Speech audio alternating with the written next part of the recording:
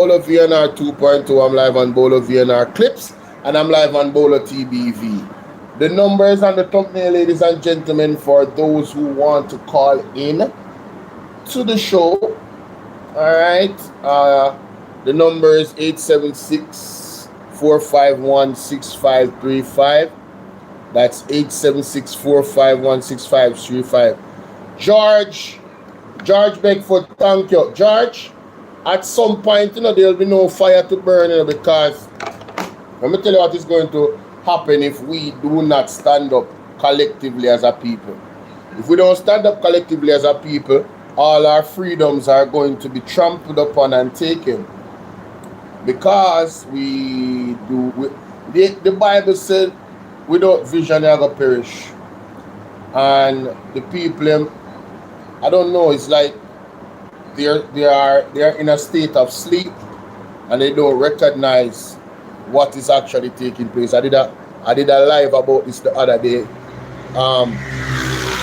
When you look at statements from several members of the Jamaica Labour Party, it's like they want to try and censor social media. Do you remember I don't know if you guys are aware of this country where they literally tried that and they banned several social media platforms from the country, and the people collectively came out and protested. Police got aggressive and protesters lost their lives, and then politicians lost their lives. It was days of riots, burning down of homes and mansions of politicians. I believe the finance minister lost his life in that country. It is real, ladies and gentlemen. It is real. All right, it is real out here. So this is something that the Jamaica Labour Party has been touting about here and there, talking about it, about social media. They have a problem with social media now because social media is not on their side. They cannot control it. They have their social media warriors. Lorna, how are you doing? They have Sylvia, how are you? Good evening. Welcome everybody. Welcome. They have their social media warriors, right? And they are being exposed because other people that are not being bought, that are not paid operatives like myself, are out here just speaking the truth, showing the facts and the evidence, and they don't like that. So guys, for everybody that is on, I'm just please asking you to hit the like button. It's so important that you hit the like button. Very important. And share. And if it's even to say hi to the host, it's welcome. If it's even to say good evening.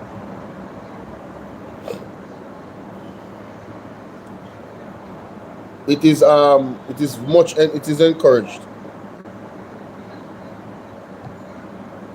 Last night I did a live. I was on my what do you call it? Bolo VNR 2.0, and there was so many cases of a man hang himself. There was this 2 children. One of them was alleged to be, unconfirmed reports that she was allegedly raped by her father, and she was found, her body burnt. Shantania, I believe her name is. She was in a refrigerator, like in the back of the yard. I don't know, like, I don't know if people really understand the bloodthirst that is happening in Jamaica. It is so serious, man. It's so serious. It is like an energy for blood and life. And after the election, so many of these incidents have occurred. It's quite alarming, you know. And you know, the people still are still not listening to the prophets and the apostles, still calling them fake, when all of these things that are happening now was you know, sorry, all of these things was pretty much, we were warned. We were warned about these things. It's a lot of crime. The police are unaliving people, people are unaliving people, other people, and people are unaliving themselves. It's like a whole trinity, a cycle of death is happening in Jamaica on all different fronts. And we see mass murders coming up again, you know. We see a lot of that happening again. It's just too much, man. It's absolutely too much, I'm telling you. It is getting quite overwhelming. I don't know about anybody else, but you know, thinking about it is like, man. And people want to tell me that, oh no man, Jamaica alright, and Jamaica God bless, and you know, everything is cool, man. You know, there'll be no judgment on this land. Everything is great. Make that make sense. Like, what kind of delulu world are you living in? If you cannot recognize that there's something significant that has to take place for the current trajectory of Jamaica, when them tell us that crime is down, you guys believe that? You guys see that in your community? You will see crime going down? That's what I would like to ask you. In the country, observing everything that, and we don't even know about some of the cases of unalivings that are happening in Jamaica. Mega Heart Wax, big up. Blessings to you, blessings to you. The topic is anything that you guys want to talk about, you know. The topic is Jamaica. The topic is everything happening in Jamaica. And I mean, if you want to talk about the corruption in the IC report, that is a main topic. If you want to talk about our children that are being pretty much, you know, kidnapped and snatched away from us in Jamaica, I want to applaud the police them, you know. Yeah man, I want to applaud the police them. You see the police them that is looking for Jaden Smith. I don't know, but they are really going hard. My audio sounds muffled. I try fix it, you know. I don't know what happened to my microphone, but it's not connecting to the USB on my laptop. It's actually a problem, and I'm literally here. If you're watching me on BOLO TBV clips, you can see me. See the wire here? See the wire here? I'm literally trying to fix the microphone situation to use my official microphone, but for whatever reason. So hold on, I hear clip over here. Look like we have action. Let me see. Ah, there we go. Alright, so you can hear me better now, yes? Talk to me, Dwayne, and thank you for the feedback. Are you guys hearing me more clear now? No, that's too loud. I need to turn that down. Are you guys hearing me more clear now? Yes? My check. 1 2 1 2. How's the audio? On OBS, how's the audio? Talk to me. It's I knew it would be. So I have the official microphone now, the computer microphone, the petition. I'm glad you asked that question, you know. I am so happy that you asked that question about the petition. Let me do a quick video about the petition and post it. I'm going to post it on the page. I need to do a quick video about the petition, honestly. Alright, because I need people to understand how to access the petition. Right? I really need them to understand that. Anyway, here we go. Richard, thank you. George, thank you for the feedback. Mega Hotwax, Blazing FM TV, thank you for the feedback. Alright, here we go.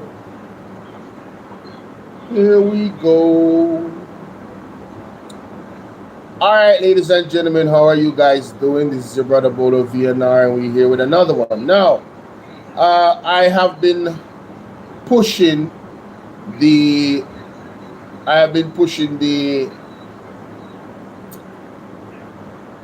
Magnitsky Act, right? I've been pushing the Magnitsky Act. And what I want you guys to understand, as you can see on my screen here, for those that will watch the replay, is that all of my videos are recent videos have in the description of those videos what is called the Magnitsky Act. Now, when we say the description of the video, ladies and gentlemen, just like your phone screen, you can scroll up right here where you see the views, and then you see things like this in terms of wording under there. You open it up by clicking it with your fingers. Right at the top of that, you see, can you help me out by signing this petition? Implement the Magnitsky Act to challenge corruption and human rights violation in Jamaica. Boom. I have already signed it, so I don't need to sign it again. When you click that link, you see this pops up, and normally you would have to put in your email, and once you put in your email and you sign in, you would have voted.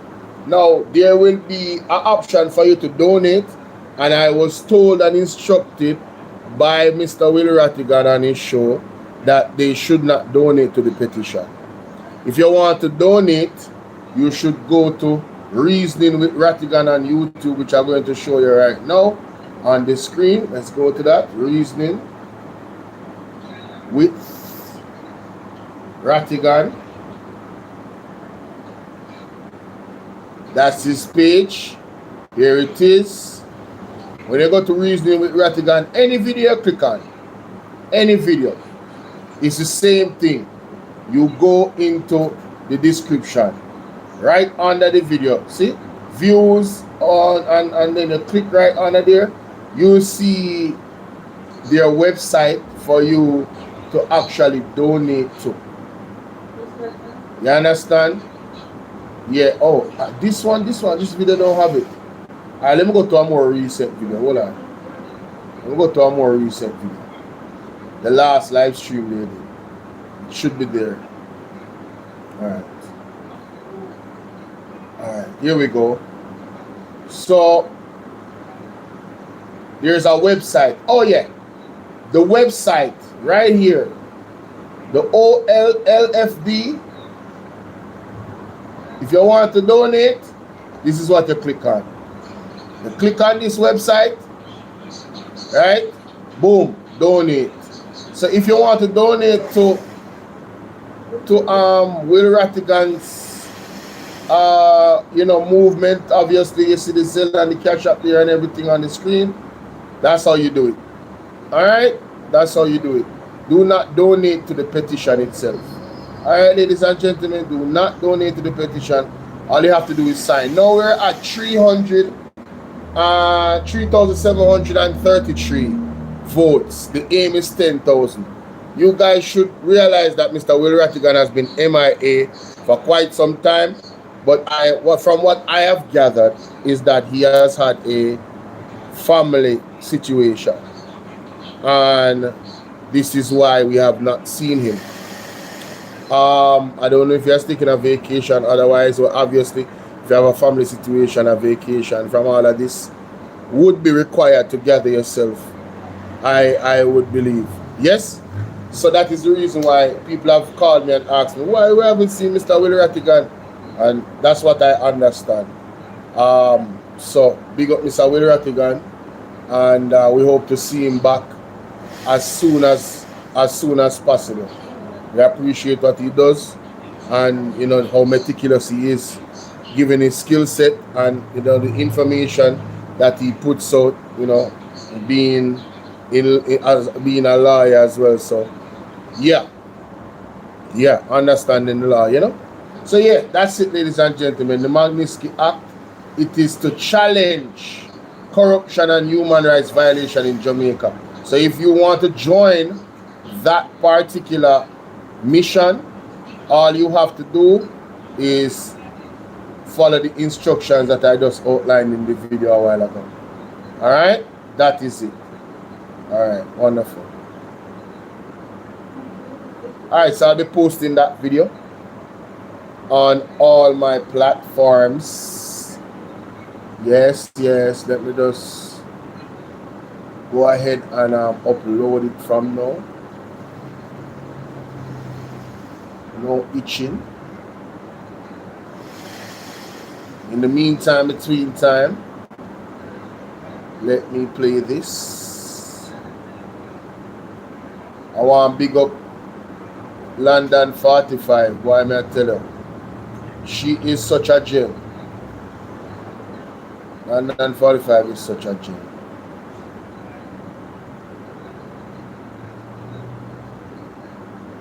When I actually heads of governments, stop suffering the poor. Politicians, my people, let's focus on this life to organize some solutions to get rid of this so-called PM and the government of Jamaica. The petition is what we should focus on. Our organized action team. Yeah, I mean, all it requires is your signature. You can't get better than that.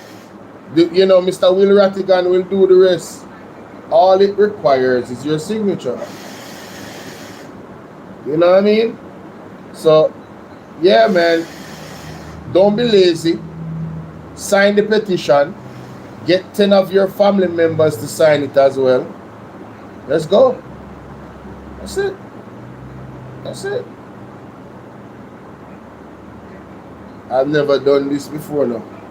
I've never put TikTok on my OBS. So please, ladies and gentlemen, bear with me. All right. Yes, this is the video, I believe.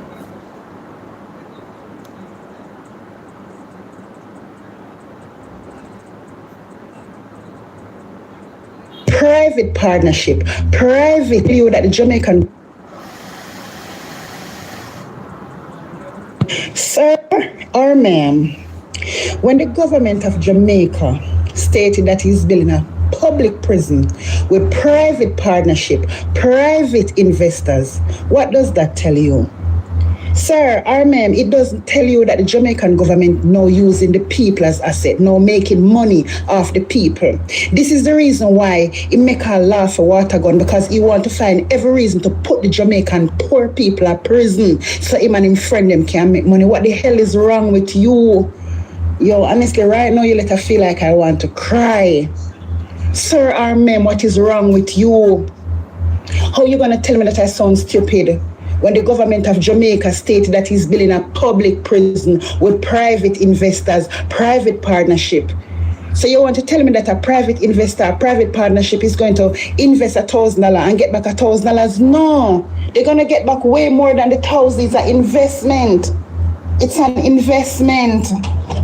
You understand? So this is why Mr. Honest come up with all these stupid laws to make sure that he can imprison people so him investor friend them can make money. Stop being idiots. Stop. What you mean I sound stupid? You look stupid right now. If the government building a damn public prison and I use private partnership, where asset? So every line soon come out, come tell us right now, if we talk loud, you're going to get 10 years in a prison because you want to make sure that people is in prison so him investor friend them can make money. I tell you a long time now that the Jamaican government, this Mr. Andrew Honest, broad ever craving, treating the Jamaican people, is a business for him and his friends to make money. How are you? You don't see the laws, them water gun.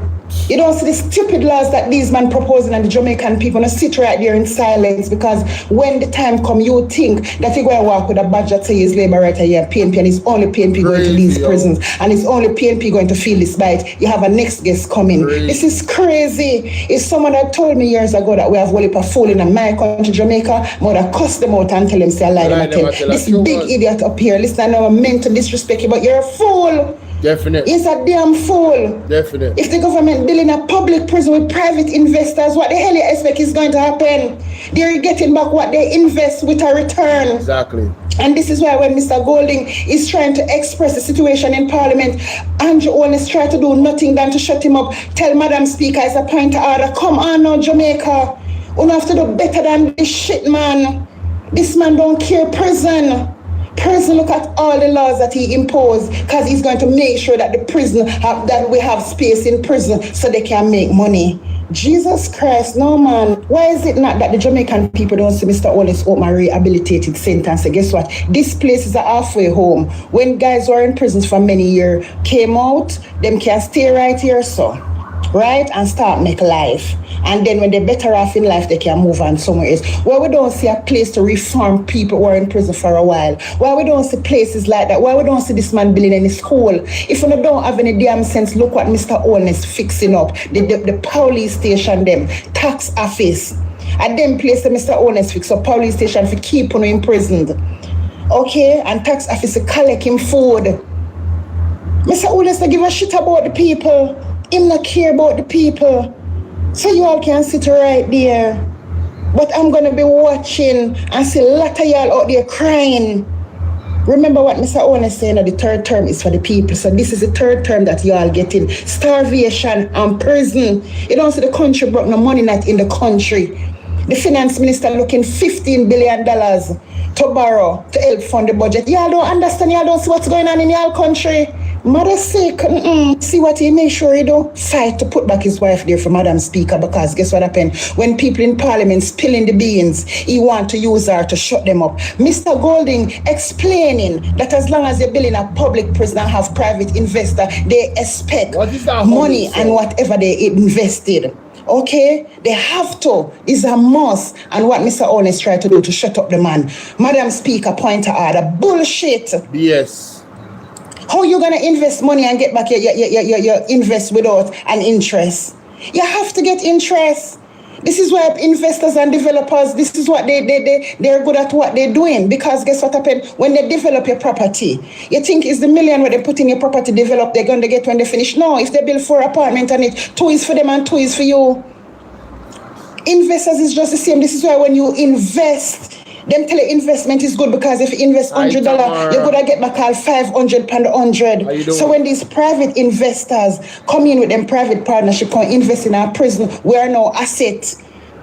You understand? The government, yo, man, tell us, God Almighty, no man, me hate this. The man use him wife to call down everybody, and the Jamaican people sit down and act like say them don't see that the man use education and divide the country in 2. Yeah. Separate the dons them and have the dons them and run up and down and take up film while him a juke out them eye. And I eat and I give them the bone, and I don't have no sense. You think this is a PNP thing? You think this is a PNP thing? This is the people's thing. Yep. So when prison time and jail time come, let me see if it's only PNP going to prison. A damn fool. Sir or ma'am, when the government of Jamaica... Yeah. Mic check. Now see, Pat W, how you doing? Tamara, hi.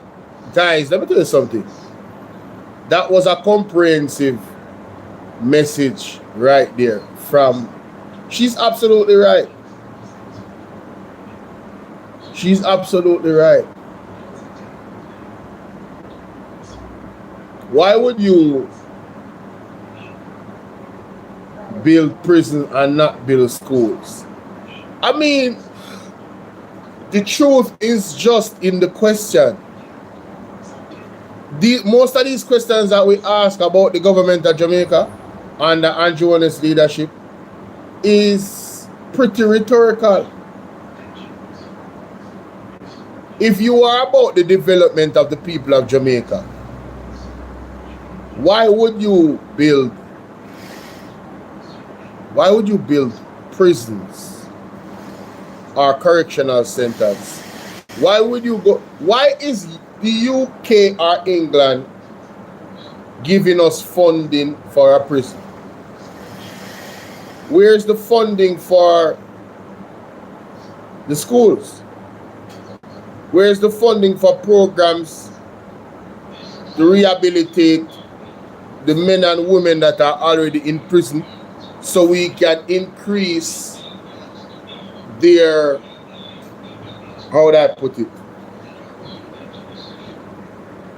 Increase their potential for positive contribution when they come back to society. Whenever their time is served, when they come back, you know, they can accelerate being a productive member of society. Where are these programs? I've seen several videos between last year, January, and now from inside prisons where prisoners are crying out for reform. The prisoners are saying, yo, listen, we don't want to come out and be targeted by police, you know. We want to come out and be productive members of society. We have children. We have mothers. We have sisters and brothers. We have nieces and nephews. We don't want to stay in prison, and the best option. Whose phone is that? That's your phone? Oh. We can't hear it from here, so no. Jamaica needs to come out in numbers and protest for this social PM to resign. Now, outside of, no, I'm not going to speak on that now because it is going to take me away from the topic. I'm not going to speak on that. I just agree with you. I think that we can do it digitally. I think that globally we can digitally call for the resignation of Andrew Holness. And signing the Magnitsky Act is a start. Secondly, we can do a live stream or live streams every day if we want to. One title, Andrew Holness must resign. Here is why. Peaceful online protests, all at the same time. Several different countries all over the world. You see, just like how when there was an issue in France, and you see these pictures that were put up about,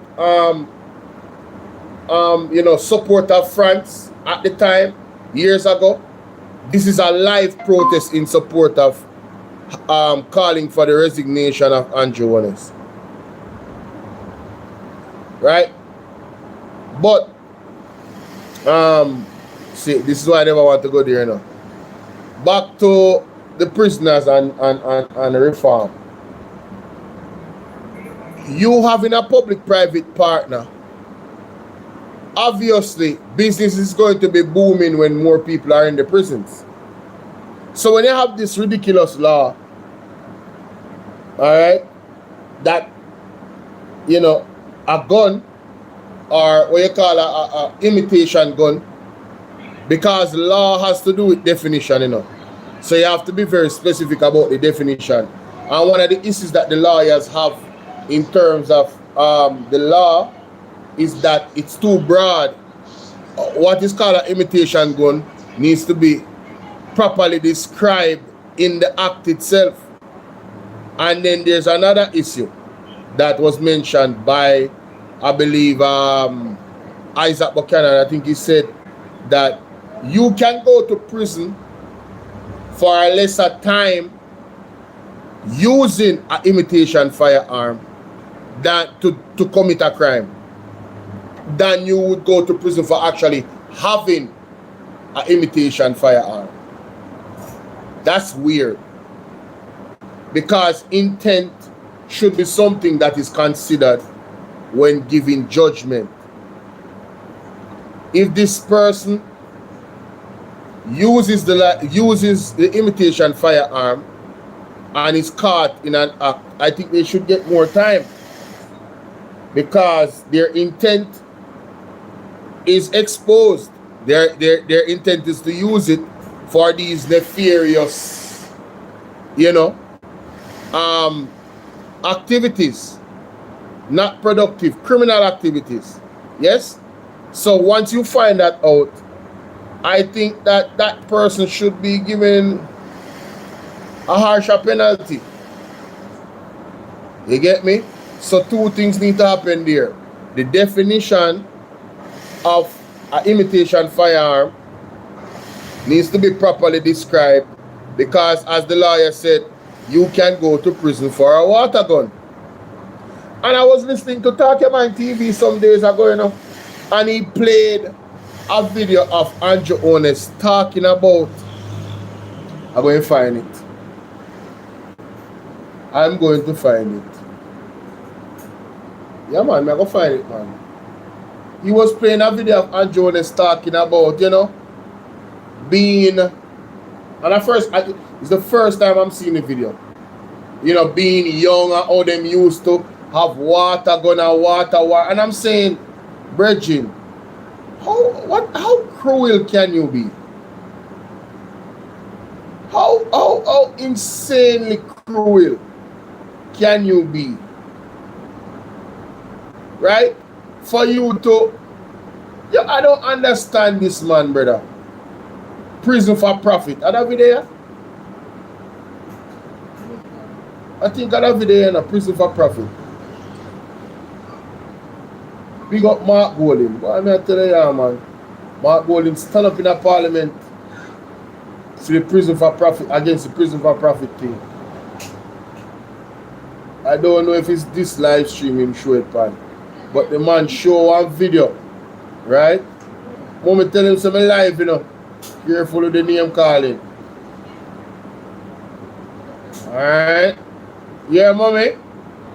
Tell him some live, careful with the name calling.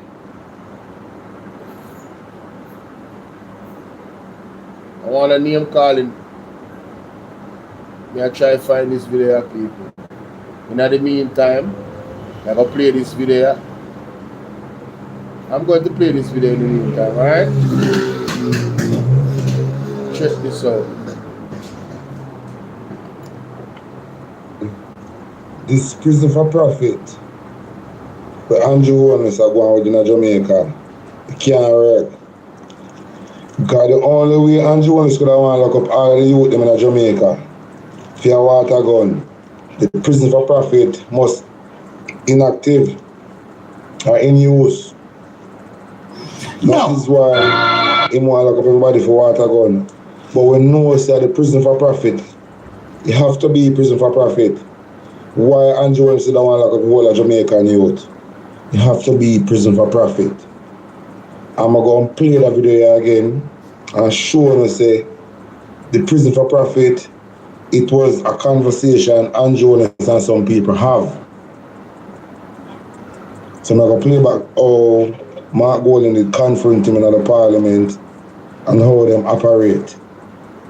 Now play back this phone and I couldn't hear.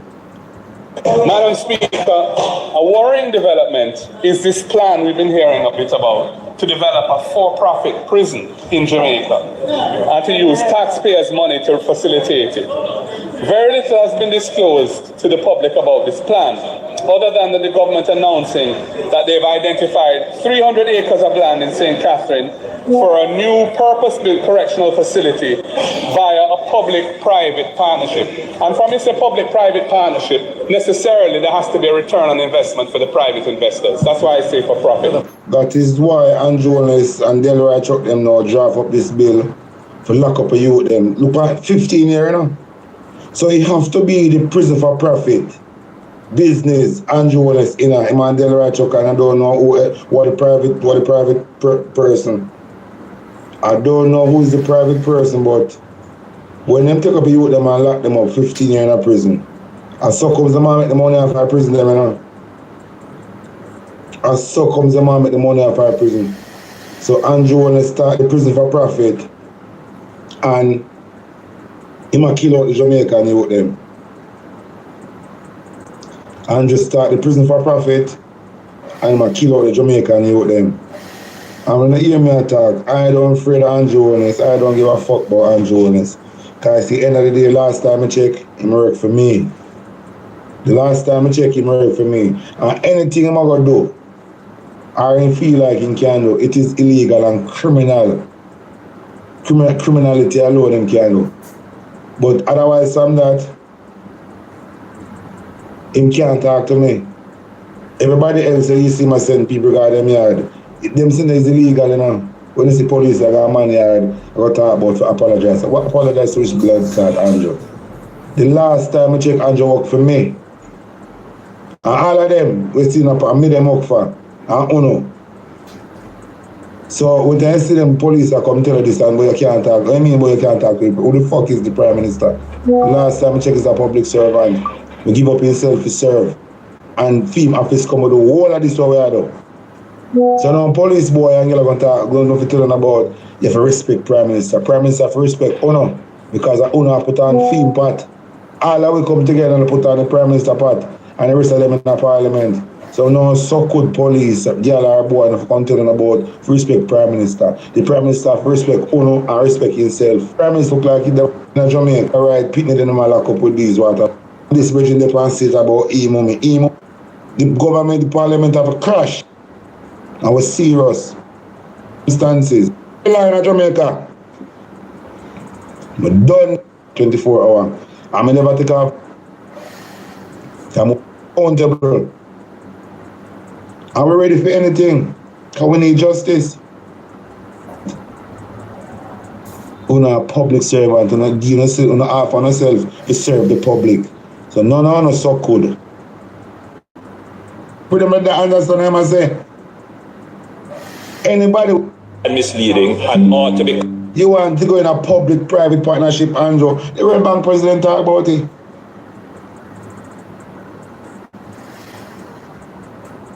So you're going like Mark Gold and can't tell lie on you.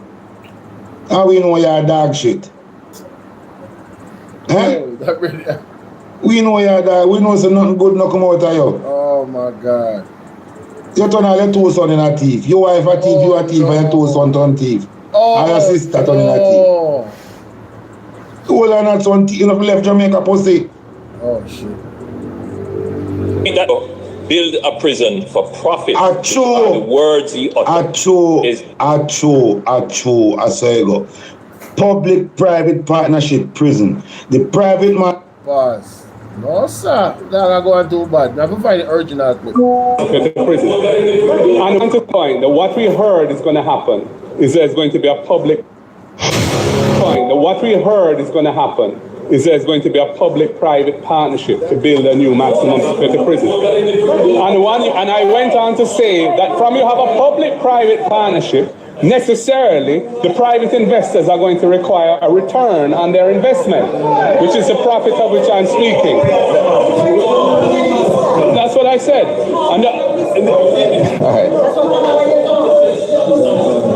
Madam Speaker, in the US, well, when you can clarify, but this is what various. Madam Speaker, on a point of order, and I do loathe doing this in the presentation of the leader of the opposition. Shut up your bumbo club up and fight about your bumbo club. Tell me like Mark Gold in attack. And the father your blood clot. Money upon the return. Oh no. And show the people them all the you tell the world talk about it. Me not thief. Can't find the original. Hold on, not son thief. You know left Jamaica post. We can't find the original. No. Hold on the people. Yo, we can't find the original. Sorry about that. No, sir. We can't find the original, people. Let me see if we can find it on YouTube. I understand the dog anger still, but he might chip them too much, brother. Golden raises questions about prison for profit. No, questions about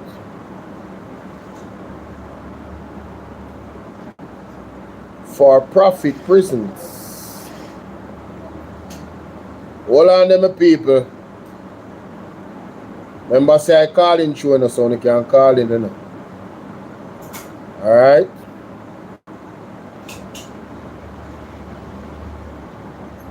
See me can find that video. I now find it on YouTube. So now I go up on TikTok.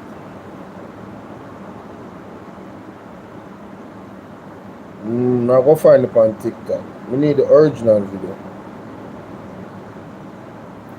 Mary Mary is here.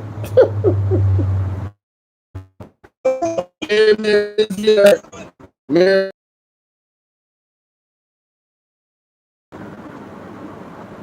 Mary is here to make excuses for Christopher Tufton, given his personal relationship or personal partner $80 million worth of contract over a 5-year period from the government. Not from his own pocket, you know, but from the government. Yeah. What we heard is going to happen. This is going to be a public-private partnership. Oh no. I just need the original. Can I get the original clip, please? I'm just finding the clip that is there. You know, I need the original clip. Jeez. Where can I find that? Do I need to go to Instagram or something? I know it was a while ago, but I just want the original clip.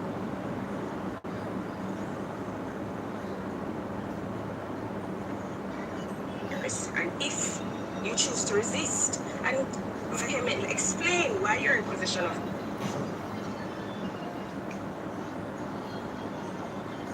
Wait a second. Me not worry about nothing. God will fix and Jonas for sure. And the Jamaica Labour Party, you think me a worry? They mark for judgment, you know. There's some things that I'm involved in that. You know, normal.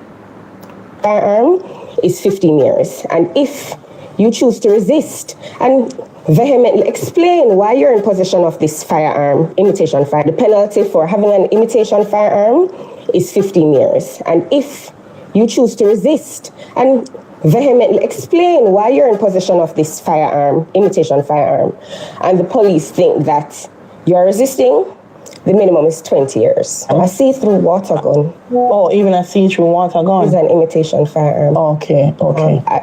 Did the lawmakers do this because they think people are using imitation firearms for, nefarious means? And in thinking about the issue, there are unscrupulous, criminally minded individuals who don't have access to a firearm and may shape out a firearm to go and commit a robbery or commit a felony.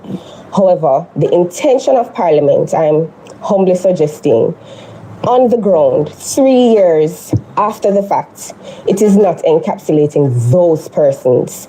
Innocent children who we know they're not off with the law. We don't expect them to be educated. Water gun.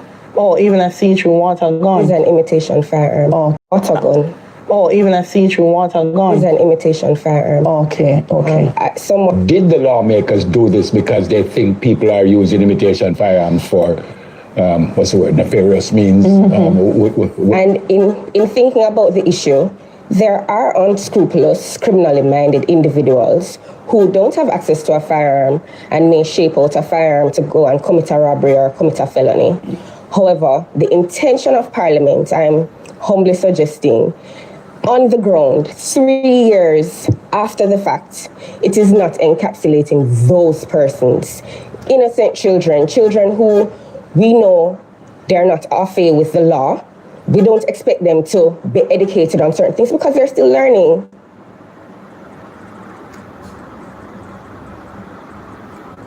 Wow.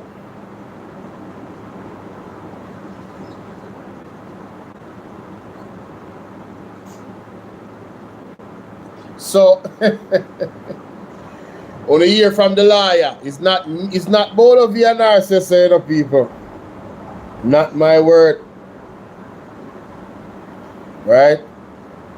I'm sorry, so I can't find the original clip with Mark Golding. Right? Oh, hold on, man.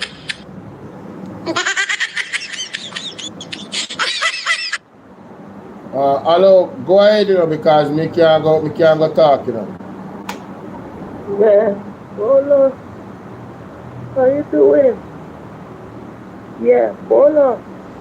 I told you that I kept feeling the destruction that is coming for Jamaica. And you remember I told you before, the water, I kept feeling water in the realm of the spirit. And I saw the tsunami. And the Lord said to me, great destruction. And he said, earthquake. So that gun law that you see they're trying to implement about the water gun, it's a part of the one world order plan that they're doing to put the people under bondage, where they're trying to put them in prison for them not to talk, not to say anything. So you see, they're coming with that petty law. And you see the other law, what it want to put in is a part of what you call the abomination, the desolation. So a lot of things and the boogering, so many different things that is trying to come to happen. But God is coming to deliver Jamaica. Jamaica is about to be delivered from the seeds that Andrew hold the country under. But the way you guys want the deliverance, it's not coming like that. It's coming by destruction. It's only by destruction that the foundation has to be destroyed and new foundation built. Because the people will not repent until the judgment comes. So when they see, oh God, serious, no food, the place destroyed, and so they're going to turn to God. A big revival of a broke out. But it pains me to see what's going on. You understand? It pains me to see what's going on. But God will deliver people then. Jamaica will turn back to God. But unfortunately, a lot of people are going to die. It will take a lot because the people, them stiff-necked, they don't want to turn. So that's all I have to say. It pains me hard to see what the country under a big siege. God, the Lord, let me keep feeling whatever anti-wellness use to control the nation, the spell, whatever I'm using, is still using it. It's a big control. That's not normal. A big science. This is above witchcraft. A big science big science. Papa makes free meal for them, the things that the country under. Big science. They tried it. That's why God has to come in. I remember me telling them, I feel the angel. They use the hand are bringing the wind from the land. They're bringing wind from the land. So also an earthquake or a storm is coming. And all the people feel water. So it's just painful. It's just painful that, we're beautiful land has to be destroyed. But I just one of them things. Jesus is by the door. So that's all I have to say. One love. All right, Moms.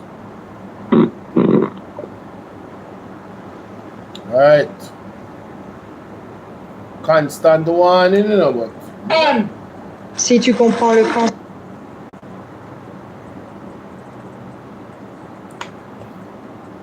Constant warning, but hey. A corrupt government cannot liberate the people. If the head of the stream is corrupt, the entire river will be also. A blessed good day to you, my wisdom warriors. Wagwan. I hope you guys are. This was coming to office in 2012. Prime Minister Portia Simpson Miller leveraged her many years of hard-earned political capital and laid it on the line.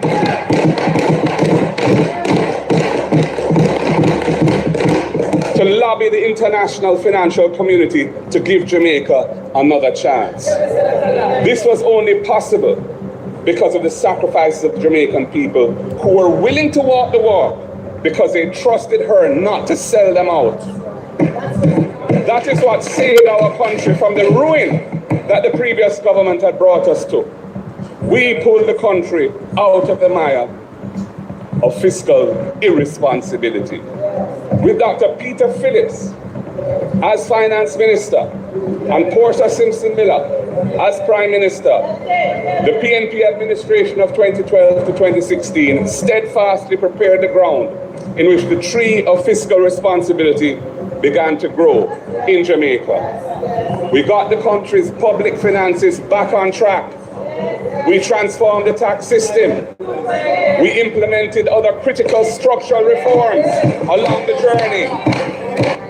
journey of getting our national debt under control. And in 2016, the JLP inherited that tree with its roots firmly already in place and already bearing the fruit of fiscal stability. This is the foundation of the 12 years of economic stability that Jamaica has benefited from up to today. So we taught you about fiscal responsibility on which the economic stability is built. In that period, I was tasked with responsibility for delivering the extensive legislation that was required to achieve that durable fiscal stability. A modernized revenue system and the other basic building blocks of economic stability. Yes, the same tree of economic stability you are now shading under. We nurtured its early growth. We made sure there could be no turning back. We led the way on fiscal responsibility.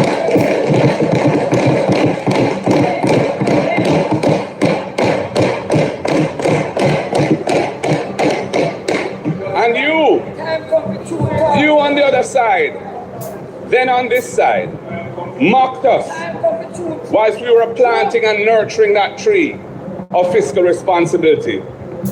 All you do is pass IMF tests, you said over and over.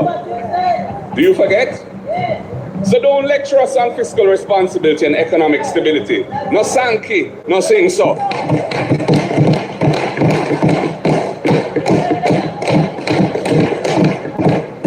We took the hard decisions and implemented them.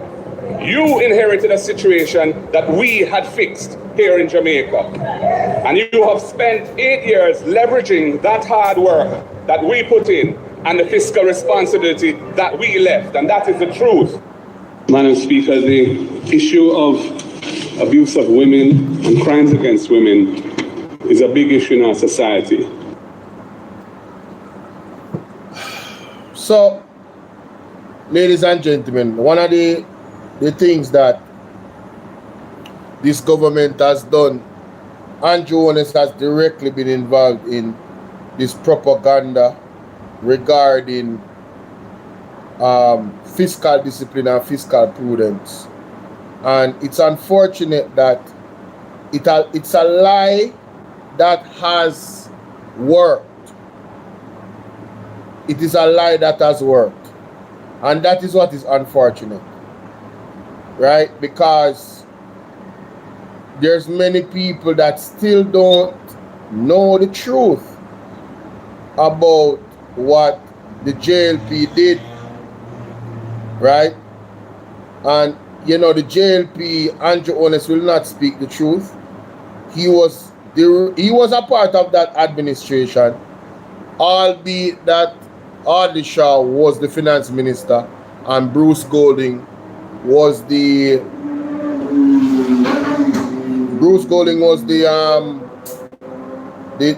prime minister at the time.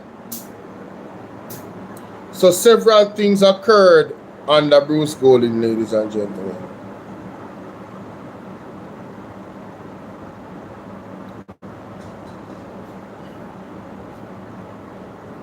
Yes, several things occurred under Bruce Golding administration. Bruce Golding, the biggest thing outside of the economic collapse and our economic reputation being destroyed, the biggest thing that happened was Tivoli Garden. That scandal was so erroneous. I mean, that highlighted to the world how deeply corrupted this country is. And the high levels of corruption, that baby is the JLPs.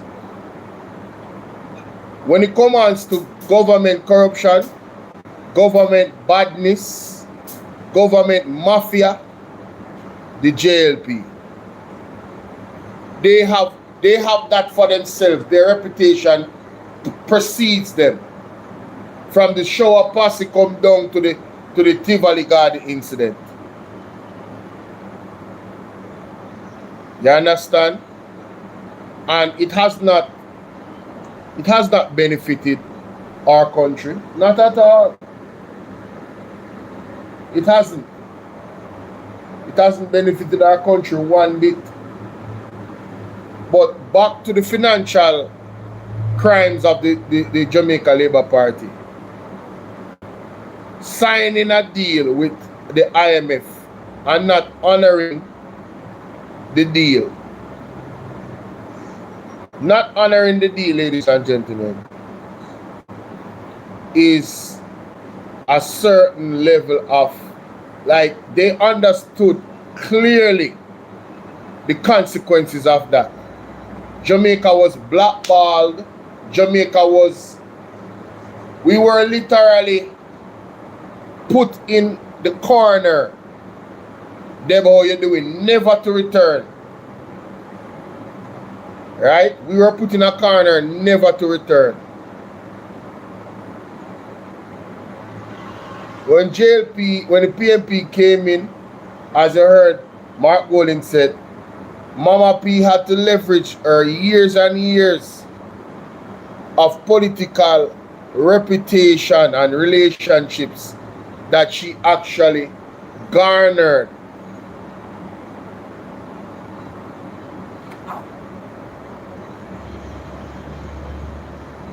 I don't know how that just happened a while ago. YouTube literally ended my life for me. That's crazy. That's insane.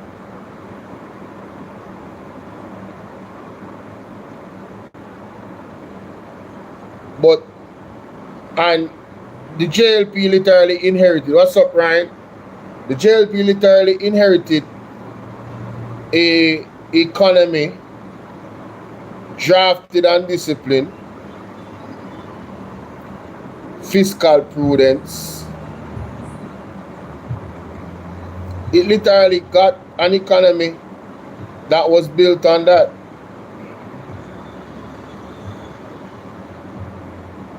So for them to not give the PMP credit after they really did all the heavy lifting, it really tells you about the character of the government. I don't know what's happening with my phone, man. You look like enough memory. Carmen, how you doing, Carmen?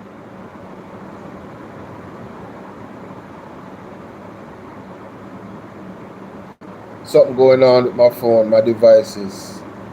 I apologize, ladies and gentlemen, but I am somebody that fixes problems. So once the problem arises, I tend to want to just address it and deal with it right there and then. I don't like when things are lingering, so to speak. And I think it's a part of the wider argument that I've been making, that my channel be under massive attack, bro. I'm talking about, Lord have mercy. No, my channel be on some serious attack from the other day. This is ridiculous. My live stream just got cut off and I didn't cut it off. So I am going to see, you know, I'm going to do something and see if I can get me back online. Lord, help us. Lord, help me. I need it.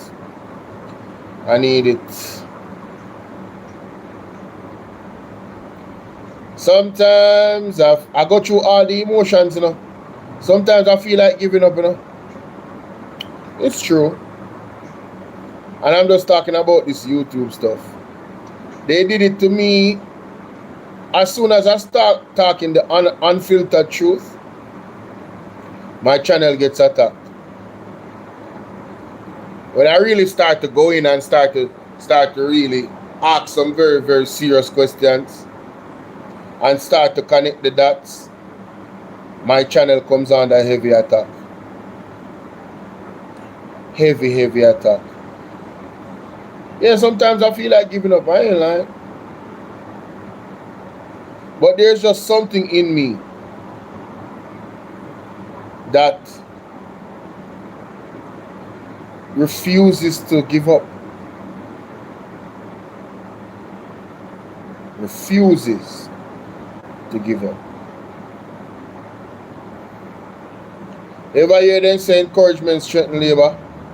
Man, sometimes y'all don't have no idea, man. And,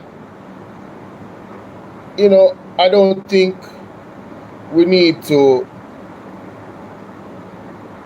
I think you guys can read between the lines. I really do.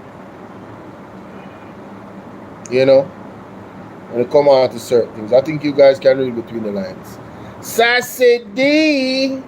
And that's the next thing too.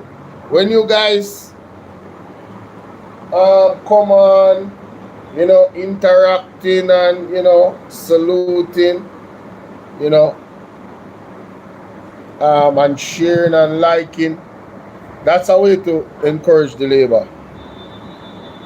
Because if I'm doing a live and I hear people saying to me, oh, you're doing a great job, but then I don't see the result of the great job. I don't see the support from the people. You know, it just got son, walk on. Ja live, yep. Sometimes it's demoralizing. I ain't gonna cap. Let me see if this works now. True, man, it can be demoralizing. I'm not gonna lie to you. Turn on this lighter because from the other day we noticed the winter coming up. The place I get extremely dark. La la la la la la la la. And you know another thing too, I notice with the people don't want to hear. The people has totally refused. Not all of them still, but majority of the people has refused the warning from the prophets. Yeah, man. Yeah, man. You say the elaborate them do it. Why? I can't say I don't have no proof in about. If I was a betting man. If I was a betting man.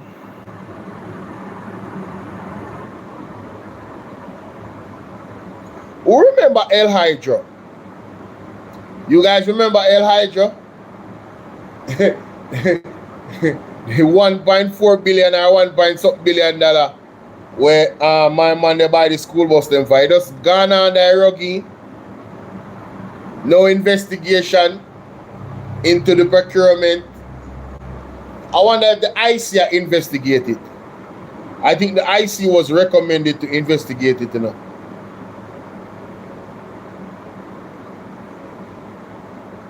No, man, something wrong, man.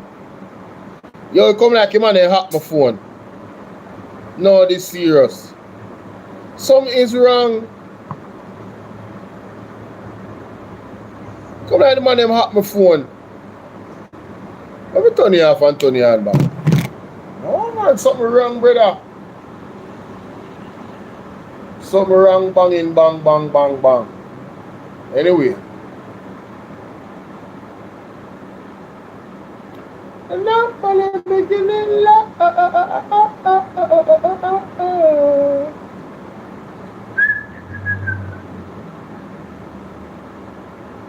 me see what happens. When we go to this, boy, I have to big up other vipers, man. That clip here from Titans, yo. That clip are from Titans. Lord. Of financial Right here, you see. Lord. of financial assets. Now, listen up, people. It was also concluded that the financial statement prepared for Imperium were not in keeping with International Financial Reporting Standards, or IFRS. Now, and the accountant who prepared them should be referred to the Public Accountants Board. Let me say this. I wonder if Dennis Strong... Thank you. Continue. No. Yes. If Dennis Strong is the accountant who prepared them, Dennis Strong have to take away himself from this investigation. People, before it's there. Because I ask the question, people, I just ask the question. Good. Now, Public Accountancy Board and the Institute of Chartered Accountants, Jamaica, for having represented that they were so prepared. Having regard to the transfer of Mr. Owen's asset from ADMAT Incorporated and Company Incorporated in St. Lucia to Imperium Holding Companies for his assets, I requested financial information from third parties to confirm the source of funds for the assets declared for Imperium and one of its associated companies, the third chairman, Positive Media. Exhibit C-1 includes copies of my letter dated March 10, 2023 to Mr. Ones and his response to chairman of the commission dated March 12, 2023. Now, the third-party checks reveal, and people now, listen what the third-party checks reveal. The third-party checks reveal, among other things, multiple high-value transfers. Wow, money laundering this year now. From a company named Green Emerald Trading Limited, among others, to Positive Media, and then from Positive Media to Imperium. These facts were considered against the backdrop of reported income for Imperium and Positive Media, and the nature of their operations based on the financial statement and management accounts. Look at it, boy, I tell say feel sweet. We don't even want to stop for reading. Don't stop. Following the receipt of additional information, a meeting with the commissioners was convened on April 21, 2023 to receive a presentation from me on the findings of the financial analysis undertaken on Mr. Owen's statutory declaration for 2021, and in particular, information concerning Imperium and Positive Media, the claimant companies. Following the presentation, the commissioners and I agreed that the matter should be referred to the Director of Investigation for further and necessary action to determine the source of funds, enrichment, among other things, for several transfers identified to accurately calculate Mr. Owen's net worth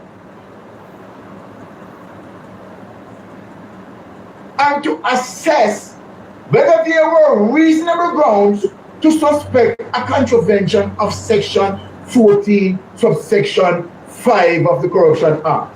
Mr. Ones was advised, right, of this by letter dated April 26, 2023, a copy of which is referred to at paragraph 24 of the Owen's affidavit and exhibited as A.8.3. Now, people, now listen now. On May 2nd, 2023, I refer the matter to the Director of Investigation to undertake a financial investigation. Wow. The referral to the Director of Investigation is an internal matter and consistent with the treatment of all other persons who submit statutory declarations for examination. So, they never, no form of impartiality that go on as no form of partiality that go on as so. The investigation was quite impartial. Yes. Exhibit CB-1 includes a copy of the financial analysis report which form a part of the referral to the Director of Investigation. Mr. Owen's was given several opportunities to correct his statutory declaration upon identification of commissions. Hold on, let me stop right this up. Right this up. Let me stop, yes. Hold on, let me stop right this up. Yes, yes. Because really actually, right here, so, is to show you how the integrity commission investigators Yes. We're thorough with Andrew Wallace because really and truly, you know, Andrew Wallace should have charged right as I know. Yeah. Section. Yeah, I wanna talk about that. Mr. Holness was given several opportunities to correct his statutory declaration upon identification of omission. The matter of the sources of funds concerning claimant companies,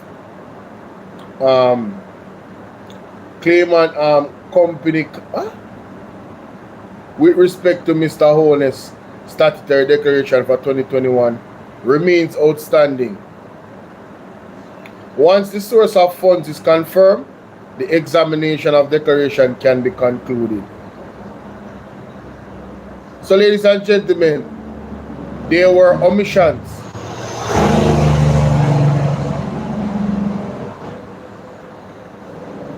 Right? The matter of the source of funds concerning claimant companies, sorry. More than one.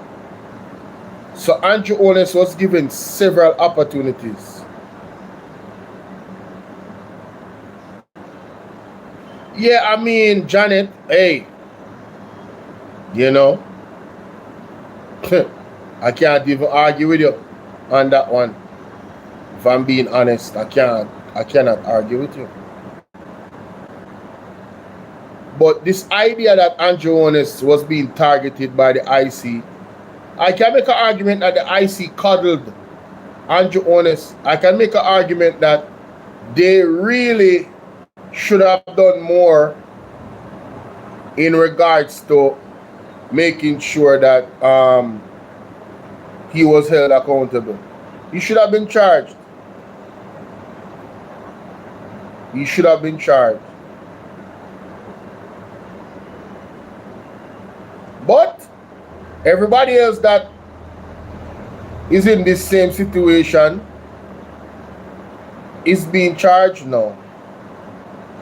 But Andrew Holness at that time was not. Sharon, what's up, Sharon? How are you?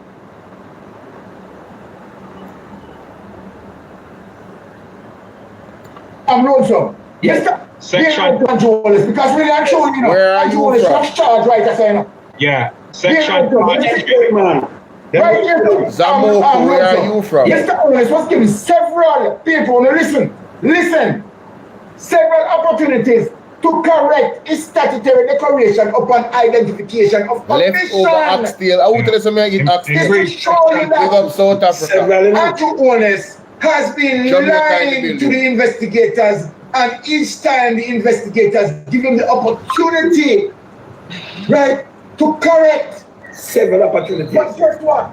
Yes. Even though he's correcting ABR them, News. right, Big up yourself, mama. His large wealth can't explain, even given so many opportunities. People, let's not try to understand I'm saying tonight, you know. Tsunami. No. No matter of the source of funds concerning the claimant companies with respect to Mr. Holness' statutory declaration for 2021 remains outstanding. Yes. Now, Pastor Ricky, Yes. and 19 Pat and Lonzo, Yes. me collaborate also. Big up yourself, investigation of Integrity Commission because me collaborate what Lonzo what Andrew was saying with the statutory declaration. Yes. The same investigation line that I had done, and the same investigation line the Integrity Commission and utilized. Very good investigation. Now watch this on people. Once the source of funds is confirmed, the examination of declaration can be Winifred, big up. Declaration for 2022 and 2023. Watch this now. I refer to paragraph 12, subsection C, and 19 of the second Holness affidavit. Those paragraphs are an abuse of process and collateral and the finding of this court that I examined Mr. Holness' statutory declaration for 2022 and 2023. Mr. Holness' statutory declaration for 2022 and 2023 were received by the Integrity Commission on March 29, 2023 and March 27 and 2024, respectively. Since then, I examined those statutory declarations in accordance with the provision of the Integrity Commission Act, but I have not been able to recommend to the Integrity Commission that they should be certified, because obviously people, they cannot be certified and the source of wealth cannot be understood. Now, watch this now. This is because until Mr. Owner's statutory declaration for 2021 is finalized and certified, I am not able to accurately determine whether there is any growth or decline in his net worth in subsequent periods, which may require an explanation. Any omission from his statutory declarations for 2021 would impact future calculations of Mr. Owner's net worth. And what are the people? Not only future, it will also affect the history of previous statutory declaration that was certified. Yes. 2018. I refer to paragraph 12, subsection H of the second owner's affidavit. There is no attempt to stir up the public's sentiment against Mr. Owner's. Read it again. My interest is to faithfully discharge the mandate of the Integrity Commission by investigating. Yes. Read back here so make the people them here again. Honest, he says them have nothing against you. Them do them job and them leaning to you. Read back from of the second honest affidavit. There is no. There is no. So there is extreme leniency that the Integrity Commission investigators meted out to the Prime Minister. The Prime Minister just cannot explain his source of wealth. I read to paragraph 12, subsection H of the second honest affidavit. There is no attempt to stir up the public's sentiment against Mr. Honest or embarrass him in any way. My only interest is to faithfully discharge the mandate of the Integrity Commission. That's it. The matter of the source of funds concerning the claimant companies with respect to Mr. Honest's statutory declaration for 2021 remains outstanding, people. Remain outstanding as a result of Mr. Honest cannot explain his wealth. Once the source of funds is confirmed for the Mr. Honest 2021 statutory declaration, then the examination of his 2021 to 2023 statutory declarations will also be concluded. Now, all right, but this way now, look how I got to know people. I got to some fine now where it. Now, when it comes to this, we have a pause because we have to remember, people. We have to remember one of the narratives that was put out there by members of the Jamaica Labour Party is, they tried to accuse the Integrity Commission of taking too long. All this money being spent, looking at even, I remember tomorrow is the day, ladies and gentlemen, October 13th, Andrew shall be in court. Yes. The case will be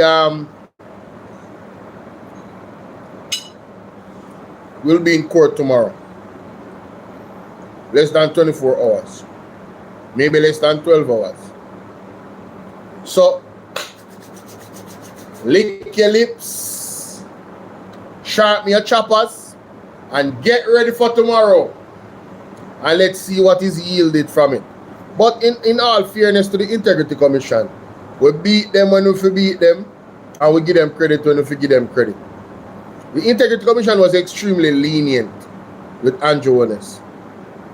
They didn't want to appear as if they were trying to embarrass the Prime Minister of Jamaica.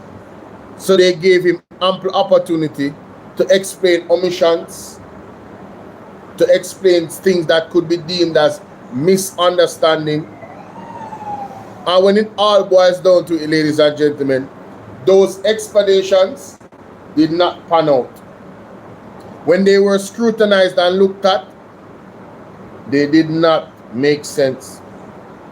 And so he could not be certified and will not be certified and cannot be certified because his approach is to carry them to court to ask the judge to make the actual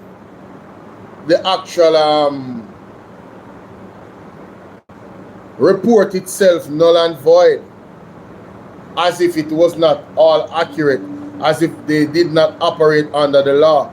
His affidavit wanted to say, oh, it was unconstitutional, and you know, it violated this and violated that, and to suggest in some any way that, yo, he's under attack. And he even went on the debate talking about the PMP has weaponized this IC report. The IC report is the sword of truth against his lies. The IC report is the sword of truth against the lies of the Prime Minister. They didn't attack him. They were far too lenient. He should have been charged early. Early. From early in the investigation, Andrew Wone should have get charged. So let us keep that in mind. Let's continue. I touch on this. Yes. I just pass them when I go to some file. But I pass the letter them. Now this I mash up the place. Let me see that one now. Let me see what it's 16, 12. Let me see this. Yes, right, let's go. Yeah, let me see this. Yeah. And you all right. Wow. You want to move on? Yeah, man, go. Yeah, who want to go? All right, hold on it. Go on. Yes, can we have nothing, so. Who all right. People, this is the tsunami. Jamaica. Yes. Before me start this, hold on the way. Before me start this, you know, people have got to send me call people. Yeah, before me start this, want to share the line. People want to share the line, man. Tsunami this. We can't have this, yeah. Because the Prime Minister with this coming out, the Prime Minister can't win no general election, yes. Yes.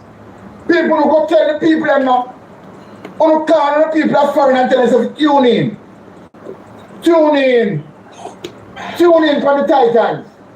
Hey, come. Brother. We are delivering tonight. Brother. All right. Look on the period with them scope. Them gone back from 1998 to the better no, people. Let me start. They would have to. But you see, let me start this. Follow the money. Napoleon, what? I hear so they meet there. Now, people, watch this. I said when I was, and I have to big up Zara Burton. Simone, what's up? Of investigation. So anyway, Zara Burton there. Big up yourself. Yeah. When I involved, I said that, listen, if the Integrity Commission investigator not going back to ADMA, then them can just leave the case alone. It seems like, Jamaica people, it seems like the Integrity Commission investigator say, Byron, Mystic Sensation, they can go and talk. You understand? Yeah, we're going back in before ADMA. Because the Integrity Commission investigators is going to clean up I-13. So people, make we start the border roll now. Make we start the tsunami. Now, ready? Yes. The most honorable Andrew Wone, ON, MP, right? Now, and the MP mean must go to prison. Now, I tell him, the most honorable Andrew Wone, ON, and the MP mean must go to prison. Now, what's this on paper? Now, Big Mama need to tune in on this, you know. Big Mama need to tune in on this, you know. Can't help him. Big Mama tune in. Now, a review was conducted on statutory declaration submitted by Mr. Wone since he became a parliamentarian in 1998. Bangarang. Yes. The scope of the review covered statutory declarations for the period June 1998 to February 25, 2016. Okay. This is before Andrew Wone became Prime Minister. Yeah, now, it's before ADMAT. And this is before ADMAT. Now, people, watch this. Yeah.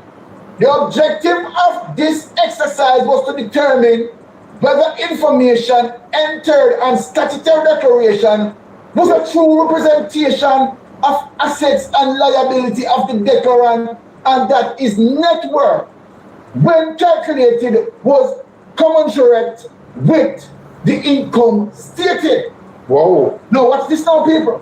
After carefully reviewing and formulating an opinion on the facts as they presented themselves from our investigation, it was observed that his assets increased substantially over the years and especially over the period 2009 and 2012 from around people.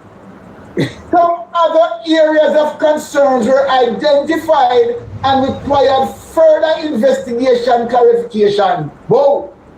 Letters were subsequently submitted to Mr. Onis seeking clarification on varying issues. Well, let me stop right there. Onis is Andrew Onis, one dirty, nasty liar. So when they were asking Andrew Onis if he was under investigation or he knew of any member under investigation, Andrew Onis knows that he was under investigation from that period of time. Yes. People, it appears that the Prime Minister is a habitual liar. I know we can pull up the videos that are for and against to prove that Andrew is a habitual liar. There's just too much videos. If you don't see that yet, it means you're not opening your eyes. You just don't want to see it. Alright? The man take lying to our next level. But when he lied about this, to me, that should have been political suicide. How do you, one, implement the Integrity Commission Act? That means you understand the law, you know it. You know what is required of you. And you know the mandate of the Integrity Commission. They write you a letter saying, listen, these things don't look right. We need you to clarify these things because it look a certain way. We're not going to be able to certify it. When you get a letter like that, how do you not know, how are you doing, Sonia? How do you not know that you're being investigated for illicit enrichment? That's what you want us to believe, you know. He searched far and wide and he doesn't know of anybody when he was the person. You know, I mean, he just casually lies. It's like second nature to him. And that, a person that just casually lies, I will never trust. And if you want to trust him with managing and our country's finances, well, you guys are very foolish. All of you lab rats are very foolish. Because one thing I'm sure about, thief never love to see thief with long back. I've never seen a band of thieves operate together and it doesn't cause conflict. If you guys are gonna go into you know, some type of illegal activity with each other, one thief is always gonna look at the other thief's pocket. Whether he or she says it or not, there's always going to be conflict. It's a foundation for disaster. So the man just blatantly lied to people. Oh wow. I want to apologize to the people on the computer. Oh my God. I didn't remember I had 4 streams and one of them you guys could not hear me. I was just saying that this man is a habitual liar and we've seen it over and over again. It's quite unfortunate. And for the people that are watching me on the computer, hey, I am live on my phone. Yes, so you can come over to the phone, yeah? I'm live streaming on my phone because live streaming on the computer, I was testing it. It don't make no sense. I'm still not seeing the results that I want to see. I'm still not seeing it. And then I have an issue with the microphone, so I'm just gonna continue to do it our day. Audrey, how are you? Good evening. Hope all is well. Yeah, man, come over to my next stream, people.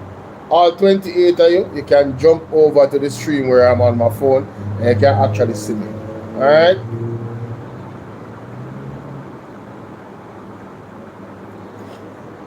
Yeah, man, remember this. Because this now work out. I'm having too much problems. Man, them set some bad bug for my computer and my device, them on my Wi-Fi. Anyway, I'm not even live on TikTok. Guys, can you go live on TikTok on your computer? I always wanted to know that. Can you? Is that possible? Laura, what's up, my darling? Yeah, can you do that? I really want to know if you can do that. Anyway. Let me go to the next clip. Oh yeah, I was trying to find a clip from my virgin. Talk Your Mind TV. Yeah, I was trying to find a clip from him. But unfortunately, I couldn't find it. Unfortunately.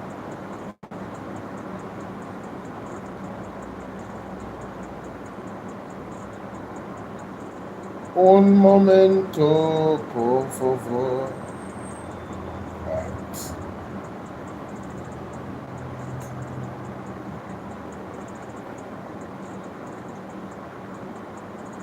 Because 90% of what them do is because of what we have said.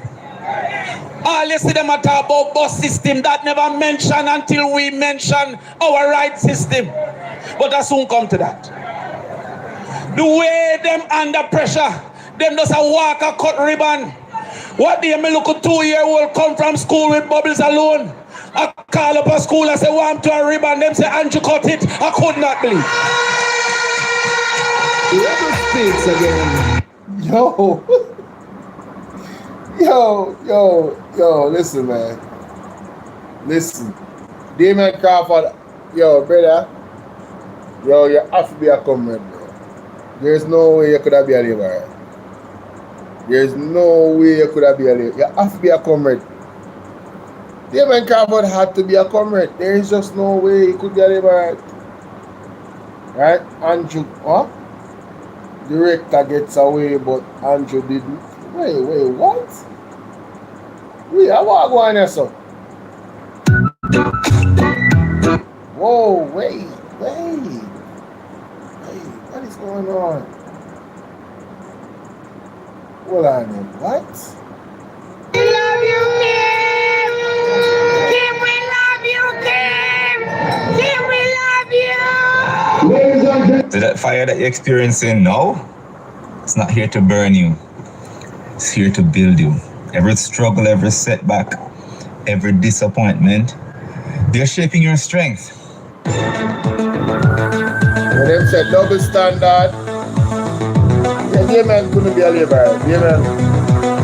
Man had to be a company. Blessings, ABR family and viewers. Welcome back to the channel. It's a girl and Isabel Rose. And in this one, double standard of this government in plain sight, as well as the People's National Party calls on the current administration to take some action on pension payment delays, as well as another update on the constituency office of South Manchester.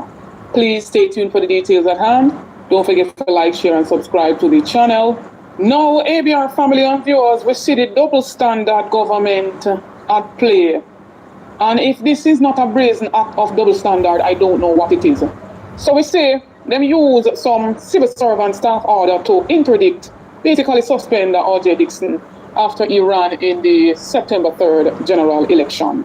And that same staff order, which is not the correct staff order for them to use to, reprimand him, says officers are expressly forbidden to engage in any type of partisan political activity in any elections at any level. So they can neither campaign or run in the election. But then we see in trade unionist Lambert Brown came out and basically clarified that the boards in which hires since of, I believe, 2011, some of those laws were changed. And so the boards are responsible for certain public sector workers as it relates to like doctors and nurses. The boards are the ones who employed us and not really the Ministry of Health. And so R.J. Dixon basically has, you know, a whole lot in his hand right now. And he basically challenging the whole interdiction of himself as it relates to this current administration. But thank God we're seeing the People's National Party throwing their full support behind R.J. Dixon. And the opposition spokesperson on justice, Zuleika Jess, speaks out. The People's National Party strongly condemns the unfair interdiction of Dr. R.J. Dixon, who has been suspended from duties because he chose... Still working in the act in green, civil servant who develops and oversees the execution of the office of this information along with a short clipping. So I'm going to show you all of that. So here we have a Kimberly McLeod, who is a communications director in the office of the Prime Minister. And under the law, she's deemed as a civil servant. She is a senior civil servant who develops and oversees the execution of the Office of the Prime Minister's strategic communications plans and manages media relations and provides expert advice to leadership on public media matters. And she is decked in green, showing that she's in support of the Jamaica Labour Party. And she is, I mean, I want no, look a small mind, look a shallow mind, come tell me, say, a media work shadow. She in her green and she support the Jamaica Labour Party as a civil servant. So what will they do as it relates to her? I am sure she's still working in the office of the Prime Minister. Yo, big up ABR News. I never knew this. This is great. This is an excellent video. Kimberly McLeod, huh? You see, it's not, I want people to understand, you know, it's not about somebody supporting the labor right, you know. It is about what is fair and right. Right? It's about, why would you name yourself that, Brown? Don't tell me that your parents gave you that name. Really? Wow. Who would want to be named the devil? Who would want that name as a name? That's crazy. Anyway, Miss Kimberly McLeod, decked out in our green. We love you, Kimberly. We love you, Kim. Kim, we love you, Kim. Kim, we love you. And the labor right them is like, we love you, Kim. And she's like, yo, thank you, my fans. Hey, shower labor right, shower. But yes, the Dr. R.J. Dixon. No, she didn't say shower labor right. She was just waving. You know, to the fans. Hey!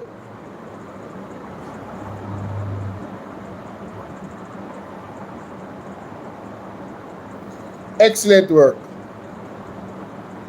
Excellent work from ABR News for pointing this out. Wow. We love you, Kim. Kim, we love you, Kim. Kim, we love you. Most guys over 40 go to the gym.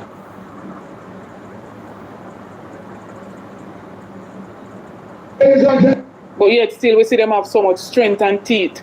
For Dr. R.J. Dixon. Why am I tell you? Mr. Bunting. That's a put in work. In an office. You know?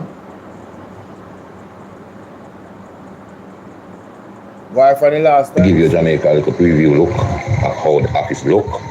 When if Labour right them can show up the office too. When Labour right in there. Labour right MP them can show up the office.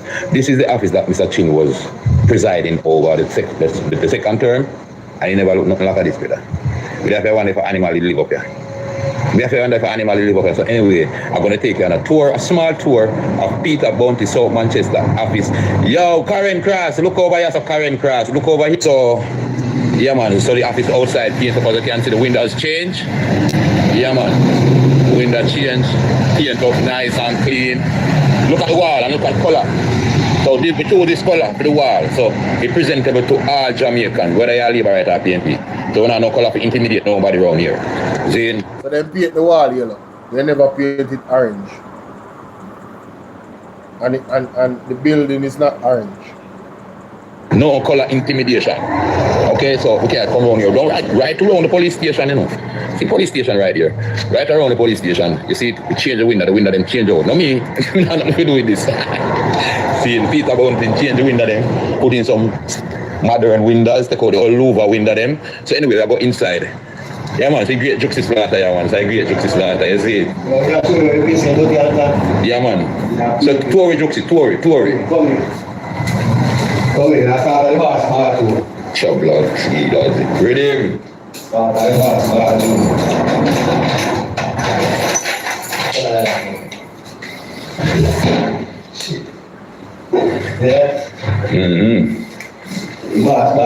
know, Mr. Chin, anyway you're there.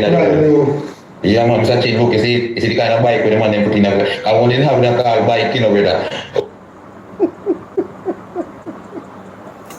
Yo, me can't bother with them man up on TikTok sometime, man. The dog say, this what kind of bike the man them have in the bathroom for the man, you know. No, but the place look better much better than when me see it before, me not lie. Settings. Come Jamaica, no look. Come Karen Cross. Look over here, so. Yeah. Man, you have to 5 years. And yes, I know you have the secretary them. And you need to tell me, say, the man that is for 5 years from the JLP. And the building itself just broke down. So the man must spend no money, bro. Where the money there? Where's the money that they're supposed to put into these places and these facilities? Where's the money? Oh, it's a crying shame, yeah. Real crying shame. You know, I'm kind of frustrated now. Because 90% of what I'm doing. Let me tell you why I'm frustrated. I'm frustrated because the evidence that is there against the bad management, the mismanagement, the incompetent management of Jamaica by the Jamaica Labour Party is so much, is like the garbage when they are river. It just pile up on the right in front of you. Everywhere you look, you see it. I mean, this river town, that's an example. The JLP bad management of Jamaica is so much in our faces. I mean, I say, yo, what is wrong with us? What is wrong with us? Why we can't see it? Why are we so blind, the people them? Are really witchcraft? Wanna really bewitched by this government? Where say gone in the Benz Punani?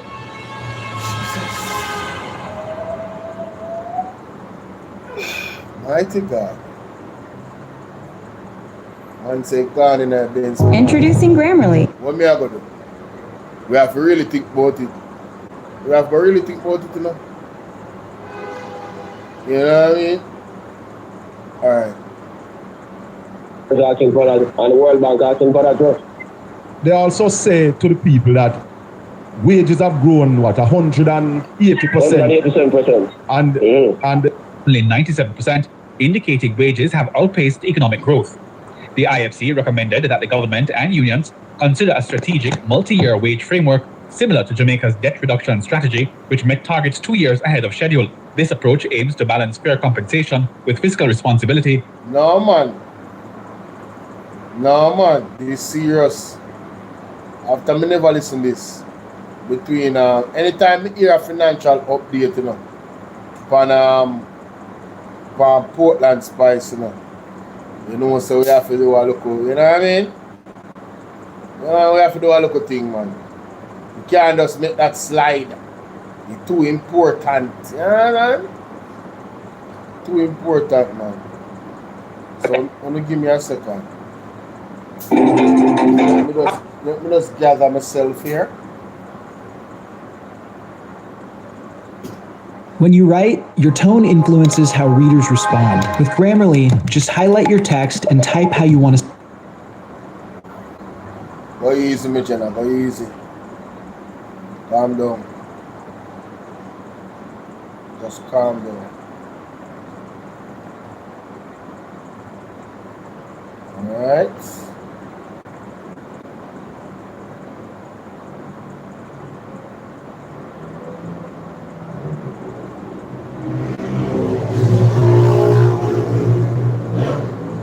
I told you step easy. Oh, hey, how we at? Careful.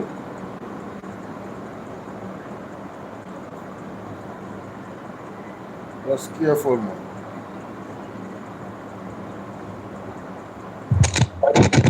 Hold on, Roddy. Lagged by at least 15 months, creating. What a world! I'm going to try and get right.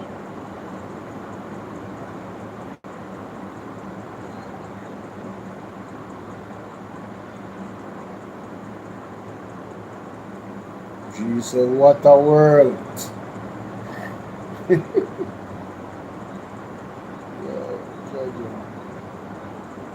What a world indeed.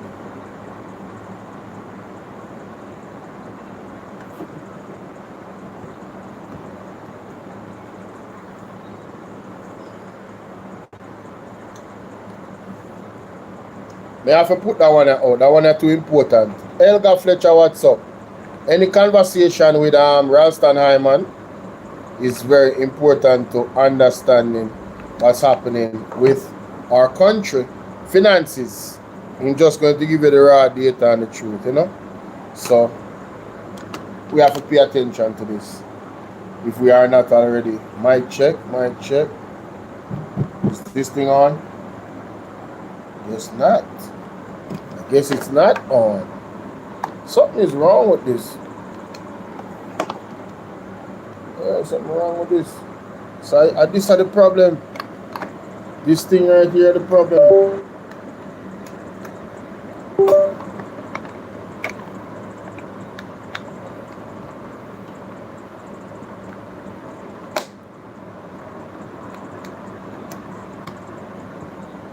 Mic, check. Two. What? Alright.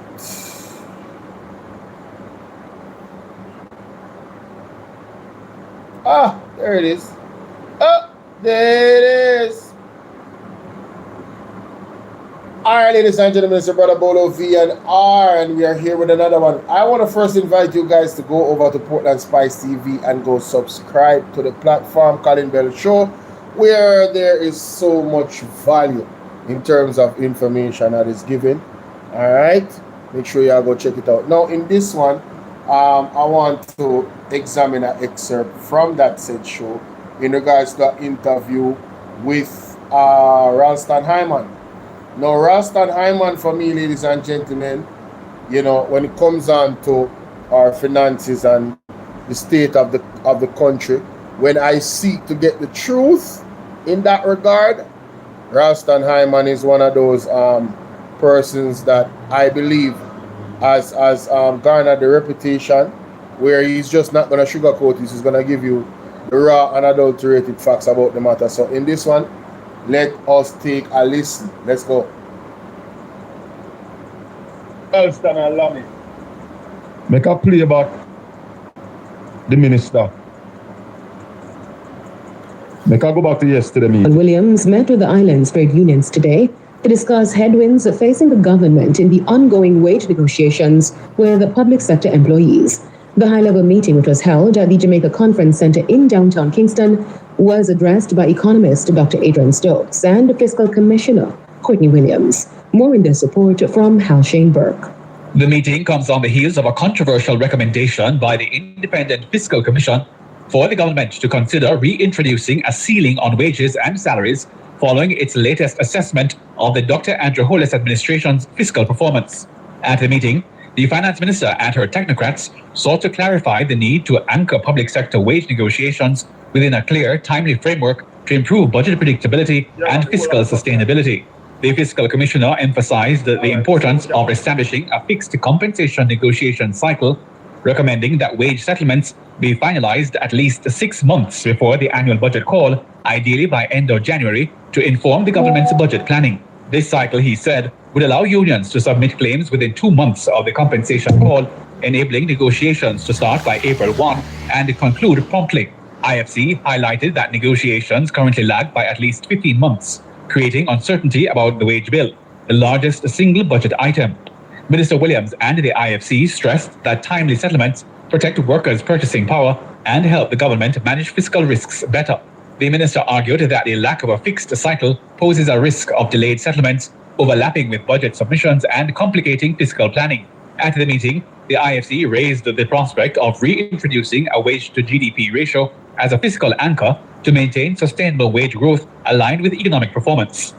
Data submitted today showed that over the last decade, wages have grown by 180%, while GDP grew by only 97%, indicating wages have outpaced economic growth.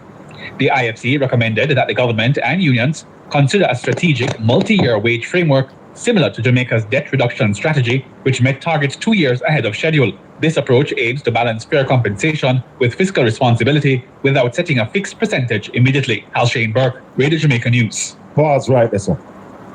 Pause right there, sir. Rally morning.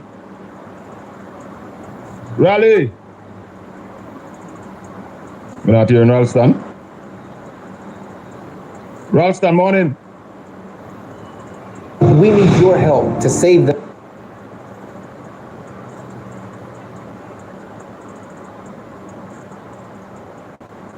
I don't know why we're not here in Ralston.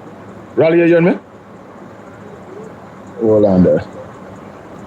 Why we're not here in this? All right, hold on. Let her reconnect you to the studio. Hold on. Let me reconnect Rally to the studio. I don't know why we're not getting him there, so. But.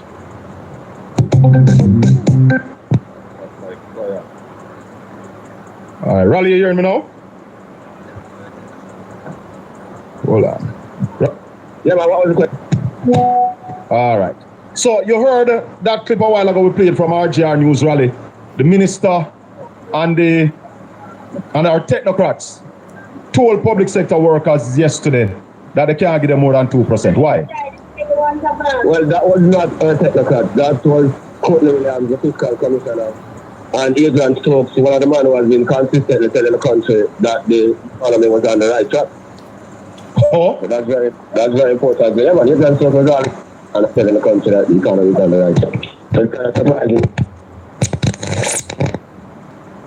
So, how now, after they told us that the economy was doing so good, we in this position? Rally? Hold on, Rally, hold on. Badly. Rally? Yes. Fiscal commissioner. Another one was Adrian Stokes, one of the economics analysts who were always telling the country that we're on the right track. Yeah. And now they are saying to public sector workers, 2% is the most we can do. But why is the government in... Huh? Yeah, that's what they're telling the public sector workers now. So why is the government in this position? Well, the fact of the matter is that the economy is not growing. He himself gave the figures. The wages grew by 100% while GDP grew by 97% over the last 10 years. Nominal GDP. Yeah. Mm-hmm. And they also say to the people that wages have grown, what, 180%? 187%. And the GDP only grew by what, 90%? 90%, nominal GDP. Explain that. Nominal GDP is GDP before adjustment for inflation. Right. And that only grew by 90%. Yeah, while 97, while the wages grew by 180%. What? Whose fault? Double? Why it not grow? Well, it must be the government. The government is running the economy. Yeah. And now they're asking civil servants to pay? Yeah, but Adrian and all those people, when Nigel Clark was busting the budget in the most unequal way, those people never said anything. And therefore... Because it's the busting of the budget by Nigel Clark in the most unequal way that caused the big jump in wages. And most of that money went to the politicians rather than the workers. And Adrian and those people never said anything at that time. They were still cheering on and saying that we're going in the right direction. But here we are now, Ralston, with even the...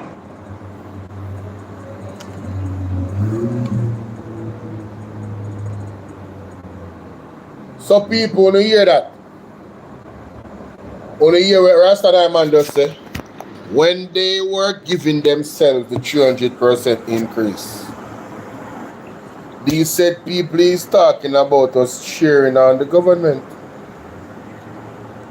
How is it that the economy, according to them, was going in the right direction, but now they can only afford to give the private sector workers them?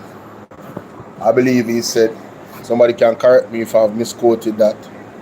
On God green earth, they can only get 2%. When the Prime Minister and his cohorts, colleagues, under Nigel Clark and Andrew Honest gave themselves 200 to 300% increase. But you guys chose Jamaica when they chose themselves. Let's continue. In the most unequal way that caused the big jump in wages, you know. And most of that money went to the politicians rather than the workers. And Adrian and those people never said anything at that time. They were still cheering on and saying that we're going in the right direction. But here we are now, Ralston, with even the head of the civil servant union is saying that they are not going to take that 2%. And the government need to show them how they are going to grow the economy. And that is correct.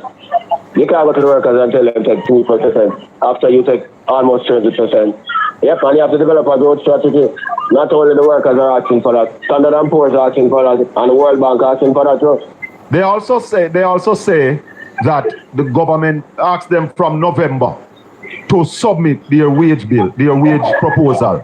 And now the government is waiting until almost November again to say to them that you can't get what you want. Is that the correct way of negotiation? No. What we were expecting to join by Lambert Brown, we've been calling him, told me that you'll be on the road just like yourself, we know you're on the road. But we're not getting Lambert because Lambert didn't go to the meeting yesterday. Because Lambert said, what do you think about that? Yeah, well, I have to agree with him because what I said, they have been consistently telling the people how great the economy is doing. All the technicians going on the bank of Jamaica, Wayne Henry, Adrian Stokes, all those people. So we were always telling the people that's not true, and they were saying that we were bad-minded. Now it comes as a shocker to the people to hear that this is the position that we are in, but we were always telling them that. Yep. It's not that you were just bad-minded, you were a bad news whore. Precisely.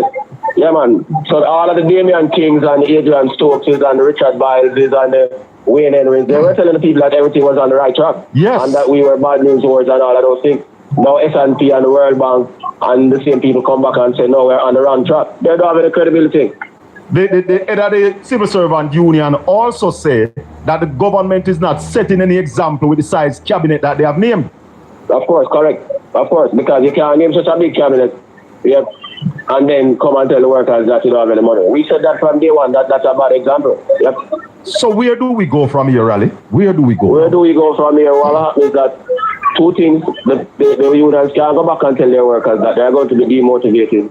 So the workers are going to give the instructions to the unions to stick out, and then the government will have to find a way. And what is going to happen again is that the capital budget, which they are already underspending, and the private sector is accusing the contractors.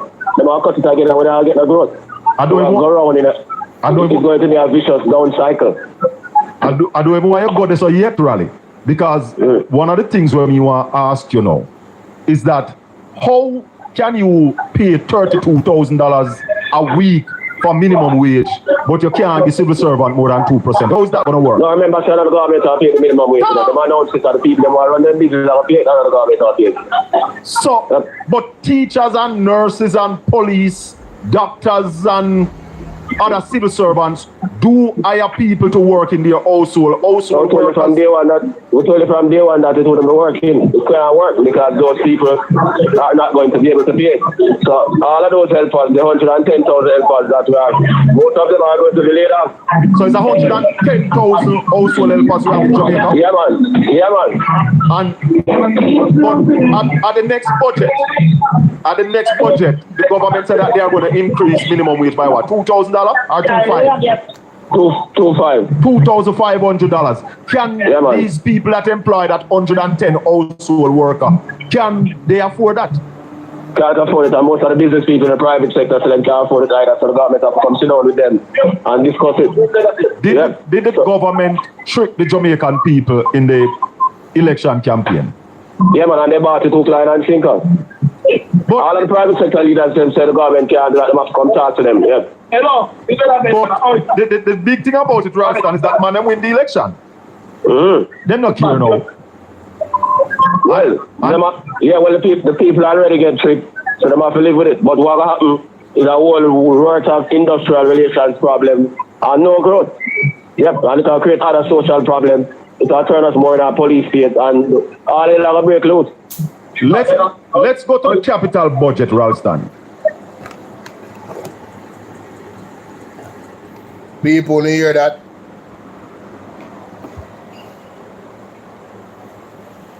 The $32,000 a week is not the government have to pay it, so they can always tell them, say they're going to raise it. I told you guys, people are going to lose their jobs, you know. And you heard what the man said. All of these problems, there will be no growth in the economy. I have been saying this.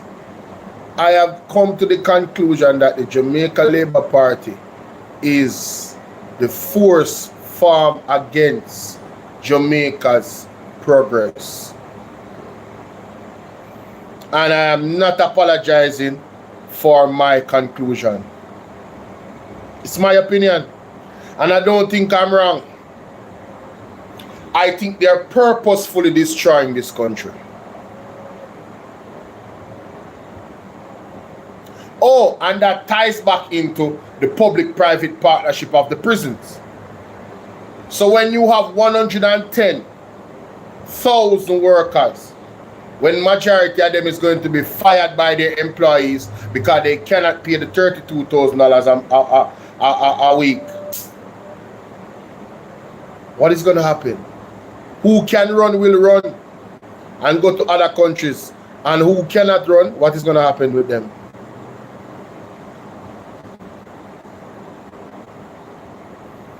Tell me. Use your brain.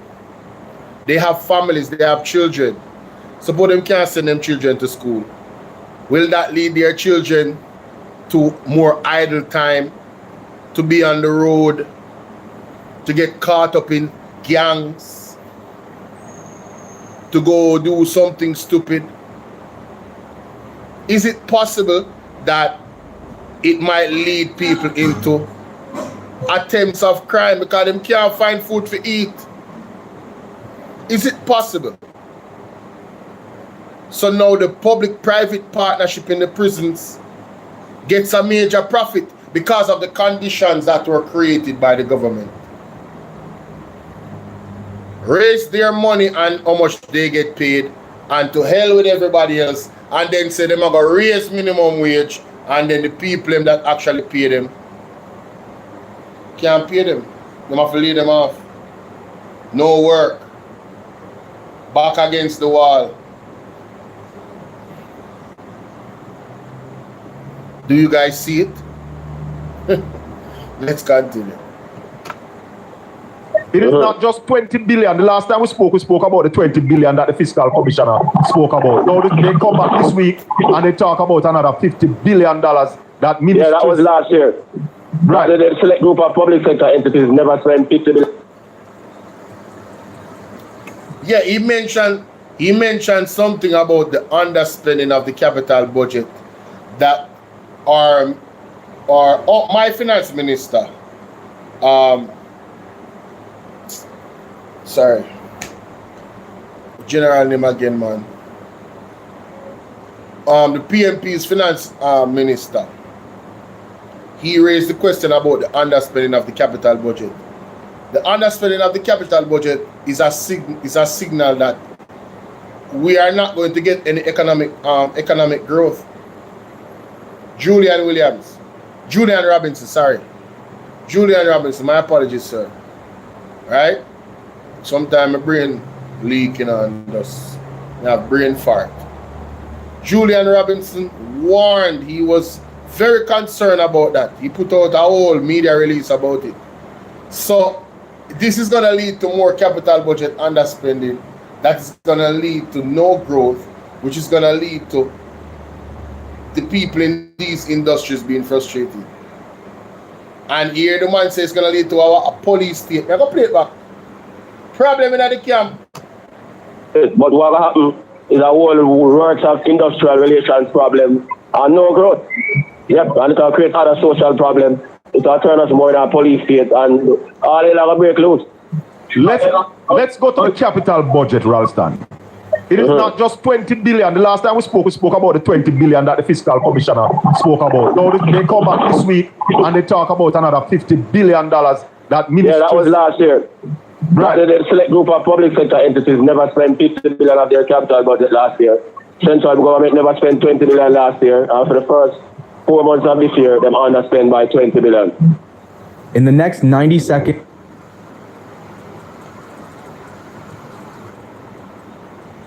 No. For the first 2 billion of their capital budget last year. Central government never spent 20 billion last year. And for the first 4 months of this year, them underspent by 20 billion. Now, that money is money we're supposed to deal with the infrastructure that is deteriorating rapidly. What effect that is having on the economy? Well, the fiscal commissioner don't tell you already, if you don't spend a capital budget, you can't grow. Bring it down to a household. If you don't fix up your house and live in a comfortable situation, you can work harder and become more productive. So if you don't have a good bed to sleep on, you can't rest at night time. Right. Good bathroom for bathing. So if you bring it to the country now, the road them mash up every time rain come, the place flood out. You can't get to produce, the bridge then pop down, people can't get to move from point A to point B. The hospital services run down, you don't have enough beds, you don't have enough this, you don't have enough that. All those things are the underspending of the capital budget. As the contractors, them tell you, Mr. Mullins tell you, say, anyway, going to the road dig up and it can't fix, because them not get a pay. So from Nigel was here, his reason for not spending the capital budget was that procurement guidelines are a problem. Now we hear the Prime Minister blaming the contractor. Speak to us about it. Right. Yes, and the Prime Minister said is the contractors the way them, the time when them take for the project and how them execute project. But the President of the Master Builders Association said the Prime Minister tried foolishness. It has to do with the procurement process and the government not paying them. Those are the two problems. Ralston.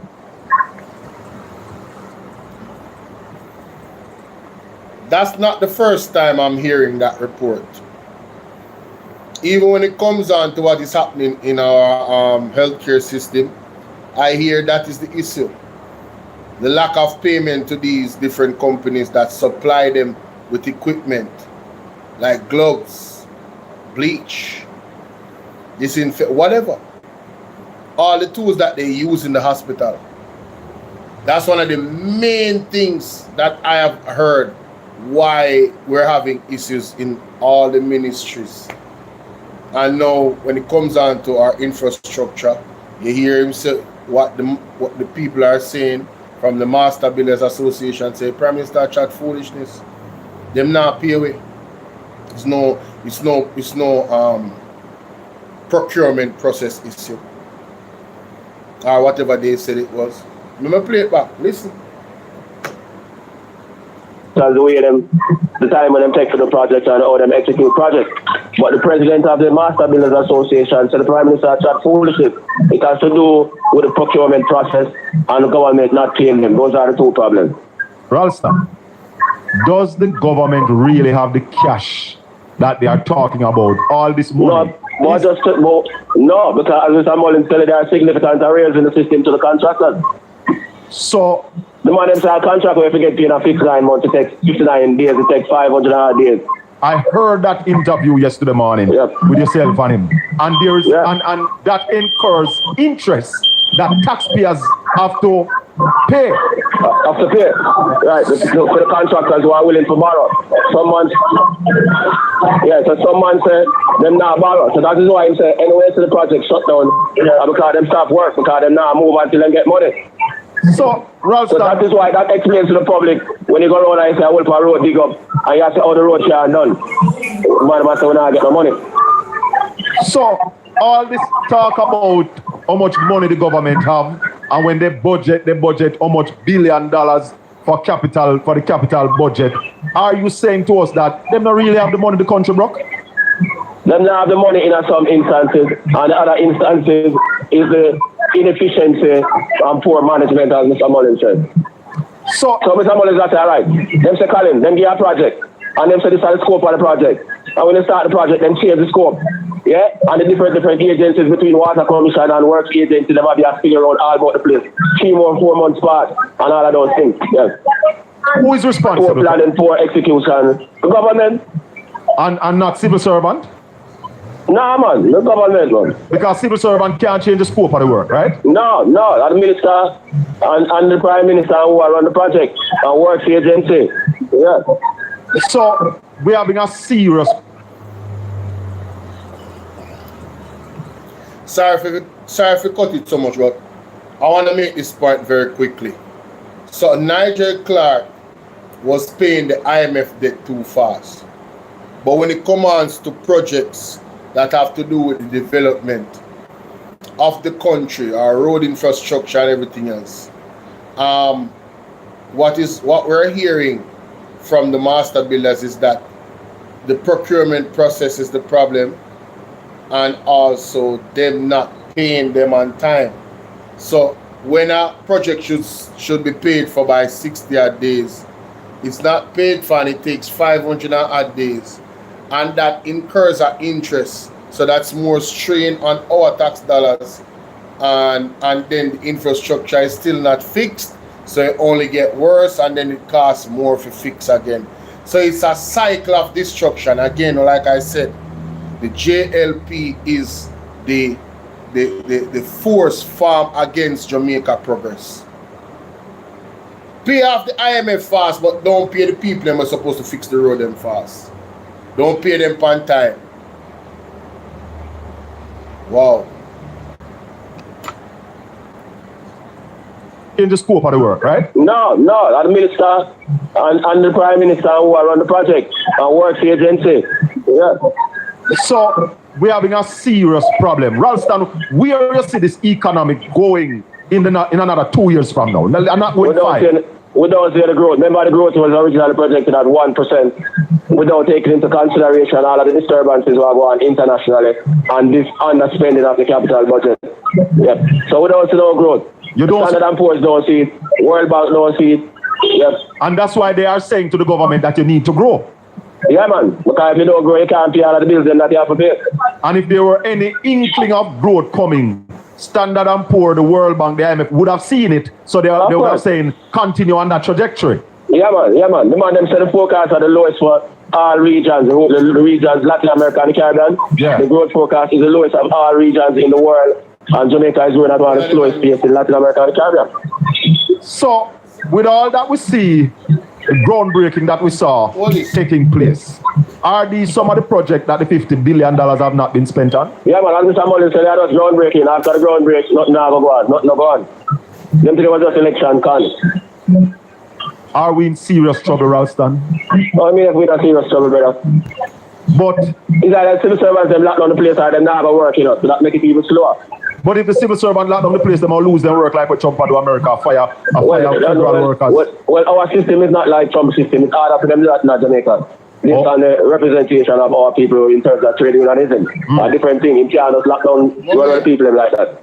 In the budget. And as the civil service president said, even if them are going to work, as John Levy and the man said, even if them are work, them are going to work and are demotivated, so the service will get poorer. And the service is already not very good. Will this cause more of our professionals to migrate? Of course. And if them can't migrate, it will cause more, you get trapped. So the social problems will get greater because Trump will make it harder for them to migrate. If them stay in Jamaica, the social problems will get greater. Yep. Police have more work to do, and the police are already demotivated because they're not part of the thing when I get up here. So the whole thing, yep. The thing, it's like the two of the things that come up to both. And let me just say to my listeners and viewers and apologize for the noise in the background. Ralston is at the market getting some produce for the house. So we give thanks for you talking to us while shopping, my brother. But Raleigh, if we don't start seeing growth, and the last time we spoke about growth, I said to you that it can't be growth in 5 years, it got to be growth in 2 years. It hasn't been now, man. So all my things have to change. It hasn't been now, the man in 5 years, not 5 years. We hear the Prime Minister said that they are going to employ a consultant to tell them how to bring the creative industry together with tourism. Is that necessary? No, because we already know what to do. Them things are just them friend them at the work. We already know what to do. Every day we give them free advice about them things. I don't think that. But they're not listening to us. No. And as you told Simon yesterday morning that free advice is not valued. It's not valued. Michael Malley said that, yes. Yep. So what them are do? Them are pay what them friend them to tell them the same thing what I tell them over and over and over. The Chinese that were building the hospital in Montego Bay, they gone home. What is going to happen with that? Well, I don't know. They must go find somebody else to do it. Have you heard? All of that have to do with payment. Have you heard anything from the government, Ralston, as video? it relates to our trade deficit? Pause it. As it relates to... Then just ignore them things about. No. But how can you ignore stuff like that? No, you can't. If you want the economy to work, and that is why the economy is not working, because they might ignore them things. The trade figures would indicate to them that the things that they need to do, that they need to fix agriculture, that they need to move fast for energy, that they need to move fast for research and development. The trade figures tell them what to do, but they just ignore it. And people want to keep on depending on remittances and tourism flows and central bank intervention to stabilize the dollar. So them keep on jogging on the spot. So it's like you have your savings and say, I live off of my savings coming out for work.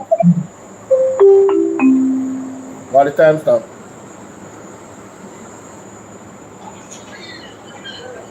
Yep. Well, I'm on another one of the chat room. I say from 2016 we are talking the same thing, and they don't believe we. That's what I tell you. But Sita come home now because what we are talking about is like a pregnancy viewer. Yeah, man. It's not going. Something a come. Something a come. The baby have to deliver now. So who don't want to believe we? Just wait and see. Well, somebody would have believed something was wrong with them head because I'm sure them go up on the road every day and see the poor condition of the road. I'm sure them say, oh, the bridge them can't fix. Try bridge take 4 years before it starts. I'm sure them know about the hospital services. You have to sit up on chair and everything. I'm sure them know about Cornwall Regional. Them just blind themselves to reality. I'm sure them hear what the World Bank has said. I'm sure them hear what S&P has said. So them just politically blinded. I'm going to tell you something, Ralston. A lie is easier to believe than the truth, you know. Yeah, we know. Easy to believe lies. But Raleigh, if the workers don't get more than that 2%, which we don't see them getting anymore, what do you expect? Well, we expect them to get the more. If them don't work, them only have to pretend to work. Yeah, we expect some industrialization disputes because people like Lamia and Vincent March, them money and other joking. And if them finally settle, the people who just got work and pretend to work. So the weak productivity have an increase. You now get an increase in our productivity. I remember every private sector business have to do business with a government. So the whole economy, they talk about productivity and just remain talk. And we are just continue to limp along at 0%. We might end up back in another recession. So we have to tell another lie again. And just not have one. Going around in circles. The problem on the road are increased. Police and people are getting more problems because people are trying to find ways to survive. And them give the police kind of carte blanche to do whatever they want. So even the police themselves, them are pretend to work because them themselves have their family and then now get the correct care. What is the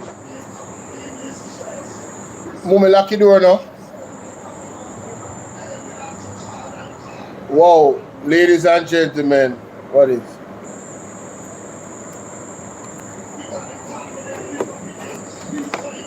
My check. Oh, go on, that's Oh. Whoa. So people, you know, so me I go cut it off right there. So when I go over, go watch the rest of that video over by Colin Bell show, because what is happening right now, ladies and gentlemen? Yeah? Look. Put it on the line on your top. See there? Anyway you want to use it now, try it now. Draw out the mouse, right. Put it on the line. Normally I put it on the red line. It's not on the line. Drag down some more, woman. Right. That's how you do it. Go on now. Help yourself. Yeah, my mother in there. You can't slow it down. Because we're fast. Anyway, we are your children. None of us are slow in terms of technology. Anyway, ladies and gentlemen, I am sorry. I have to help out mommy. So, you know, mommy come first. But you see what Rastan Hyman is saying? This is going to be, you're going to see a lot of police get locked up in a prison. you're going to see a lot of regular citizens get locked up in prison. And let me tell you why. If this continues the way it's going and there's no growth, the people are going to find a way to find money. So you notice the youth them are scam whole heap, and you see whole heap of them are go to prison, some of them are get gunned down by the police. Hey, the youth them nowadays, them no want to hear about the 9 to 5.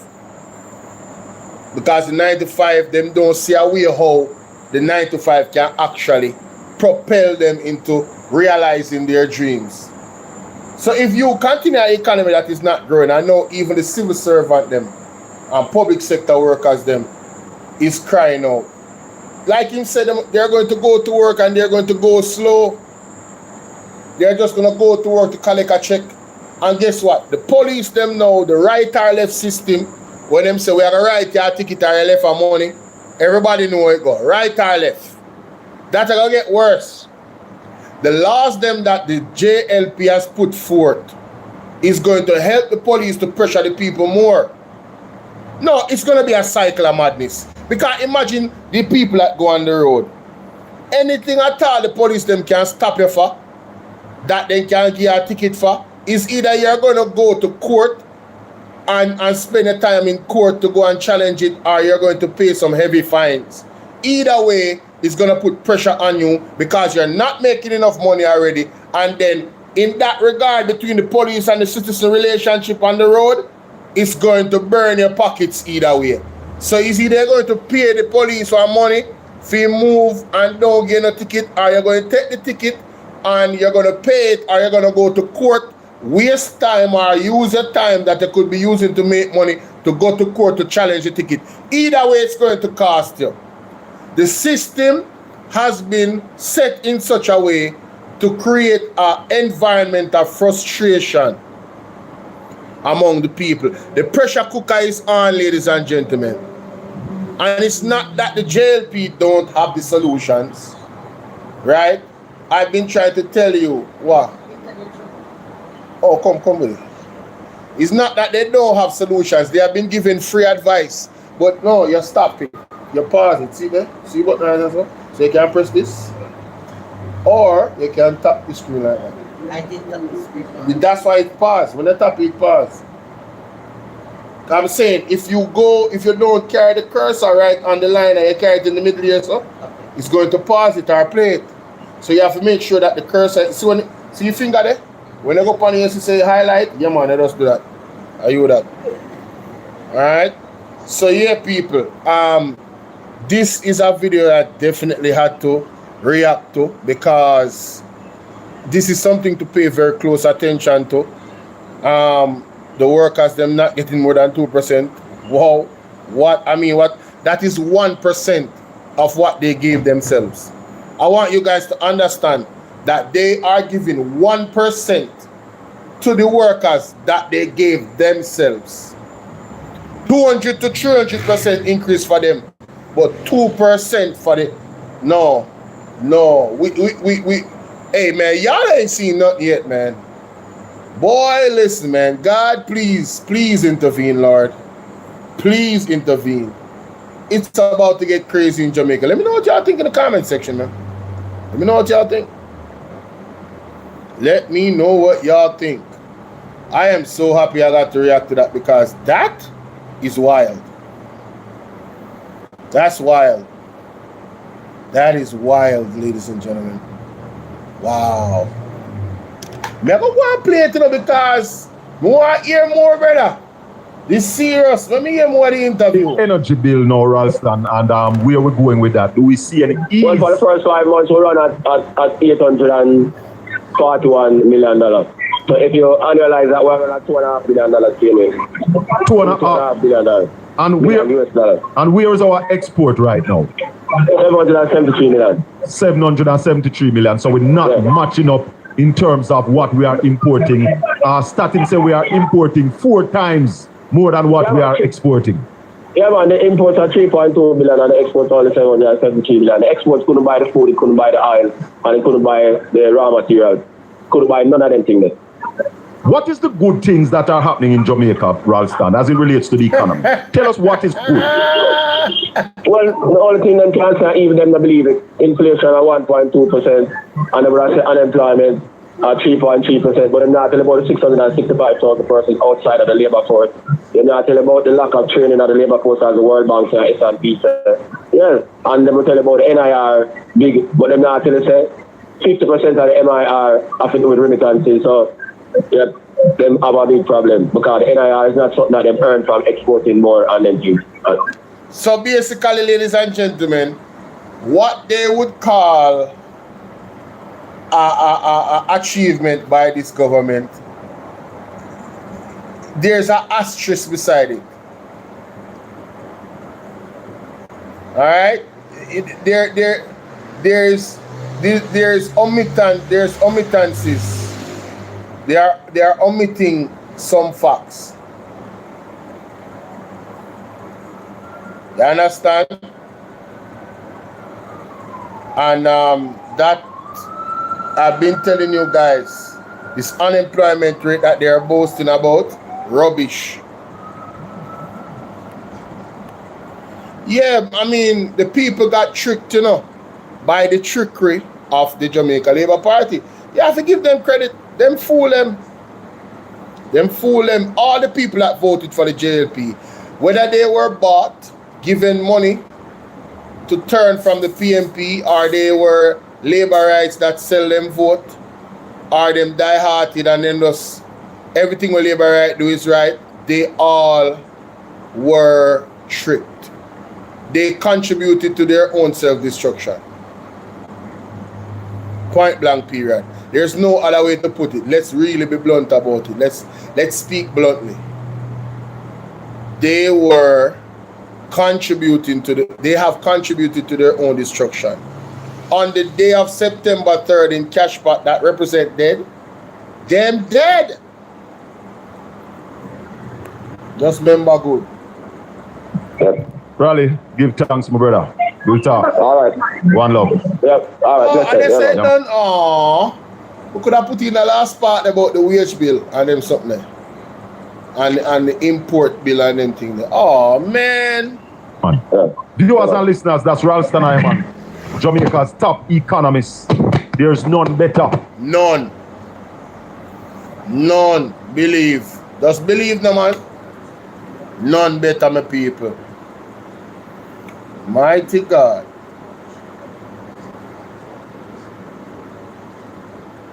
How where he come from? Send it back. Every evil arrow.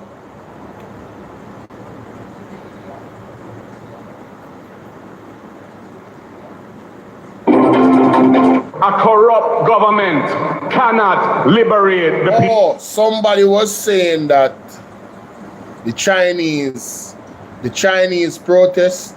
What I got to understand from this video is that the government of Jamaica have nothing to do with the Chinese that get paid now. Listen to this. The announcement of the delay in the completion of the Western Children and Adolescent Hospital came on the heels of a protest by Chinese workers at the hospital site 3 weeks ago. TVJ News understands that their employer based in China did not pay them for a period of 6 months. The Western Children Hospital was a gift courtesy of the government of China. The project is aimed at building a 220-bed facility on the compound of the Cornwall Regional Hospital to provide medical services for children. There are challenges there. No, ladies and gentlemen, according to them, right, as you heard, is a China-based company that pay the workers. Now, if I am to use any common sense and deductive reasoning, I would ask the question, doesn't the government of Jamaica pay China? Is China doing this for free? What is the arrangement? Did they get some lands and they're building this hospital for Jamaica? Did the Chinese get any money directly for the project? Is there a system where they're getting paid by our government periodically for this particular project? Maybe they got a discount. What is the nature of this? Those would be my questions. But let's listen to Christopher Tufton, aka BP, aka Benz, yeah man. BP, yeah man. Now, the first challenge is that we don't have control over the facility, except that we have a project manager through the Urban Development Corporation that is providing that level of oversight. Dr. Tufton told journalists that the project is a partnership between Jamaica and the Chinese government. There have been some issues which you know about. Those issues have been suspended, but we are concerned about some of the pace of the work and what the impact of those issues will mean in terms of delays. Dr. Tufton further noted that despite the setbacks, he remains hopeful and that we are still encouraged, pushing for a timeline that's will give us the results sooner rather than later, and we'll continue to work with our partners in China and the contractor to try and catch up on any delays from what has transpired in the recent weeks. Kimberly Petty for Chief. Sir or ma'am? So, only hear that. What I understand is that the payment of the Chinese, the government of Jamaica has no direct involvement in that. But my argument is, do they have indirect involvement? That's my question. Do they? I don't know. Who knows? Who knows? Who knows? Who knows? Who knows?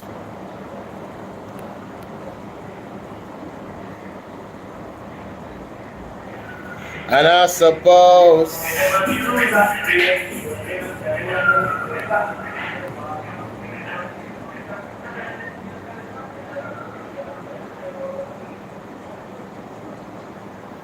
who knows? Who knows? Who knows? Who knows?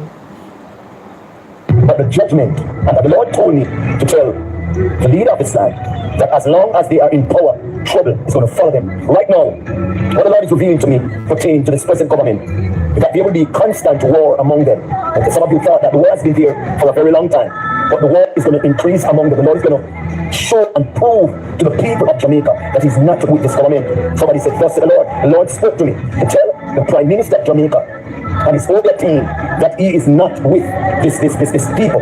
Praise be to God. He's not with this government, their decisions, and the Samoa law that is signed behind the back of the people of the nation, the citizens of this land. Russell in the building. What's up, Russell? Salute to you, man. Hey, Russell, you gotta spell Jamaica, brother. You gotta spell Jamaica, man. Yo, you messed up the Jamaica part, man. The Wagwan, I can get the Wagwan, you know what I mean? But you gotta spell the Jamaican better, man.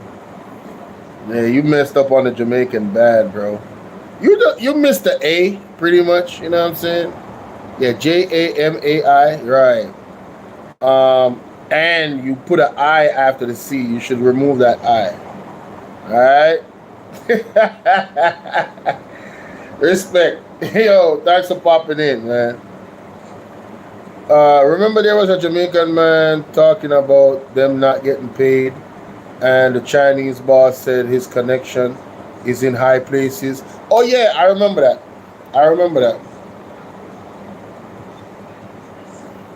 It will be exposed. Also, the Lord reveals to me that someone's going to rise up, and this is someone that is untouchable. This is someone that has their secret, that has their corruption, that has their ticket. This is someone that will expose them in a disgraceful manner. Truth are going to be exposed, because what we see where people are resigning, people are getting sacked, people are getting hurt, and these decisions are very, very and even with warning time, it is going to cause a lot of bangarang in the JLP party. After the election, the local government election, the Lord said the judgment has begun. The judgment has begun. Because they have stole the election. Oh yeah, this is sped up. I can't stop it from being sped up. This one is definitely sped up. It's definitely sped up. They will experience judgment upon judgment. Here is the word of the Lord. And if you notice, Winston Ennis, he was supposed to swear in, and he withdrew. This is showing the level of dishonesty that this present government and the EOJ have done to the nation. And if you notice, every day you hear on the news, who has lost seat, who have won seat, until today. Now, as an American, Russell, you're going to have an issue with understanding what he's saying because he's speaking in Jamaican and he's talking fast. But my Jamaican people, you understand what he's saying, right? You hear what he's saying, right? Yeah, I think you must be hearing. It cannot be concluded. And listen, it will not be concluded, says the Lord, until the Prime Minister, the EOJ, comes out and declare the truth. The Bible said, you shall hear the truth, and the truth shall set you free. People are going to die because of this lie. People are going to lose their lives. People are going to get sick. Listen, God's going to take you down. And listen, none of you can fight God. I heard some of you say that if anything happened to the leader, they're coming for me. Listen, you can't fight that. Because everybody knows that the people that God has protected, none of you can touch. And if you could remember in 2021, March 24, when CETA came for me, the Prime Minister of Jamaica signed my death warrant. And I'm not telling a lie. The allegation proves, and he can't sue me. I am the one who should be suing the leader of Jamaica. I am. The Lord said, leave him to me. I will take good care of him. And listen, thus said the Lord, your kingdom will crumble in such a way that you will wonder, what have I done to cause such judgment? The people are going to rise up against you, just as how the nation has raised against you. In the very party, in the very kingdom, in the very government, they're going to rise up one by one. They're going to rise up against you until they get you out. The Lord says, listen, you have stolen the election, and your conscience is eating you out. When you lay in your bed, leader of Jamaica, Andrew Holness, you're having sleepless nights. And this is the root cause why there's so much bang around. There's so much war among you. I heard that there's war among you with Mr. Warrington, because you declared that he's sending his resignation, which that was a lie. He came out, Mr. Warrington came out and declared that he was fired. Then there is another war taking place in Clarendon. There is another war that's going to take place in St. James. There is another war that's going to take place in Portland, St. Mary, St. Thomas, St. Catherine. There will be turmoil among you, says God, until you come out and declare that PNP have won. And I, the Lord God, will prove to the nation that I am against this present government. And I, the Lord God, is defending the PNP party. But the judgment that the Lord told. So, to break it down for my brother, Russell Red, the pastor is saying, as long as this present government is in power, there's going to be turmoil in Jamaica. And there's going to be infighting amongst his administration as a government because they stole the election. And the EOJ knows what is happening. And this was the local government election. This video is funny. It still applies. You know? So yeah. That's what that's saying. I don't know if Russell is still here.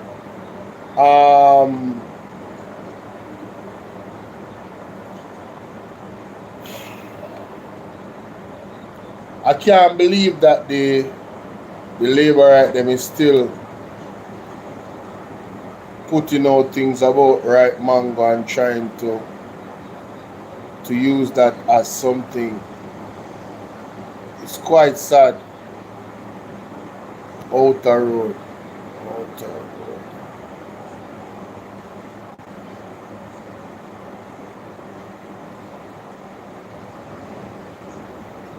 You're in my source.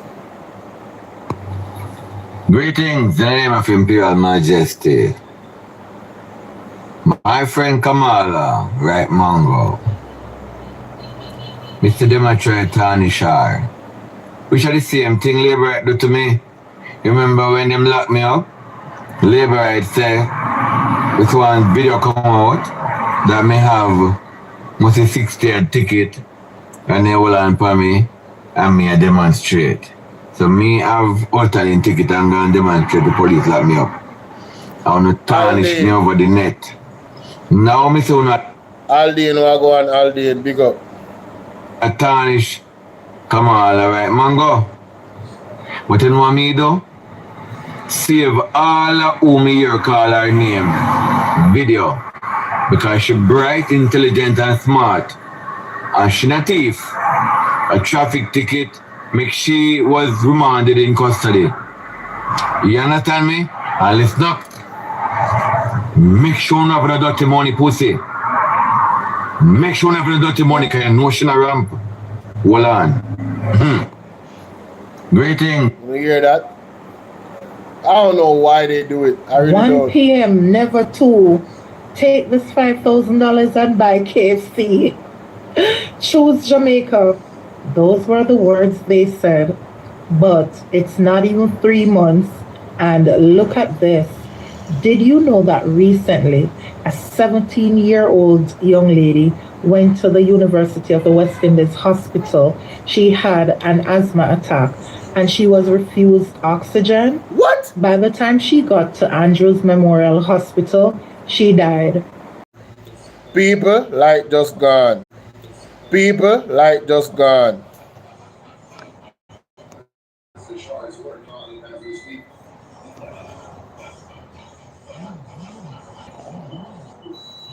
Light come back. Light just gone and light come back, people. Ah, man, why they keep doing this to me, bro? Why? This is the second time this has happened. Man.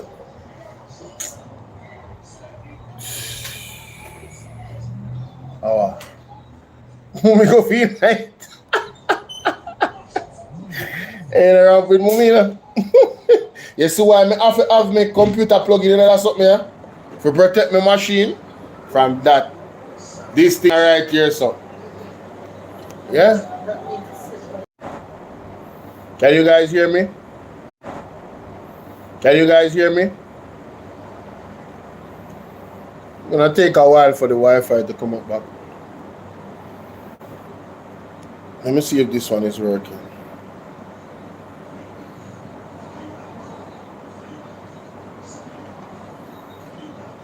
This one is alright.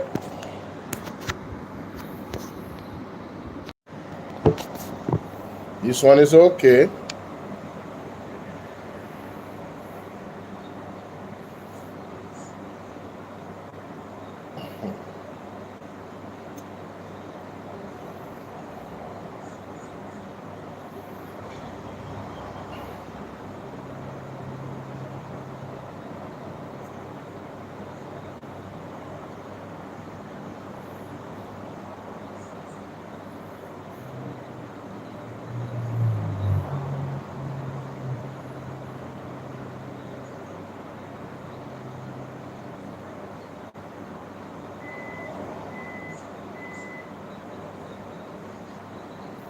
Guys, you guys can hear me? If you can't hear me, put that one in the chat.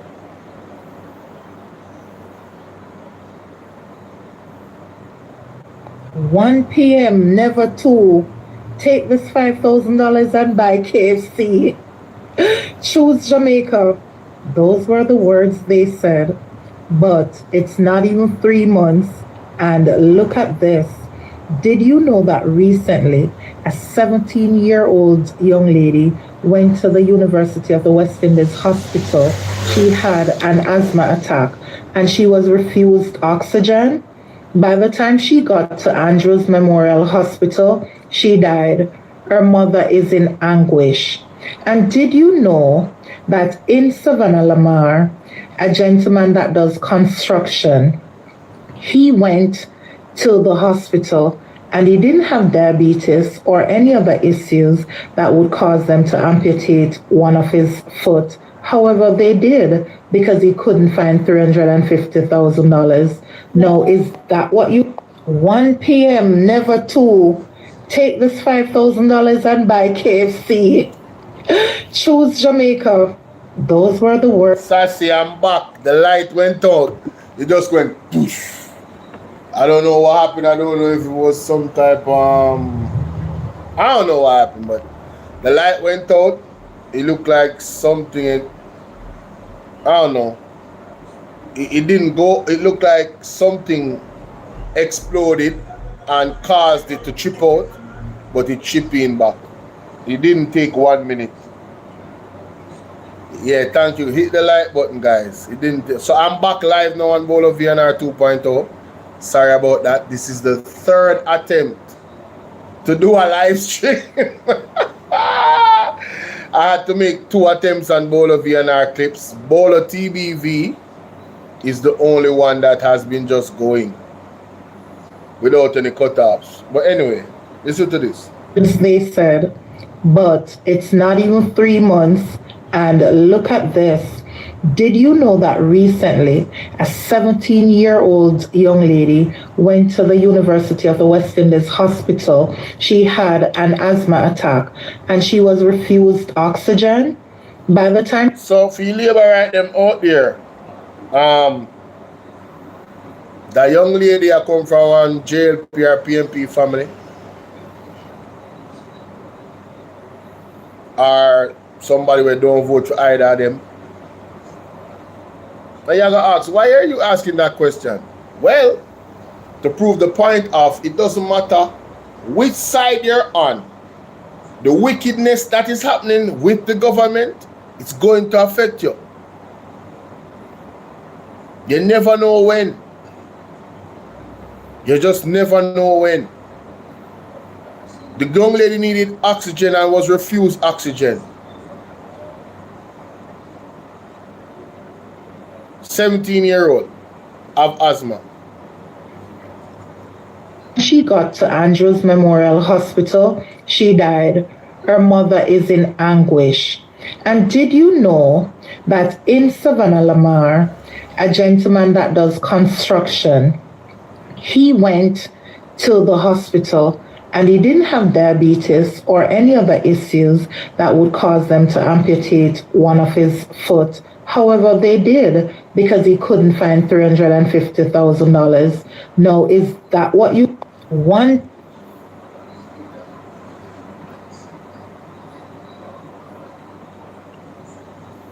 So a man that is a productive citizen of Jamaica, a construction worker, didn't have diabetes, but them cut off him foot. A poor circulation, you know. I believe Marvin covered that one. Let me find it. I think Marvin spoke to that man directly. May I find it?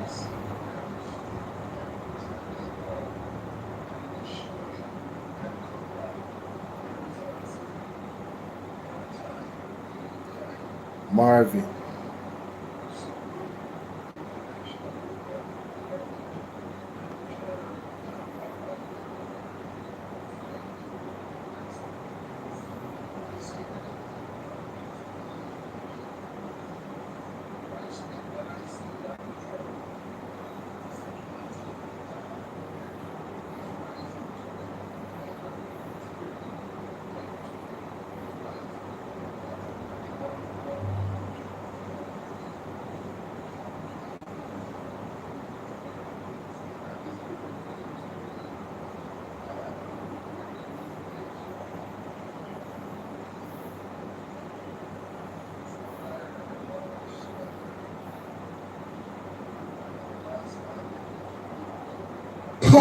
So people, here what go. I am in Bulby.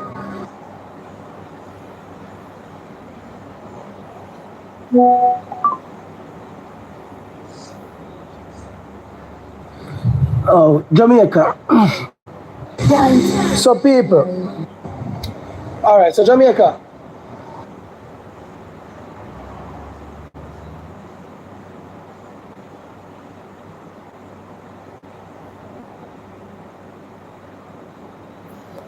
The Integrity Commission,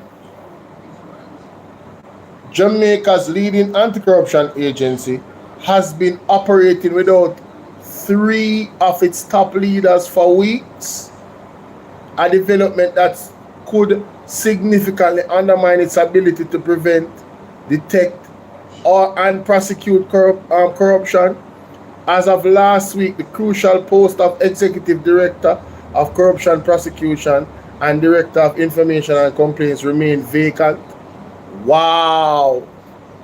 People, when I hear this, breaking news, breaking news. I did not know this. Let me find this article. I was just scrolling on Marvin Marvin something. Let me find this. Mighty God. Jamaica is not a real place, no? Jamaica is not a real place.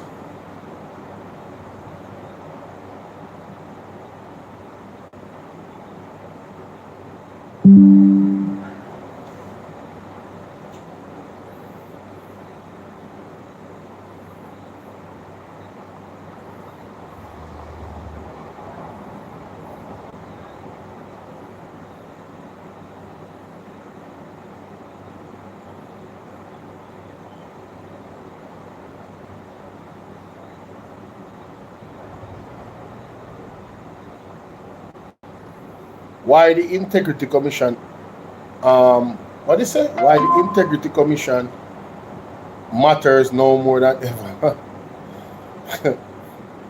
Yo, man, listen, bruh. Let me just read this article here because, yo, Jaja, let me find this article. People, why I don't know what to do here, man. I don't know what to say.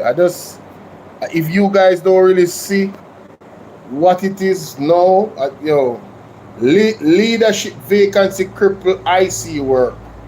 The Integrity Commission, Jamaica leading anti-corruption agency, somebody if you actually have this recorded. Yeah, man, this I want to very important. Let me go ahead and do that. Yeah, this is extremely important.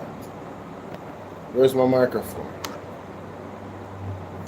Mic check. All right.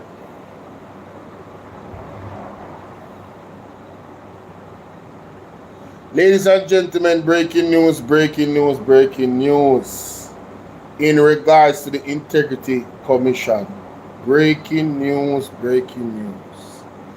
Leadership vacancy cripple IC's work, says Gleaner.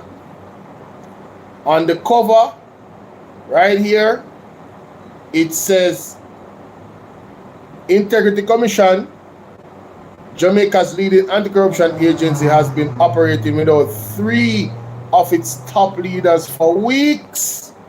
A development that could significantly undermine its ability to prevent, detect, and prosecute corruption. As of last week, the crucial post of Executive Director of Corruption, Prosecution, and Director of Information and Complaints. Now I'm going to tell you. I read that already.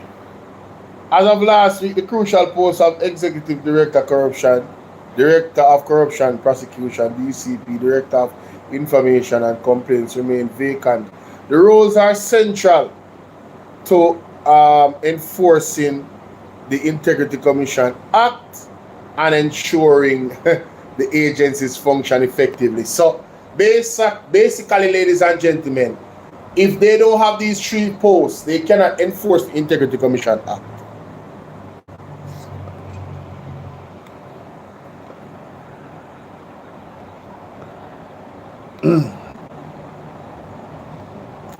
Remember to like and share this video.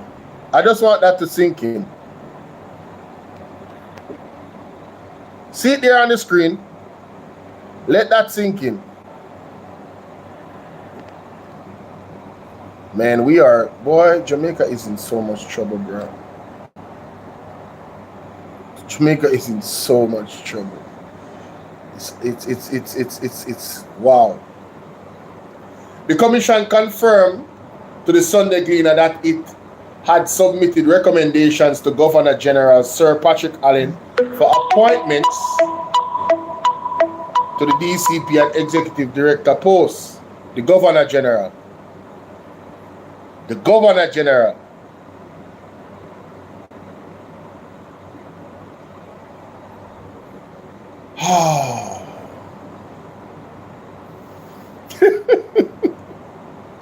Yo, boy, we in trouble, boy.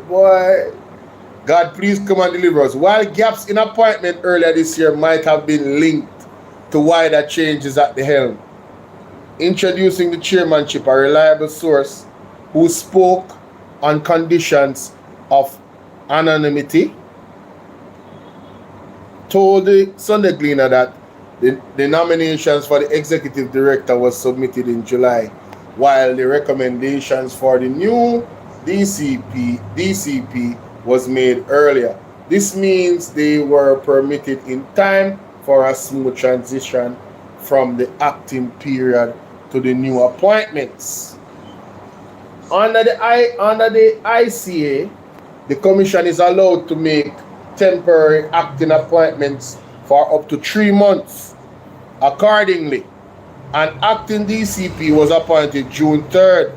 You guys remember, I believe he was Dr. Dayton Campbell's schoolmate from way back, and the JLP had a problem with it. Accordingly, an acting DPP was appointed June 3rd and an acting executive director May 18, 2025. However, both terms are now past expire and the law bars extension. So these persons that got the appointment under the law, they can only, do it for a certain amount of time, and then that has expired. The previous DCP contract expired on March 31st, 2025. Executive director on March 17th, and the director of information and complaints on July 14th. No permanent appointment has been made since. The Sunday Gleaner asks King's House why the appointments to the position of DCP and executive director had not been confirmed. The Office of the Governor General declined to explain. Wow! The Office of the Governor General declined to explain, stating that communication on such matters is confidential. His Excellency continued to be guided by legal advice. He remains steadfast in discharging his responsibilities with due regard for the law, the Constitution, and the independence of all institutions concerned. King's House said in a statement, so basically must say we're operating under the law, we're guided by legal advice. We're not going to tell you why we have not gotten appointments yet. So we are in the dark, ladies and gentlemen. There's a darkness hovering Jamaica, like the light was just gone a while ago. When me look, me I wonder say, me never know say I saw yesterday dark when it dark. Hey, mommy, the house is dark when it dark, pitch black, Mighty God. Anyway, no room for delay. It says here, Michael Jackson, Executive Director of Jamaica for Justice, JFJ, said the delay raises serious constitutional concerns. She reasoned that if the Commission made recommendations as far back as July, the passage of more than 3 months prompts questions as to the reason for the Governor General not effecting the appointment and whether the head of state may be acting beyond or contrary to his constitutional statutory authority, potentially ultra varies. I'm here thinking the same thing. Is it possible that this is sabotage under plausible deniability? Who is going to question the Governor General?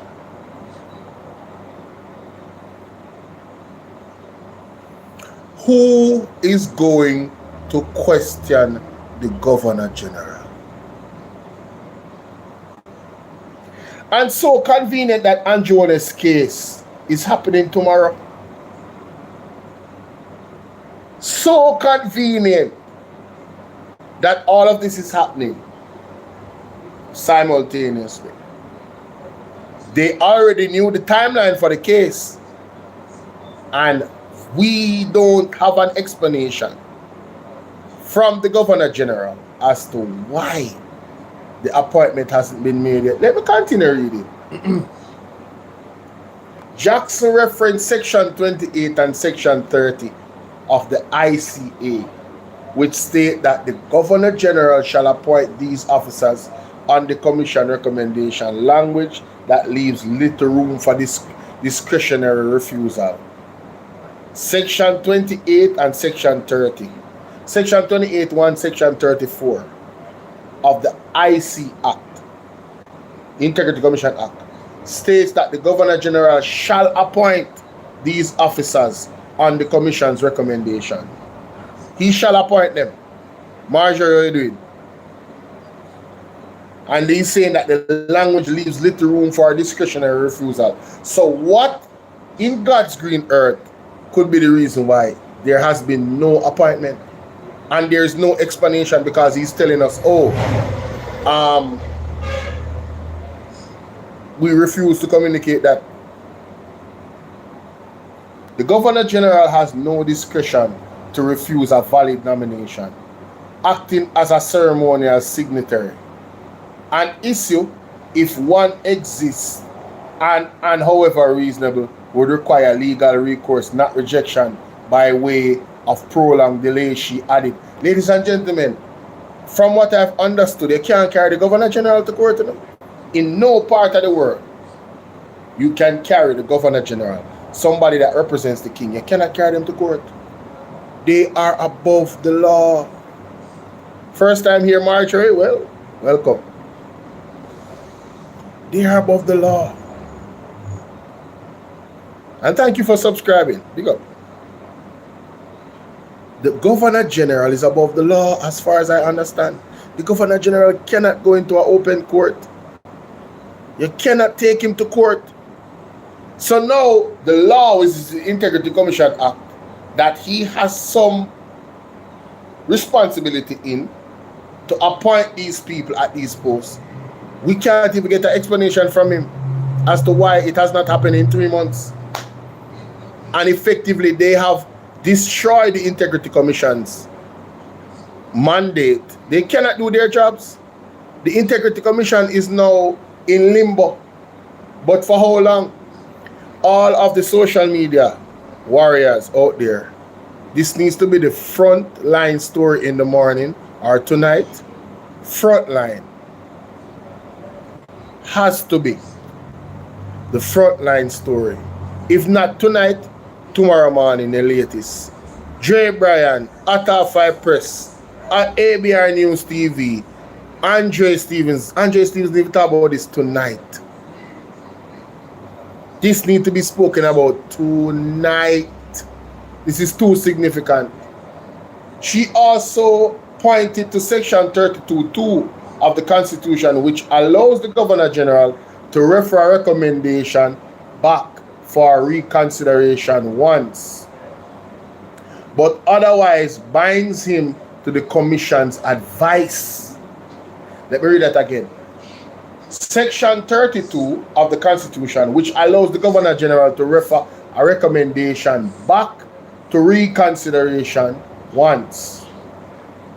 So, refer a recommendation back for reconsideration, meaning somebody that already recommended, reconsider it once. But otherwise, he's binded to the Commission's advice.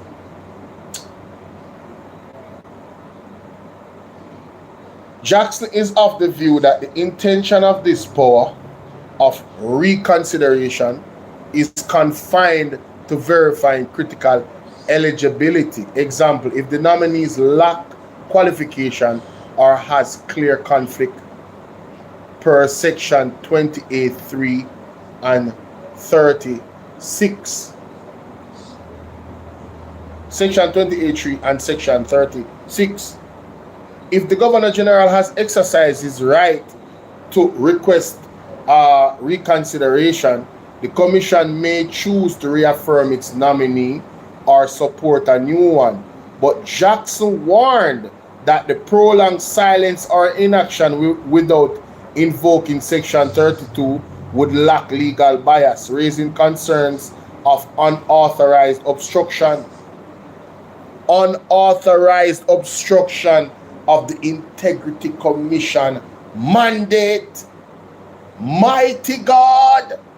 The Governor General is in a pickle. This no look good. This no look good. Let me read that again.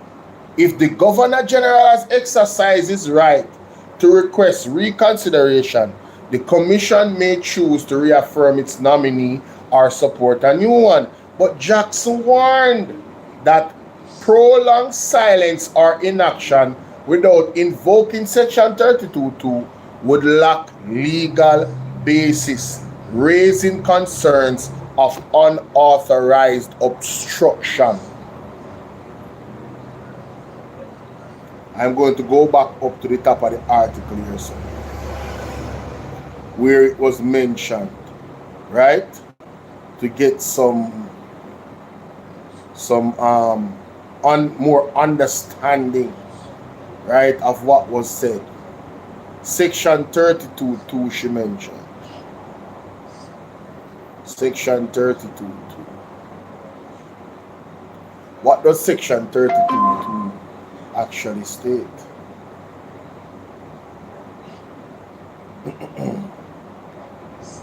This no look good, people. This no sound good. This serious.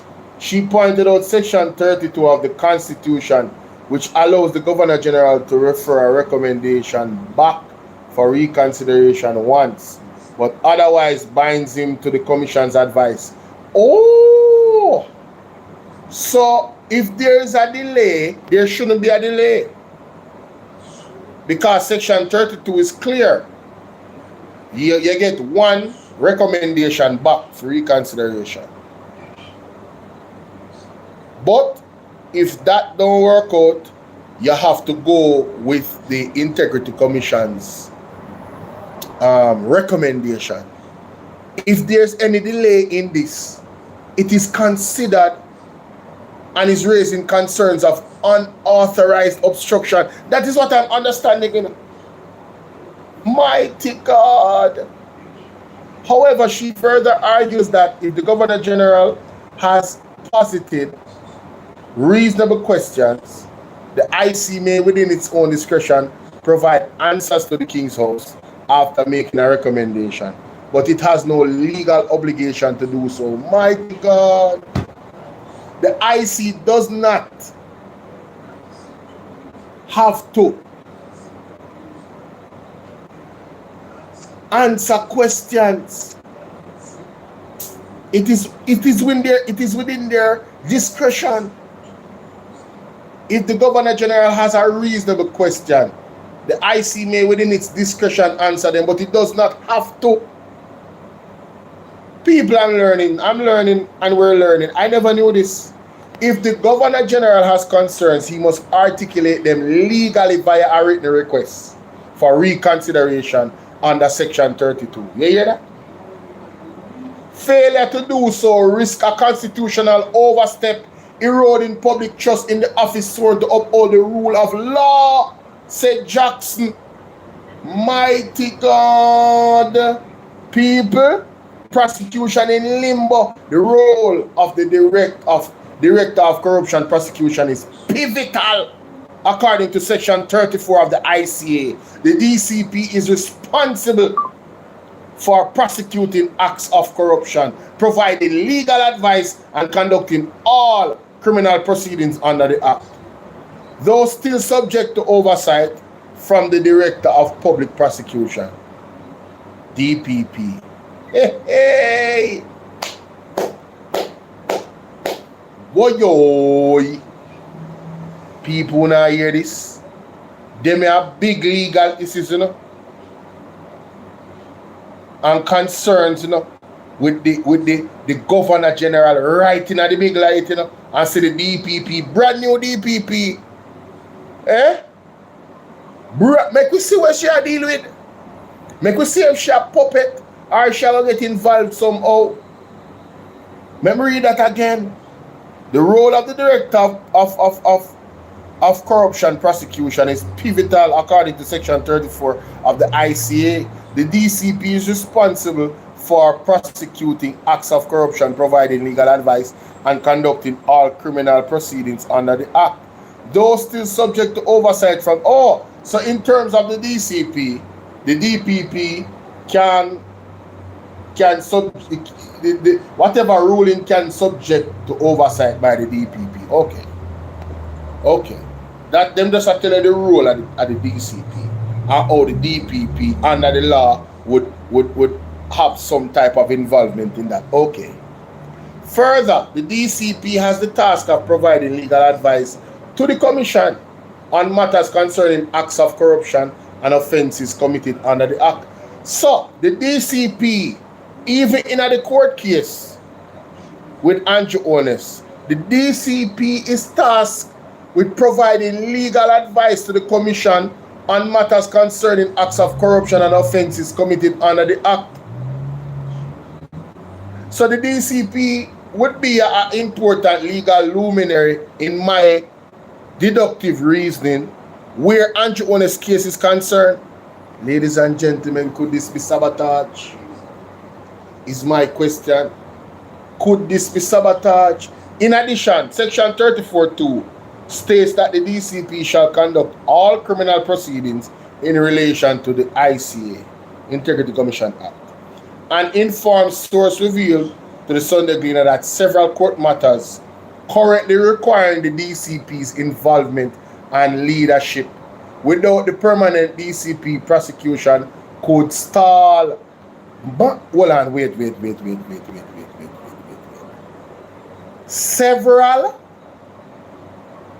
Several court matters currently require the DCP involvement and leadership. Without a permanent DCP, prosecution could stall. Backside, I wonder if Andrew Jones is one of them.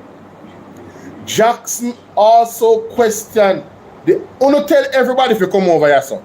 This act like a fire. No. Share up your life. Jackson also questioned the operational status of the office. He has another acting. What? Has another acting been so appointed given the 3 months expired on Mr. Ronif Lawrence's temporary appointment? That was a question. If there is no one acting, and certainly there is no executive director, this unsavory situation has left the office in limbo, she said. Jackson wants to know if cases are lagging by the wayside or have been referred to the Office of Director of Public Prosecution. Similarly, she said the absence of the executive director who holds statutory oversight for coordinating IC operations further jeopardizes strategic direction, leading the public to question the functionality of the body. End of the article. Ladies and gentlemen, is the IC being sabotaged? It is my wish that this delay is dealt with expeditiously, because I don't want to believe that the IC is being sabotaged. I cannot wait to hear from the legal minds like Mark Golding, Isaac Buchanan. I hope that Andre Stevenson has Isaac Buchanan on tonight on his platform, because we need to know what's going on with this. Please remember to like and share the video, y'all. Wow. What does this mean? Very interesting. Get this video to 5,000 likes, guys. Wow.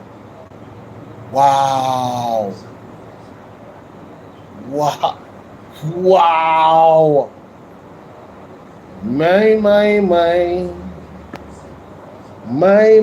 Tonight at 8 p.m. That's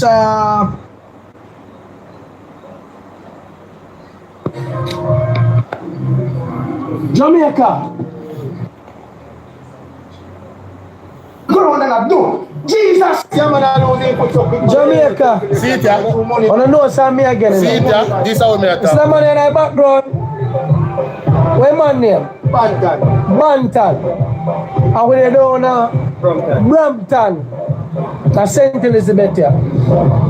See man foot there, you know. St. Elizabeth.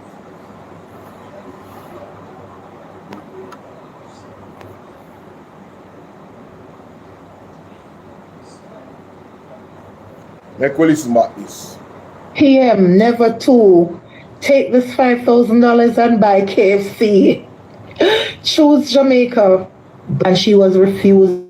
By the time she got to Andrews Memorial Hospital, she died.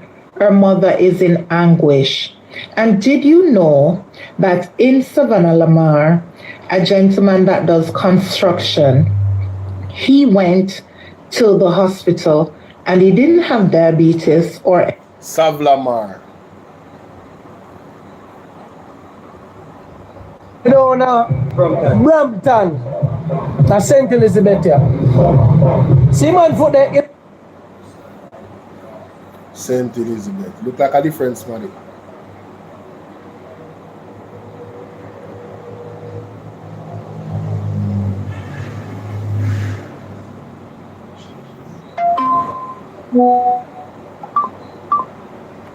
Look like a different person.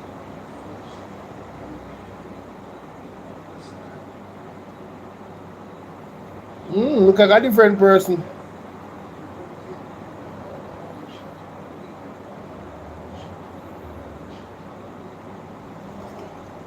Not true.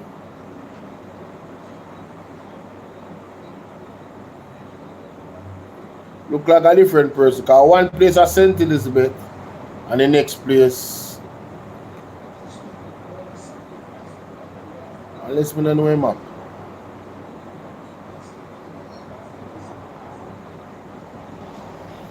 Unless we don't know him up. So two different man get them foot chop off. And then all the sugar. Mighty God. Or maybe the lady in the video got it wrong. Maybe the lady I get it wrong in terms of location. Who knows? Does construction. He went to the hospital and he didn't have diabetes and did you know that in Savannah Lamar, a gentleman that does construction, he went to the hospital and he didn't have diabetes or any other issues that would cause them to amputate one of his foot. However, they did because he couldn't find $350,000. $350,000. Make we hear that story. You know, a man said to me, say, if we didn't meet you before, Antonio, I know me that probably saved my foot in just getting foot cut off. He was at Savlamar Hospital. And the same blouse and skirt story. Confirmation. I have to cover this. Confirmation, people. Confirmation. That is it. Ladies and gentlemen, I want to say, I never really documented this story, but given what is happening in our healthcare system, in this one, I really have to. Because people need to understand the gravity of which I speak when I go live. So when they hear me frustrated, when my brothers from the United States and my sisters from the United States hear me frustrated about all that is happening, the fact of the matter is, any one of us can get sick and go to the hospital. And if it happened to somebody, one person, it can happen to us too. You understand? Big up yourself, Dolores. Big up yourself, Tia. Right? Any one of us, it can happen to. And I'm saying, under this government, these are the things that are happening. Let us listen to these two videos, ladies and gentlemen, and then I come back with my commentary. Listen to this.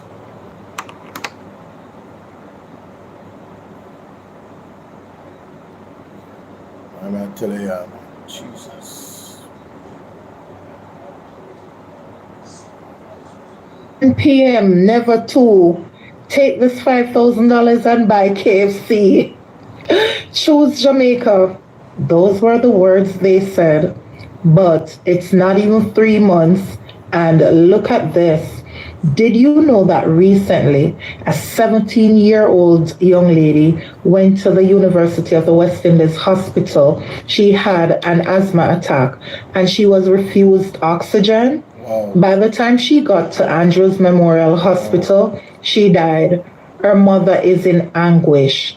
And did you know that in Savannah Lamar, a gentleman that does construction, he went to the hospital and he didn't have diabetes or any other issues that would cause them to amputate one of his foot. However, they did because he couldn't find $350,000. Now, is that what you... 1 p.m.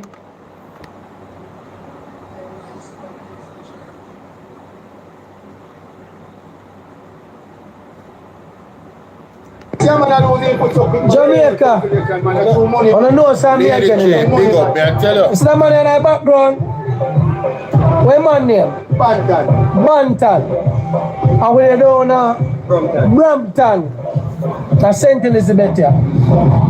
See man foot there. You know when man said to me, say, if we did meet you before, I know me that probably save the foot. In just getting foot cut off. He was at Savlamar Hospital because he be a pain in his foot and he wonder what going on with his foot. And he decided to go to the hospital, which is the right thing to do. You know what wrong with you? You know what wrong with you? Just didn't tell me what wrong with you. Him just want to tell him because I'm going to believe in natural remedies and stuff. Right? He want to know what going on with him. They have a man down there for 3 weeks in a Savlamar Hospital. 3 weeks. Admit. Right? Him did it. And pain was pain me I feel. A man say amount of pain. When I feel in his foot, him not sleep night, him not sleep day. Nurses come and can't believe they still do the same way. And I pain. I want another doctor, one little junior doctor. Come there. Was weeks after. Come realize say, no man. Check your foot, start juke up your foot and check your foot. Reach down and back to realize, say boy, a bad circulation the man have. Yeah? And them not on a machine and nothing for do the test them. So the same hospital was supposed to have free health care with all the machinery where we need. We the citizens, yeah, to get proper diagnosis and everything in a dead. So where them a send the man go, where them a send him go, I feel them, I see them doctor them and for them people them and them colleagues who own the little private place them. In whole out in Jamaica know what me I talk about. And the amount of money, when the man tell you how much money if you just do in first test, 52,000. To do one PC test or something like that so. 52,000. Then one other one to do must say what? 80,000. 80,000. The man say, oh, me not hand him the money there. Then tell him say if you don't have the money there, we're just about to chop off. He said then come but he said he couldn't take a pain no longer. He couldn't take a pain for 3 weeks. He's long and they couldn't tell him what happened to him. Finally one of them come and say, no man, this is what I do. And then tell him point blank. Say if you didn't have the money, he could have better. He could have better. They could have saved a man foot. People want to understand that it's not a situation where the foot half it cut off.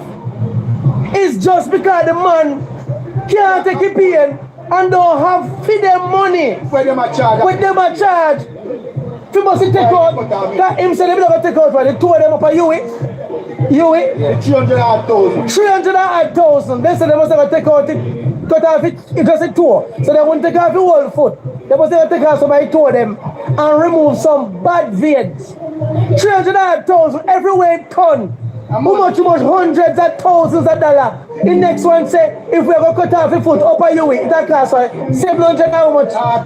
700,000 just to cut off the foot. So if you come back down and public hospital when they say they do it for free. So see me today. He's a mason. 1 foot. He's a mason. Dirty thinking Christopher Tufton. John Crow. How much time will we tell us how they need to put proper machinery in a hospital so we can have them don't want nothing from Uno. Right. The man just want proper health care. Proper doctor. who can diagnose him early enough. Know where you want. We don't want no doctorate from them. We just want to can tell you what we have, a problem. See the man there, see cousin there. A man saying things a sugar. In cousin have. He saying things of sugar. A man say in a hospital because his foot did start to rotten off. He say him the till him foot start think up the whole place. He's so embarrassed. That's now we tell him say cut. He tell him say listen me man, because I don't have them the kind of money that I can't take a pain. For 3 weeks the man no sleep. He say we cut off it. Says out of frustration. A man end up losing foot. No, as a mason. Now him have 1 foot. You know the challenges for him now. If you go learn to walk with crutch stick. Learn to walk with crutch stick every day for the rest of your life. Forgot the work. Buy crutch. All because you the dirty government. Fear the people them again drunk. But I fool the thing. Shower labor rights. When the 14 never drank the same way. I mean, I said, I don't know if PMP would have been better. I don't know if none of them would have been better. All I'm saying, the flipping hospital, whether you're opposition or you're you know my bed they really don't pan a wheel. See that? No bed. For days. Wheelchair for days. Day and night. You think it's easy sitting that you sit down, you can't move by your foot. And you sit down in a wheelchair in the public hospital because of bed there. For 3 weeks. And when you come here and talk, you have a drunk and never drive around in a Prado and I put up finger and I talk about 4th term loading, 4th friggin' prison term loading. Actually, you don't know me, you know. Me say, me wish together me did all a lead the opposition. You say, if I did me, you say, any day me go in a parliament drunk club. You say, any day me go in a parliament. You see, any day me go there, sir. I force Jamaicans to go see freedom and life and liberty and good health care and clean country and good wages. Uno drunk. See man losing for the man upset. And then I say, I'm sitting when they have 5, 6 years. But not even that. Feed them friends and then pity them.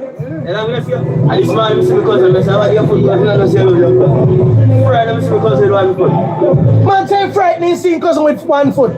Say frightened, he's seeing cousin with 1 foot. Same doctor, them work at hospital and look a private place where they say, everyone have you hear that? I'm telling you. Same doctor, them say where the hospital will work for government.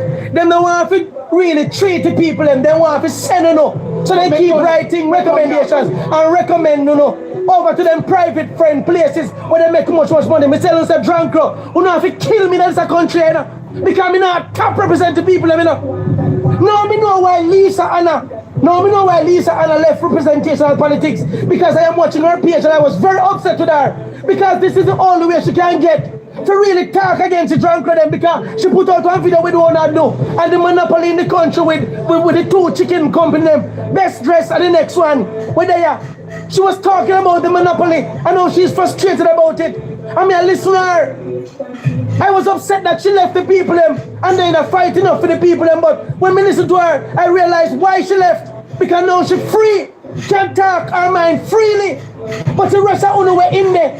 Why hug up and love up with dirty drunk of them. Why sabotage the Jamaican people them. Why sabotage the people them? They treat you like a dog. Which of them who know are going to create a film? They don't fully train for nurse.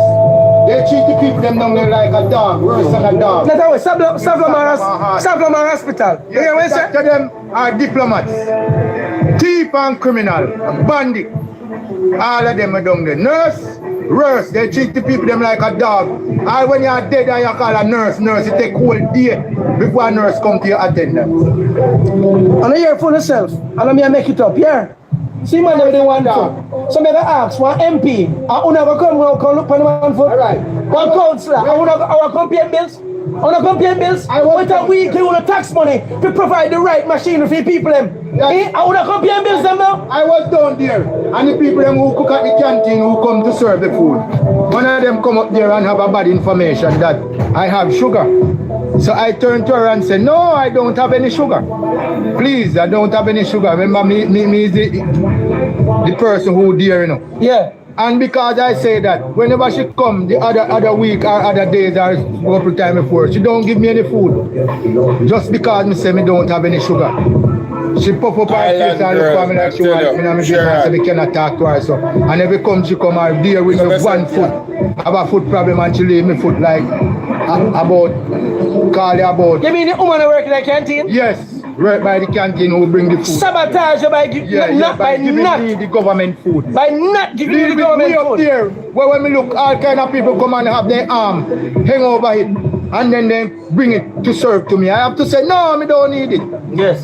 Everybody up there. But you realize the man have class. I was watching her. Man sit down and watch. One bullfrog looking one. She come and say, I must not get any breakfast. And I said, turn to her and say, me say, why? She said, because you have sugar. Me say, no. I don't have sugar, I don't diabetic. See me, and because I say that whenever she come to serve the food, she don't give me any food from that. Jamaica, would you hear that? Anyway. She even left something for me to eat. She see, if you go down, we have 7 seconds. About 10 chain up the line. Jamaica. Put down my food with everybody. Jamaica. Some people,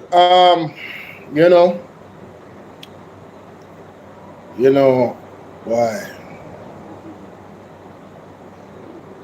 This man is a productive member of society. The man is a mason. My check? My check. This man is a mason. A skills man. We wouldn't mind if we had more of the men them like this. Man with those skills work.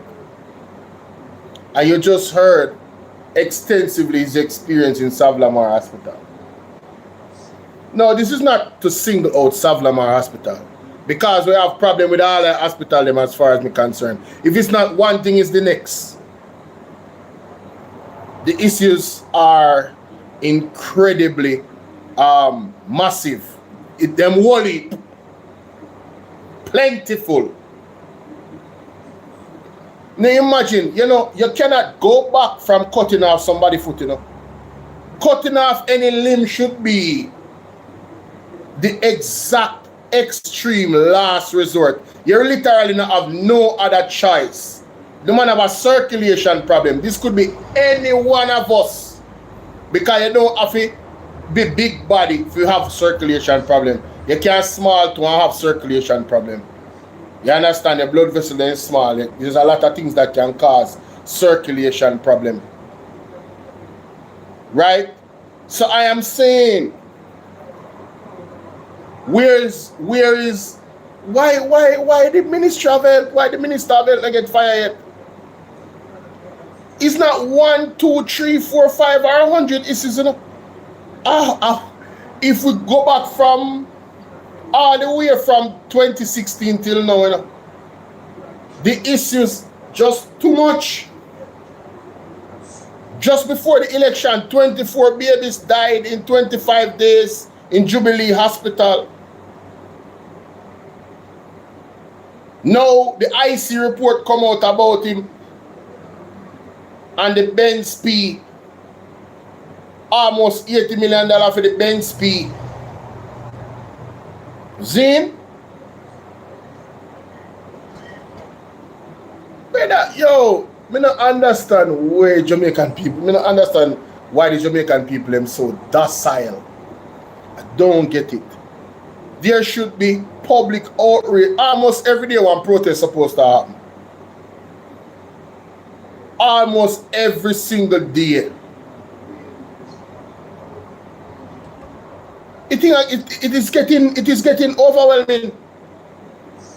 And you guys are waiting until it reaches your doorstep. And it is sad that is the angle which you have taken. Now, think about this man's life now. As a Mason. How is he going to truly function? And even if he find a way, it's going to be extremely difficult than it should have been if he had legs. His productivity is going to be cut. It's going to affect his income in some way. Who is going to take care of his bills? He might have children. Who is going to take care of his children? All of this could have been avoided. if they had the machine to test the brethren, all of it could be avoided. But here we are. Here we are. I tell you, man, trust me. Jamaica people, wake up here. Just wake up.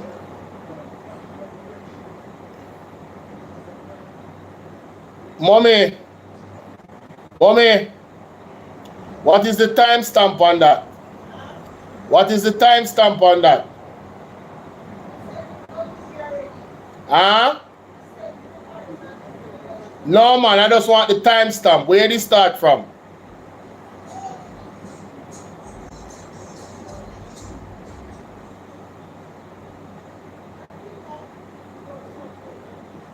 Huh?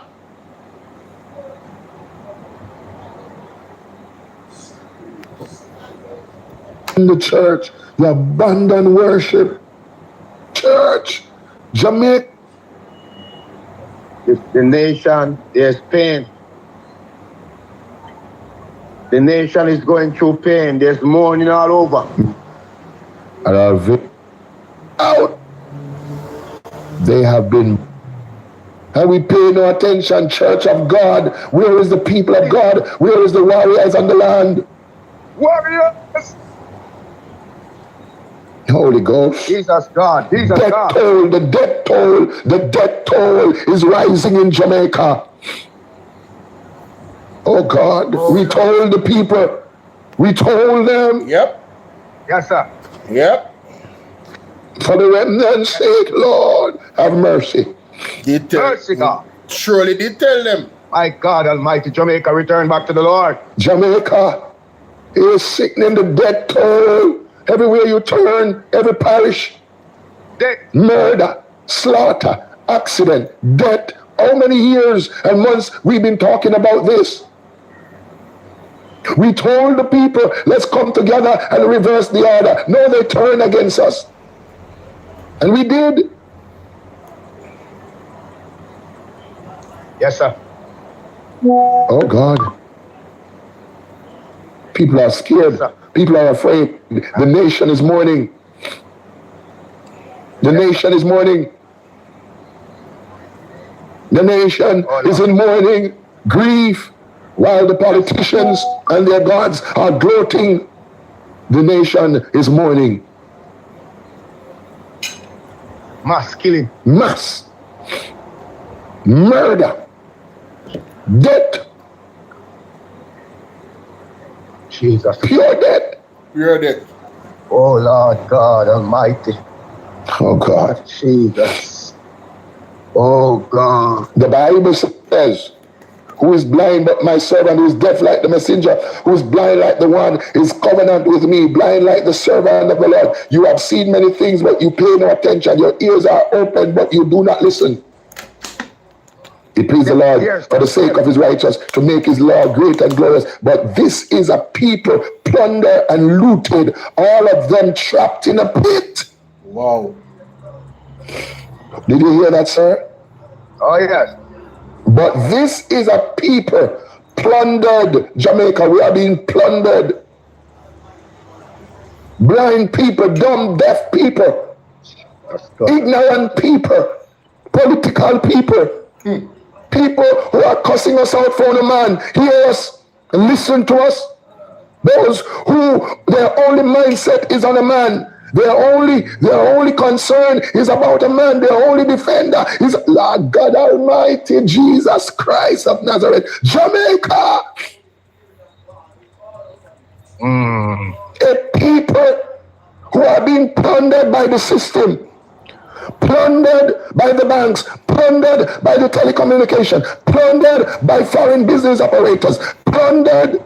You foolish people are being deceived, mocking God, mocking the church while burying your dead. Everywhere we go, mock who love man instead of God, defending man. If you talk, they want to kill you for their man. Oh, yes. Jamaica, you have risen up to stand with Nebuchadnezzar. You have risen up to dance with the dance of Jezebel and Ahab. My God. The death toll is rising. The death toll is rising. I said I would not speak. I said I will be silent. But I cannot. The people plundered, loot, all of them trapped in a pit, hidden away in prison. They have become plunder with no one to rescue them, Jamaica. Jesus Christ Almighty God, we have become plunder in our country with no one to rescue us. They think man will save them. They think that their third term loading and all their man-made laws and all their man-made, they're worshiping man instead of God. Jesus. Mighty God. Even the people of the church have hate on us. We try to lead them and guide them. They have become so angry and dark in their quest to please Jezebel and Ahab. Yes.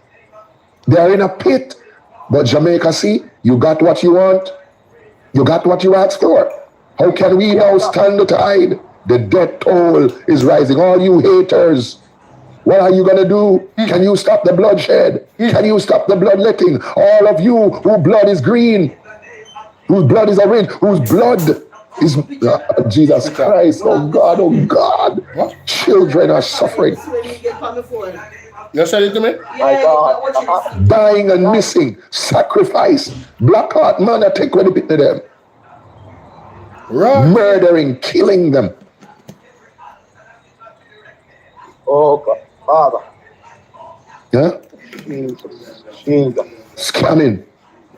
My Lord. Stealing. People are afraid to go to church. Social media. Bloggers. Blogging. Lying. Deceptive. Yes, sir. The country is in fear. People are afraid. Scared to death. Suicide. Rising. Many people are committing suicide. This is what you want, Jamaica. This is what is loading. The death toll is loading, Jamaica. The death toll is loading. Oh Lord. Massacre. Jesus. Because you have chosen man over God. Jesus. You have made your choice, Jamaica. You made your choice. This is a people plundered, looted, all of them trapped in a pit, hidden away in prison. They have become plunder with no one to rescue them. They have been made a loot with no one to say, send them back. Which of you will listen or pay close attention in time to come? Who had Jacob over to become loot and Israel to the plunders? Was it not the Lord against who we have sinned? But they would not follow his ways. They did not obey the law. So he poured out on them his burning anger and violence of war. It involved them in flames, yet they did not understand. It consumed them, but they did not take it to heart. Isaiah 42, Jamaica. This is the word I receive, Apostle Marshall. Yes, sir. You're on the right track. The 22nd verse. You're on the right track. But this is a people plundered and looted, all of them trapped in a pit. They have sold their birthright, sell their soul. They have sold our future, our generation, and our children. Jamaica, sell out their birthright, sell out their salvation, sell out. They have been bought cash. And now, they, Jamaican people, many have been bought, paid cash to sell their lives, their generation, and their soul. Who don't like it, do something about it. Jamaica, you have sold out your birthright. You have sold your future, and you have sold our children's future to the world powers and the world order. I told you it was going to be so. It has happened, and you turn against me. Many months I told you, Jamaica, that the leader has money piled up to buy you out. And it happened. And instead of you acknowledging the prophetic release, you turn against the prophet. I told you the system would be rigged. I told you the system will be controlled. I told you the system will be manipulated. Because I told you they have 5 more years. In Jamaica, I cannot be silent. No. Because now the death toll is rising. Now the Lord says, come back to the altar. Yes, sir. Repent or perish. Return Jamaica. Return Jamaica. God Almighty. Many of you are living in deception. Many of you are living a lie. Many of you know the truth. Many of you seen it in your eyes and denying the truth. Many of you are hypocrites. You see what is happening. You realize that we're not lying. But now, what are you going to do? The death toll is rising. I have spoken. I have warned. I have sounded the alarm. I have blown the trumpet. I read from Jeremiah 7. The children, the sacrifice. I don't know what else to do. I don't know what else to do. But I heard the death toll is rising. What are we going to do? A people who have been thrown in a pit. A people who have been deceived. A people who have been bought. A people who have been captured. A people who are being oppressed. A people who are being slaughtered. A people in Jamaica who are being sacrificed. My God. The nation is being sacrificed. The leader has sold the nation. The Nebuchadnezzar has sold the nation. And the nation is being sacrificed. Blood is running on the land, on our streets, the accident, the murders. There is a curse. There is a spell. Jamaica, we need to rise united, rise together. We need to stand against this powerful force raking his ugly head on our nation. Jamaica, I'm begging you, please do not turn against us. You people who are so diated to man, so political, so angry, so dark, so captivated by the evil.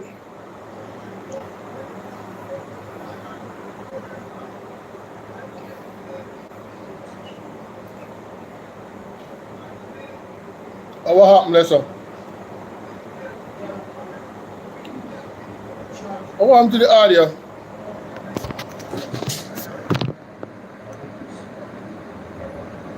What the hell? My box? You done with it? Jimmy, come in and no walk one.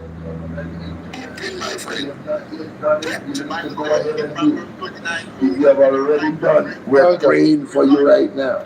Something wrong with this box, sir? Mourning. The nation has been plunged into utter mourning. And right now, there's some people who want our head. They don't want to hear us talk or speak, my friend. But the nation is in mourning and grief. The death toll is rising. And it's going to get worse if the people don't rise up and turn to the Lord. Why me I tell you, man? Tired. I'm frustrated. Let's come together. Let's worship the Lord. Let's repent before God. Let's cry out before God. We're calling the church. We're calling the nation. That is rising, but they knit our head. Mourning and weeping, my friend. The death toll is rising. Have mercy. God. Mercy. Holy God. Have mercy. Man of God, the nation, there's pain. The nation is going through pain. There's mourning all over. Mourning and weeping, my friend. Death. The Bible said in Proverbs 29:2, when the righteous rule, the people rejoice. But when the wicked reign, the people mourn. Mourning. The nation has been plunged into utter mourning. And right now, there's some people who want our head. They don't want to hear us talk or speak, my friend. But the nation is in mourning and grief. The death toll is rising. And it's going to get worse if the people don't rise up and turn to the Lord. One more time. We're begging you, Jamaica. We're begging you, please. Let's come together. Let's worship the Lord. Let's repent before God. Let's cry out before God. We're calling the church. We're calling the nation. We're calling the people. It's an urgent call. Yes, sir. This coming National Heroes Day weekend, we're calling Jamaica this week. We're calling you to gather with us. To gather with us. Jesus, God. This is too much. The death toll is rising. Wow. And we haven't seen the worst yet. God, we can only speak. We can only call. But if the people isolate us, as a matter of fact, Apostle, we who are here laboring in prayer, who have been blowing the trumpet, praying, so we have been isolated by the religious order. Because they have chosen, like the prophets of Baal, which side they're on. Yes, sir. Yes, sir. They know. We know which side they are. Man of God, I am telling you, the prophets who should have been standing with us have chosen the side of Baal, Jezebel and Ahab, and has isolated us in the land. Wow. That's part of the problem. Instead of the church comes together, the church is divided on the matter. Facts. Straight church is divided. That's why we have to cast the land. Dark days are ahead. Oh, Lord God. Destruction on any side. And the death toll is rising. Jesus. Murder, killing, accident, children involved. Yes, sir. How do we get out of this? We have to come together. We have to come together, Jamaica. Cry out to God in prayer. God Almighty. It's a must. We have to come together. There must be a gathering, and the gathering will be in Mandibla. We'll gather to cry out to the Lord. Jesus. Rebuild, reload, recharge. Yes, sir. Blood and fire. That's what we're calling the nation. We're calling churches. We're calling business. We're calling warriors. Let's pull together. This coming week. At breakthrough meetings. Join us at our various convention meetings, fasting deliverance services. We're calling the people to come, to join with us. Let's activate the altar. We have put a seed of faith in place. We have asked the people, we need to repair the breach. The sacrifice must be made. The covenant must be renewed. And we're calling everyone, 7,700. We want everybody to pack your envelope, pack your seed, and come to lay it down on the break altar this coming week into the Heroes Weekend. Let's activate the altar of the Lord while we cry out. One of the things, Apostle, that people don't understand, when we call and cry out and the Lord says activate, the altars of Baal, they are making sacrifice. And one of the things that I have learned and I have recognized, the altar of the Lord is not activated. Because a lot of the people who come, they come empty-handed. They want the blessing, they want the saving, they want everything. But the altar, something about the altar.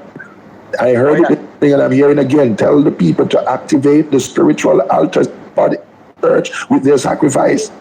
And call on the Lord and he will hear. When God got ready to deliver Israel, they had to activate, they had to kill a lamb. The people cry out to God of Israel. Elijah took Mount Carmel, and it was the altar that speaks. Yes, sir. Erect the altar. Oh, yes. He erected the altar and repaired the altar. When Asa repaired the altar of the Lord, they put on the sacrifice and called on the Lord. Jamaican people, we're asking you to get out of the Baal altars. Get away from the evil altars. Take your sacrifice back to the church. Take your sacrifice back to the altars of God. And let's come together, worship and cry out to God from the altar. Jamaica, we're calling you back. Oh, God. The altars are down. Repair the breach. The altars have been destroyed. The church altars have been left vacant, have been left empty. The altars of Baal and evil have been activated with all kinds of things. We're calling the nation.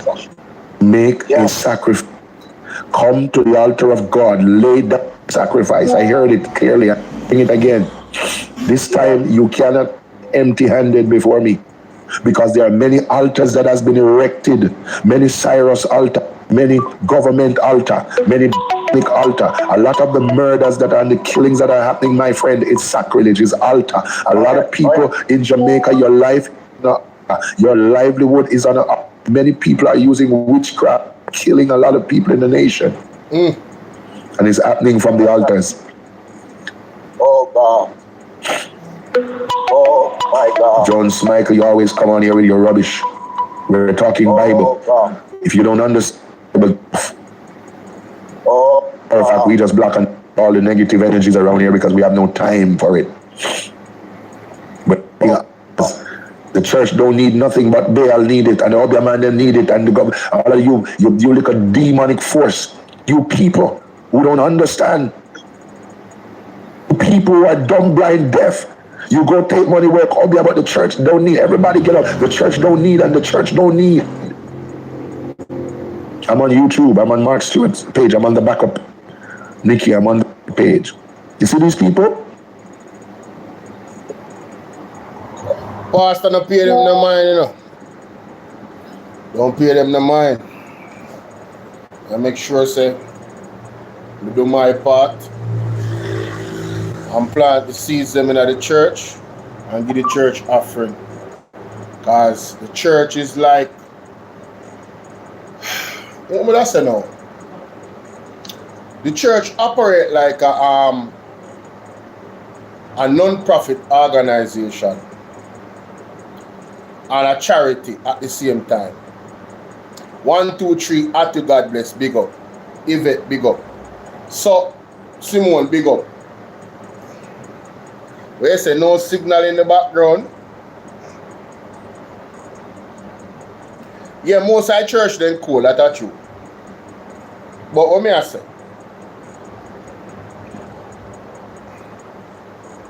The way all the churches are to operate, you know.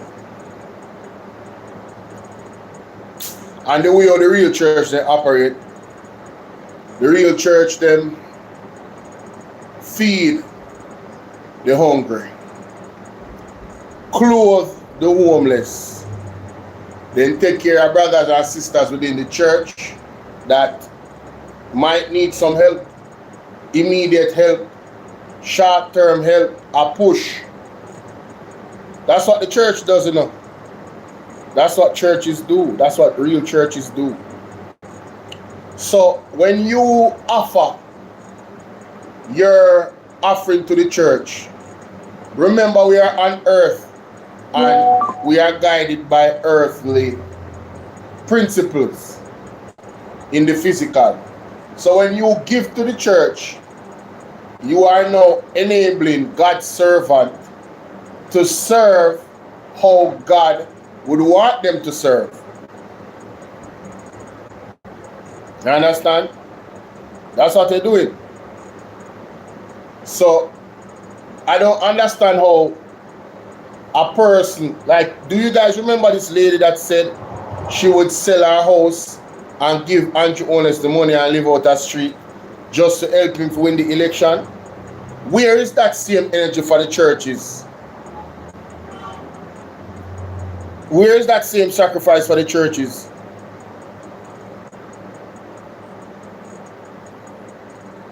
When we sacrifice to man, but we not sacrifice to God?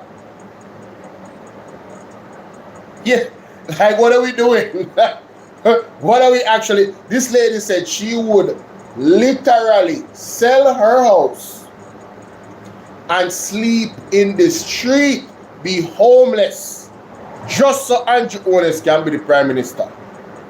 Just for helping.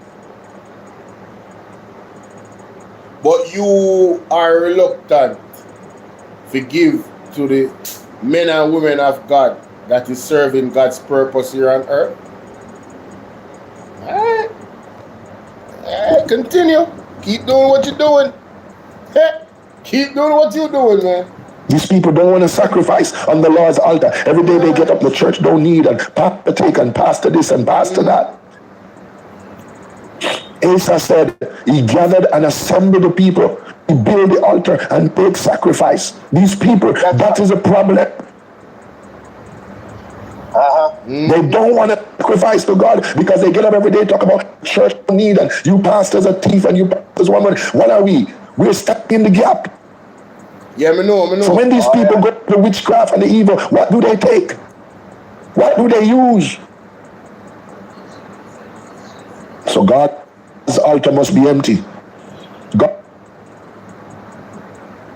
wants prayer. They want the church, but they don't want to make sacrifice. These demonic people go to all these wicked, these evil prophets with their money and lay. Yeah, that's our next thing too. If the older man said 200,000, them are fine it. Remember, say the pastor not tell you how much money for giving up. You give willingly and through your own conscience. The pastor not tell you how much money for give it to the church.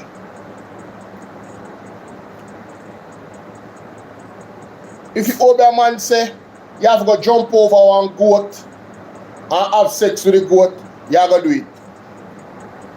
Somehow, where I defend witchcraft or obia. Anything where the obia tell you if you don't want to do.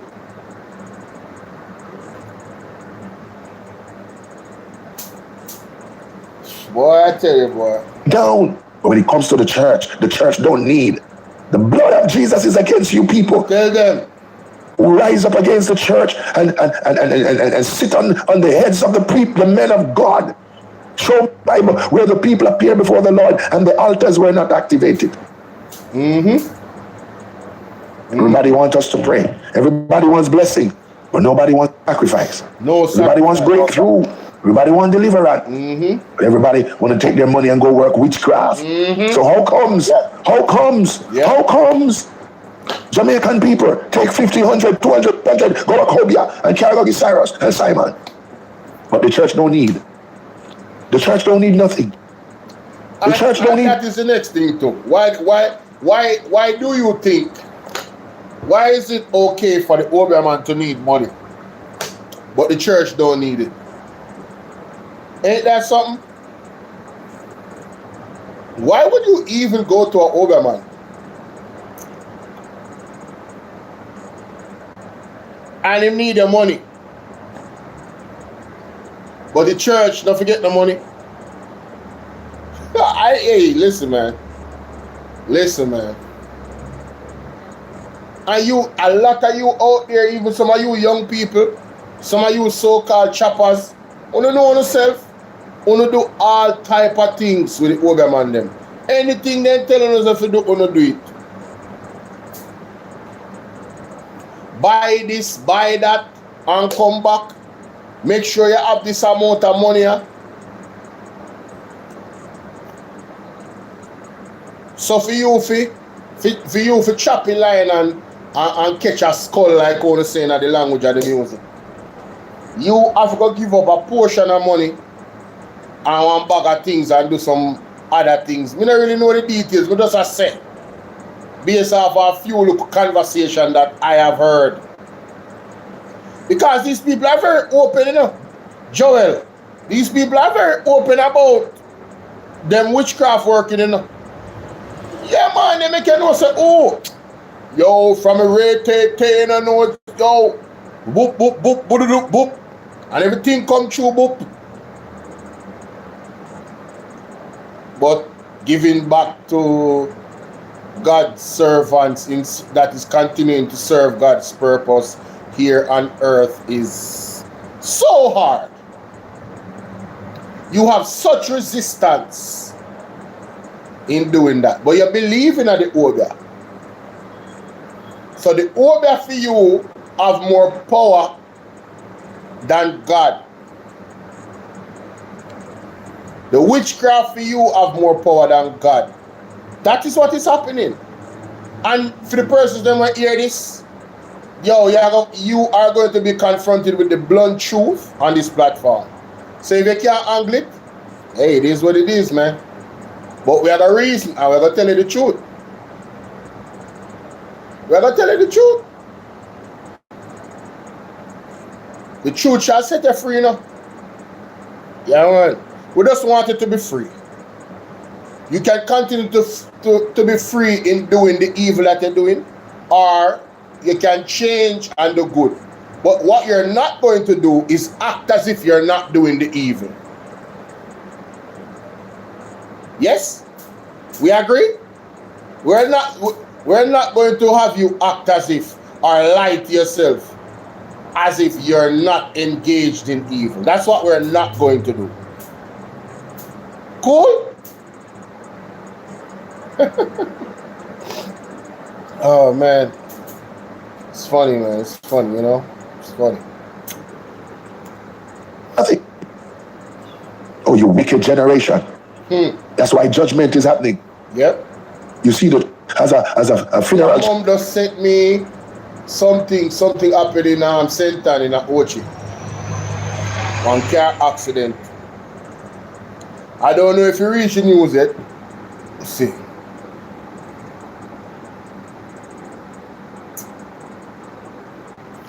Oh.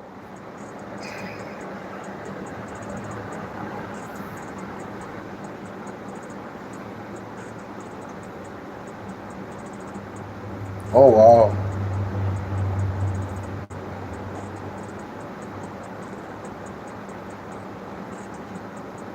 Jamaica Gleaner. Let me see it now, not come up yet. Probably coming at the Star. Let me see the Observer.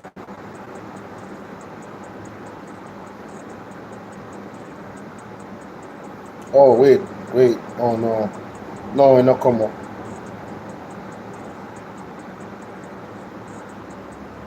It not come up yet. Jamaica Gleaner.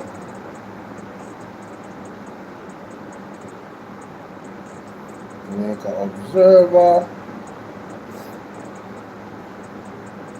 What happened to Mr. Lover? Mr. Loverman.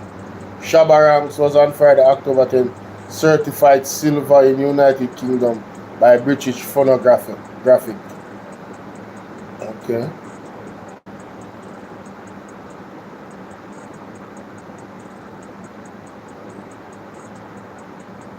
There is something called Soup King. You serious? Who owns Soup King? I really hope it's a Jamaican, you know. I hope it's a Jamaican that lives in the country. Soup King. Wow. Packaged and presented, huh? Look at the line. Wow. Interesting. Yeah, we can't do the music. I just felt there was music.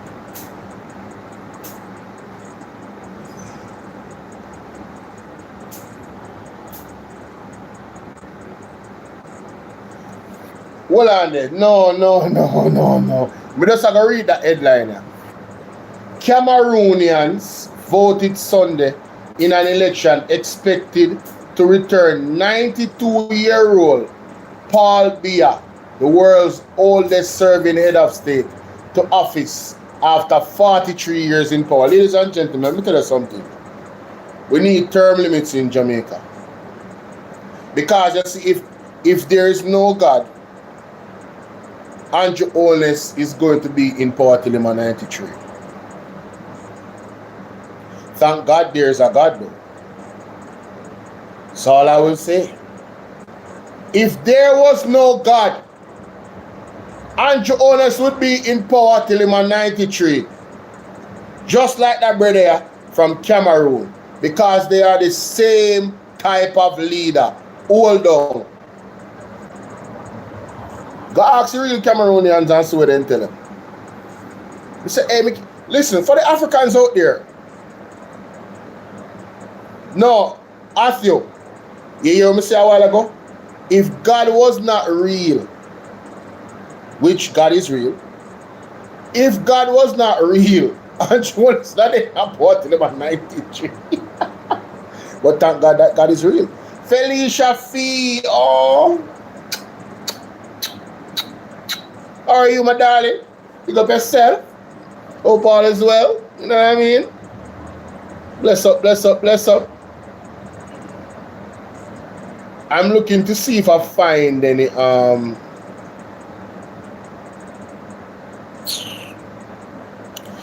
not even gonna highlight that dude, bro. Real talk. I'm not even gonna call his name. Privileged class. that gets position because they have a name and their family is this, you know? Yeah. And you see, I wouldn't have a problem with that if the business was actually their people's business. Like, if your family own a company and you get a position in the company because you are his son or his daughter, that's cool. Go ahead, hey, that's your company. But you see, when it has to do with our tax dollars, that's where I am now. Yeah, that pisses me off. Hey, Matthew say, Lord, mighty God, everybody dead out and mad out. Hey, I'm telling you, bro, if man, thank God for God, man. Lord have mercy.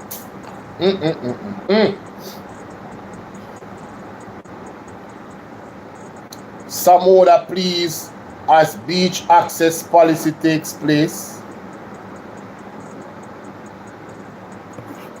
As the government finalizes its plan to ensure beach access for Jamaicans is supported by policy, Minister of Water, blah, blah, blah, blah, blah, satisfied with the progress on the ground. Samuda was in the Cooper's Pen community of Trelawney and Saturday for the first-hand look at how a new aspect of beach access policy, the inclusion of a well-designed road from the thoroughfare to the beach for public access, has been shaping up as major hotel developers continue in section of the island. Alright. Criminal seize free beach, demand cash for entry. What? Oh my God, no. Wait. Criminal seize free beach, demand cash for entry. Original shutdown over concerns that criminal networks was charging people for access.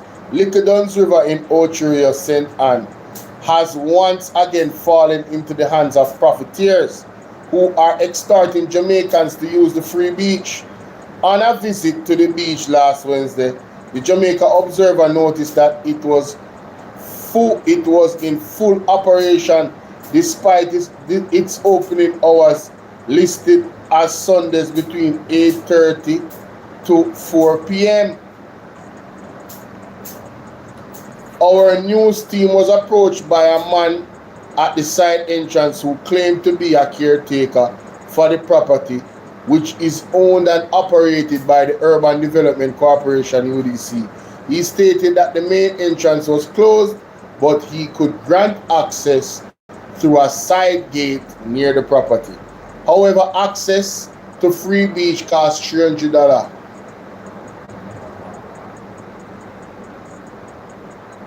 The Sunday Observer left the area and returned later in the day.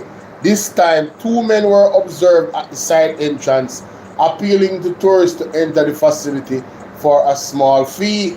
Again, upon reaching the side entrance, the Sunday Observer was told the access could be granted for $300 and that it must be paid at the gate. The money was exchanged for access to the property, but when pressed on why the payment was necessary, given that the beach is owned and operated by the UDC, one man sought to establish his right to charge. If you walk through Yasso, you have to pay me. Tell the boss that we run Yasso. And our government, he told the Sunday Observer backside. Another man who was observed selling food on the property chimed in. Duns River there, you know, it's expensive. Down here is kind of. Down here is kind of. Give them a little thing, the maintenance man them, you give them a little 300 and get in. And you have the whole day.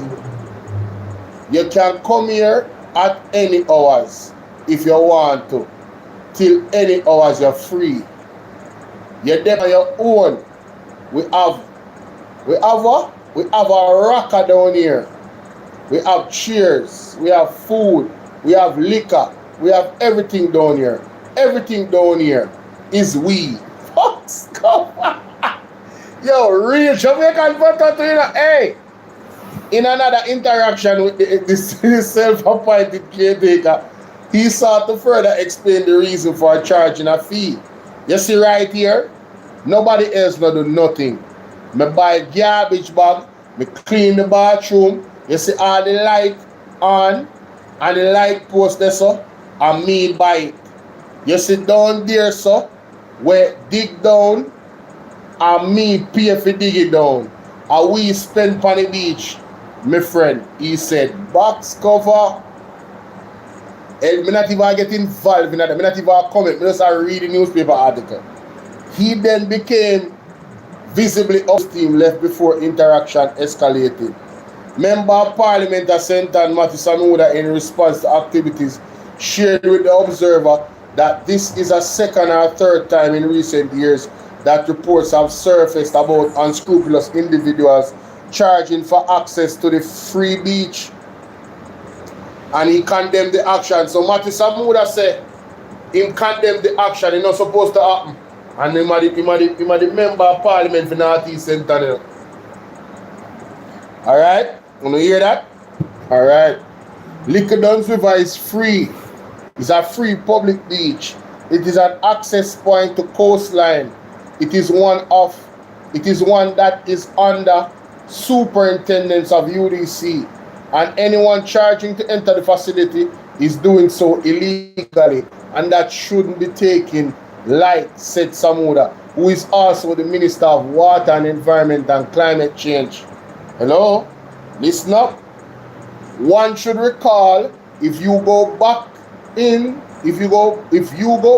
the police records, that the very issue with Little Duns River, with beach access, activists try to allude to or try to ignore is that the very locking down of the facility was based on the fact that we had gangs trying to capture this facility in the past, and there was actually an incident which led to the murder of someone who someone overset illegal charging. He shared. So this is serious, ladies and gentlemen. This is very, very serious. So somebody's life was taken over this illegal charging, and that's why the beach did lock down. This is very serious. This ain't no joke. His reference was to 2022, 3 years ago, when the property was closed by the UDC due to safety concern after a man identified as 12-year-old Russian Hausen, otherwise called Breda, of Falkland in Ocherius, was shot dead on the property. What? The shooting that reportedly emanated from an argument with members of a criminal network over payment to enter the beach. Backside, some would have vowed that the government will not stand idly by and accept a return to that illegality. Hello? Me G Bolo, Art of Love, liking the weather, can't cope with the heat. Not true. Hey, we will not allow it to go back to that point. This issue is front and center. Hear that? So the man them whoever do what them a do, just know say police are come for you know.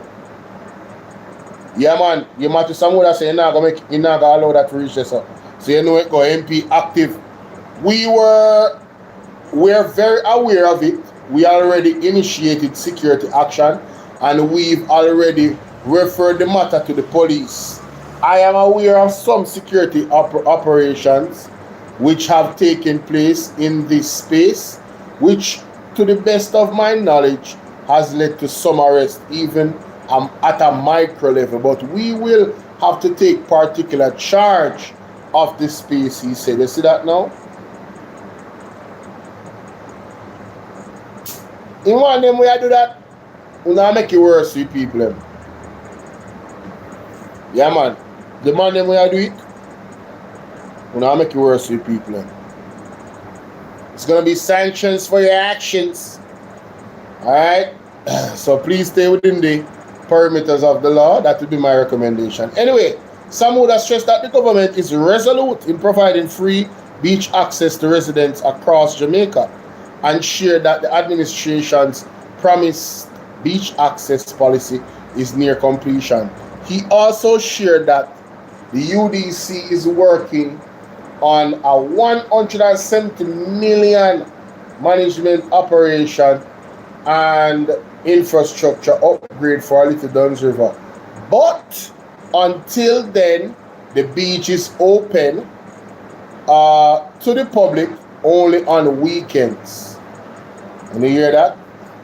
The UDC can afford to provide free access on weekends, meaning they provide security, they provide patrol, they provide lifeguards. We, meaning the government, can afford to do that.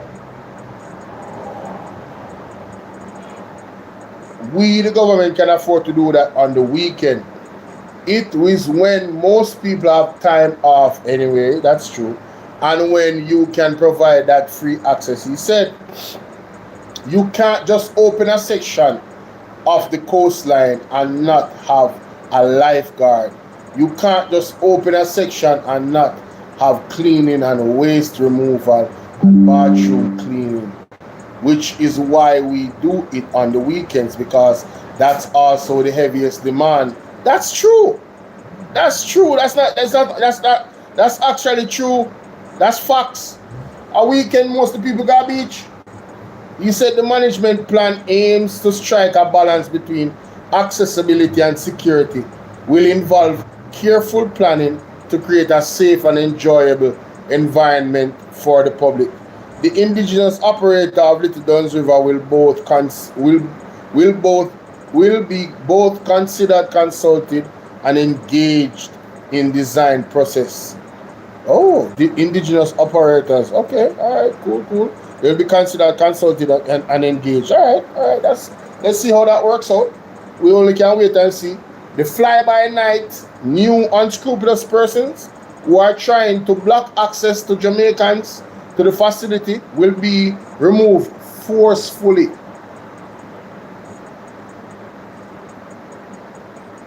Pause. Full stop. Exclamation. They are not the ones doing any maintenance. They are not custodians. They are not guardians. They are criminals, he stressed.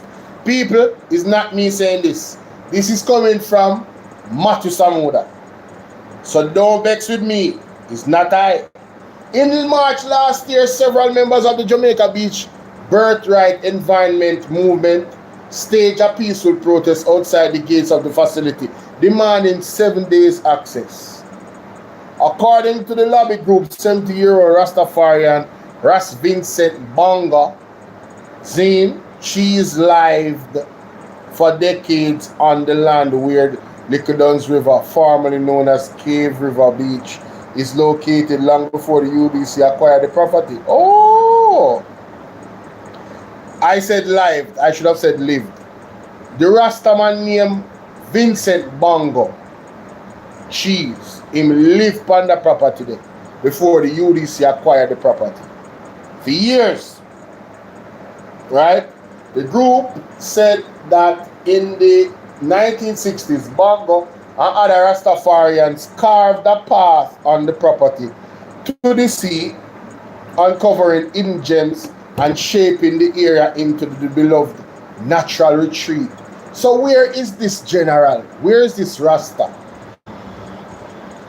The group has filed legal... Oh, they filed legal action. Okay, interesting.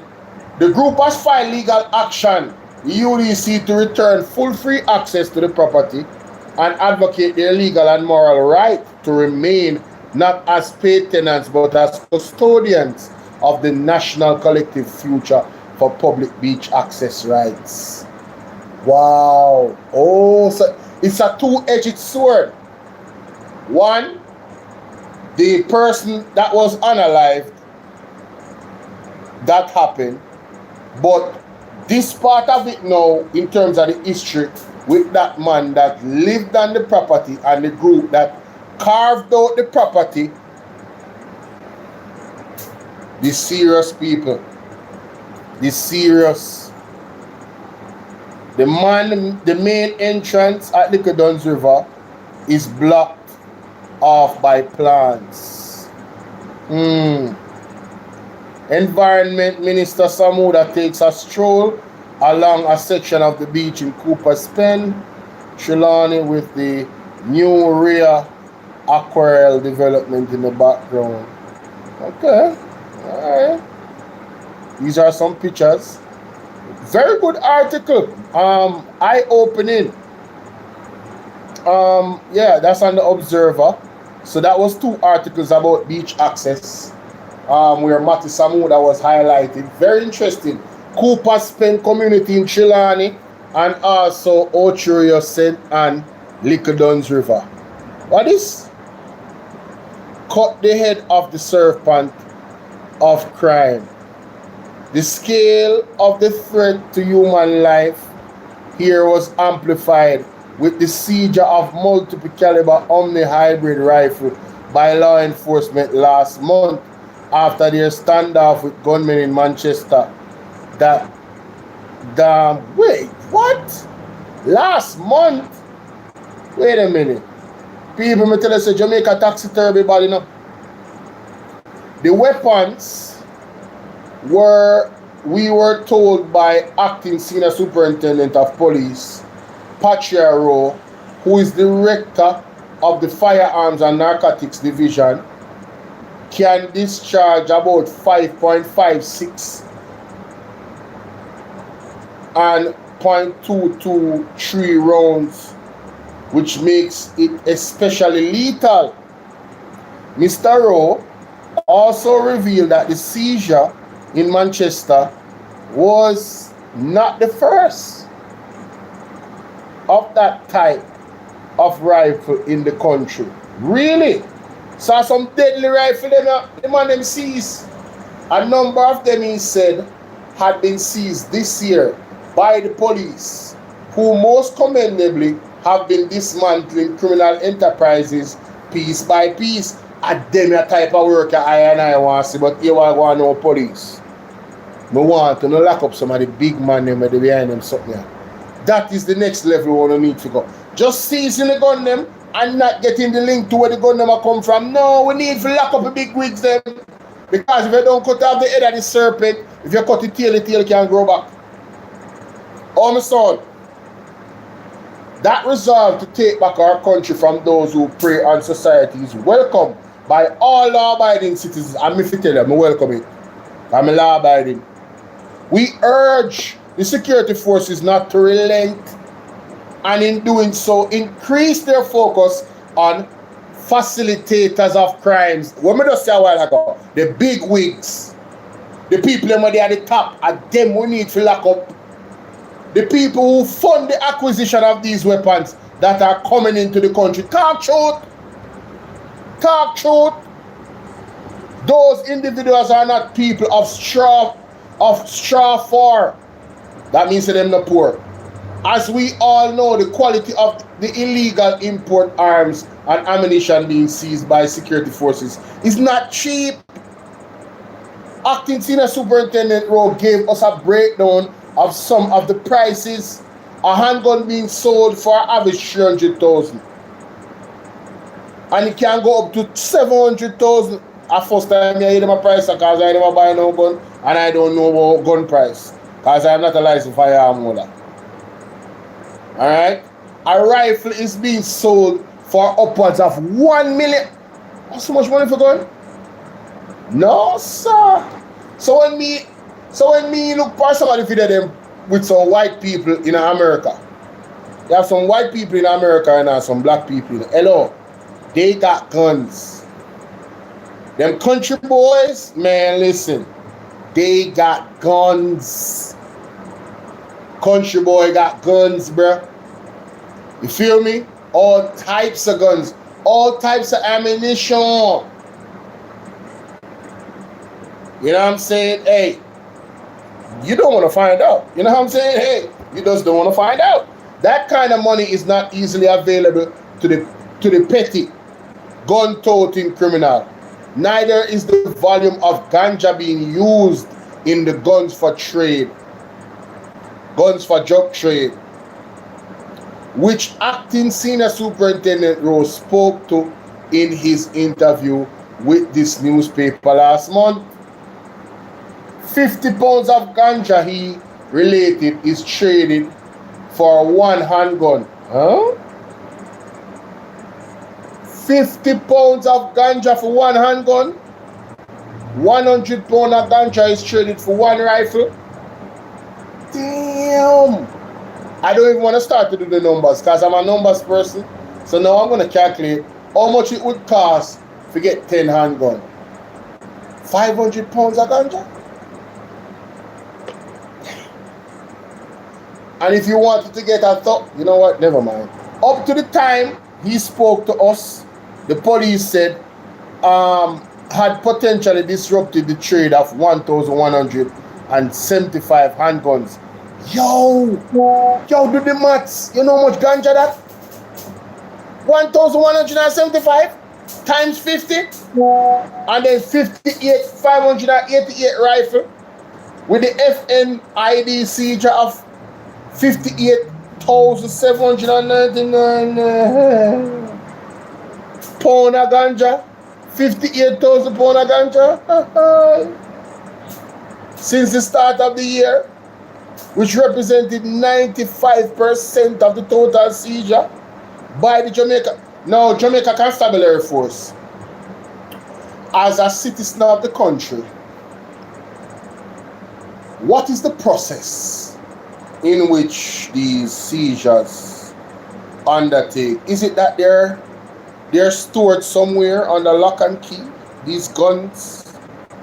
Or is there somewhere that these guns are destroyed? What is the procedure? What could prevent these guns from going on the road by corrupt cops? Is my question. So you guys get a gun from overseas. The gun that have no history of Jamaica. When you seize the gun, you go in at evidence, and then who has access to that evidence? Is it possible that corruption can where that gun goes out now? You know, when I really read these things, I just start to think out loud, you know. The confiscated ganja he added had an estimated value of more than 176 million. Additionally, Mr. Rose said the FNID has seized an estimate of 411 million worth of cocaine. Damn! 411 million for this year. Then how much got you? Damn! The FNID has seized over $500 million Jamaican dollars in drugs since 2025 and has significantly disrupted the drug trade with a net effect of disruption in firearm trade, Miss Rowe told us. Now, I don't know how them calculate how much disruption. I don't know. They must know, like, I don't know. I'm not going to question that. Those are not small achievements, and the police are to be commended for the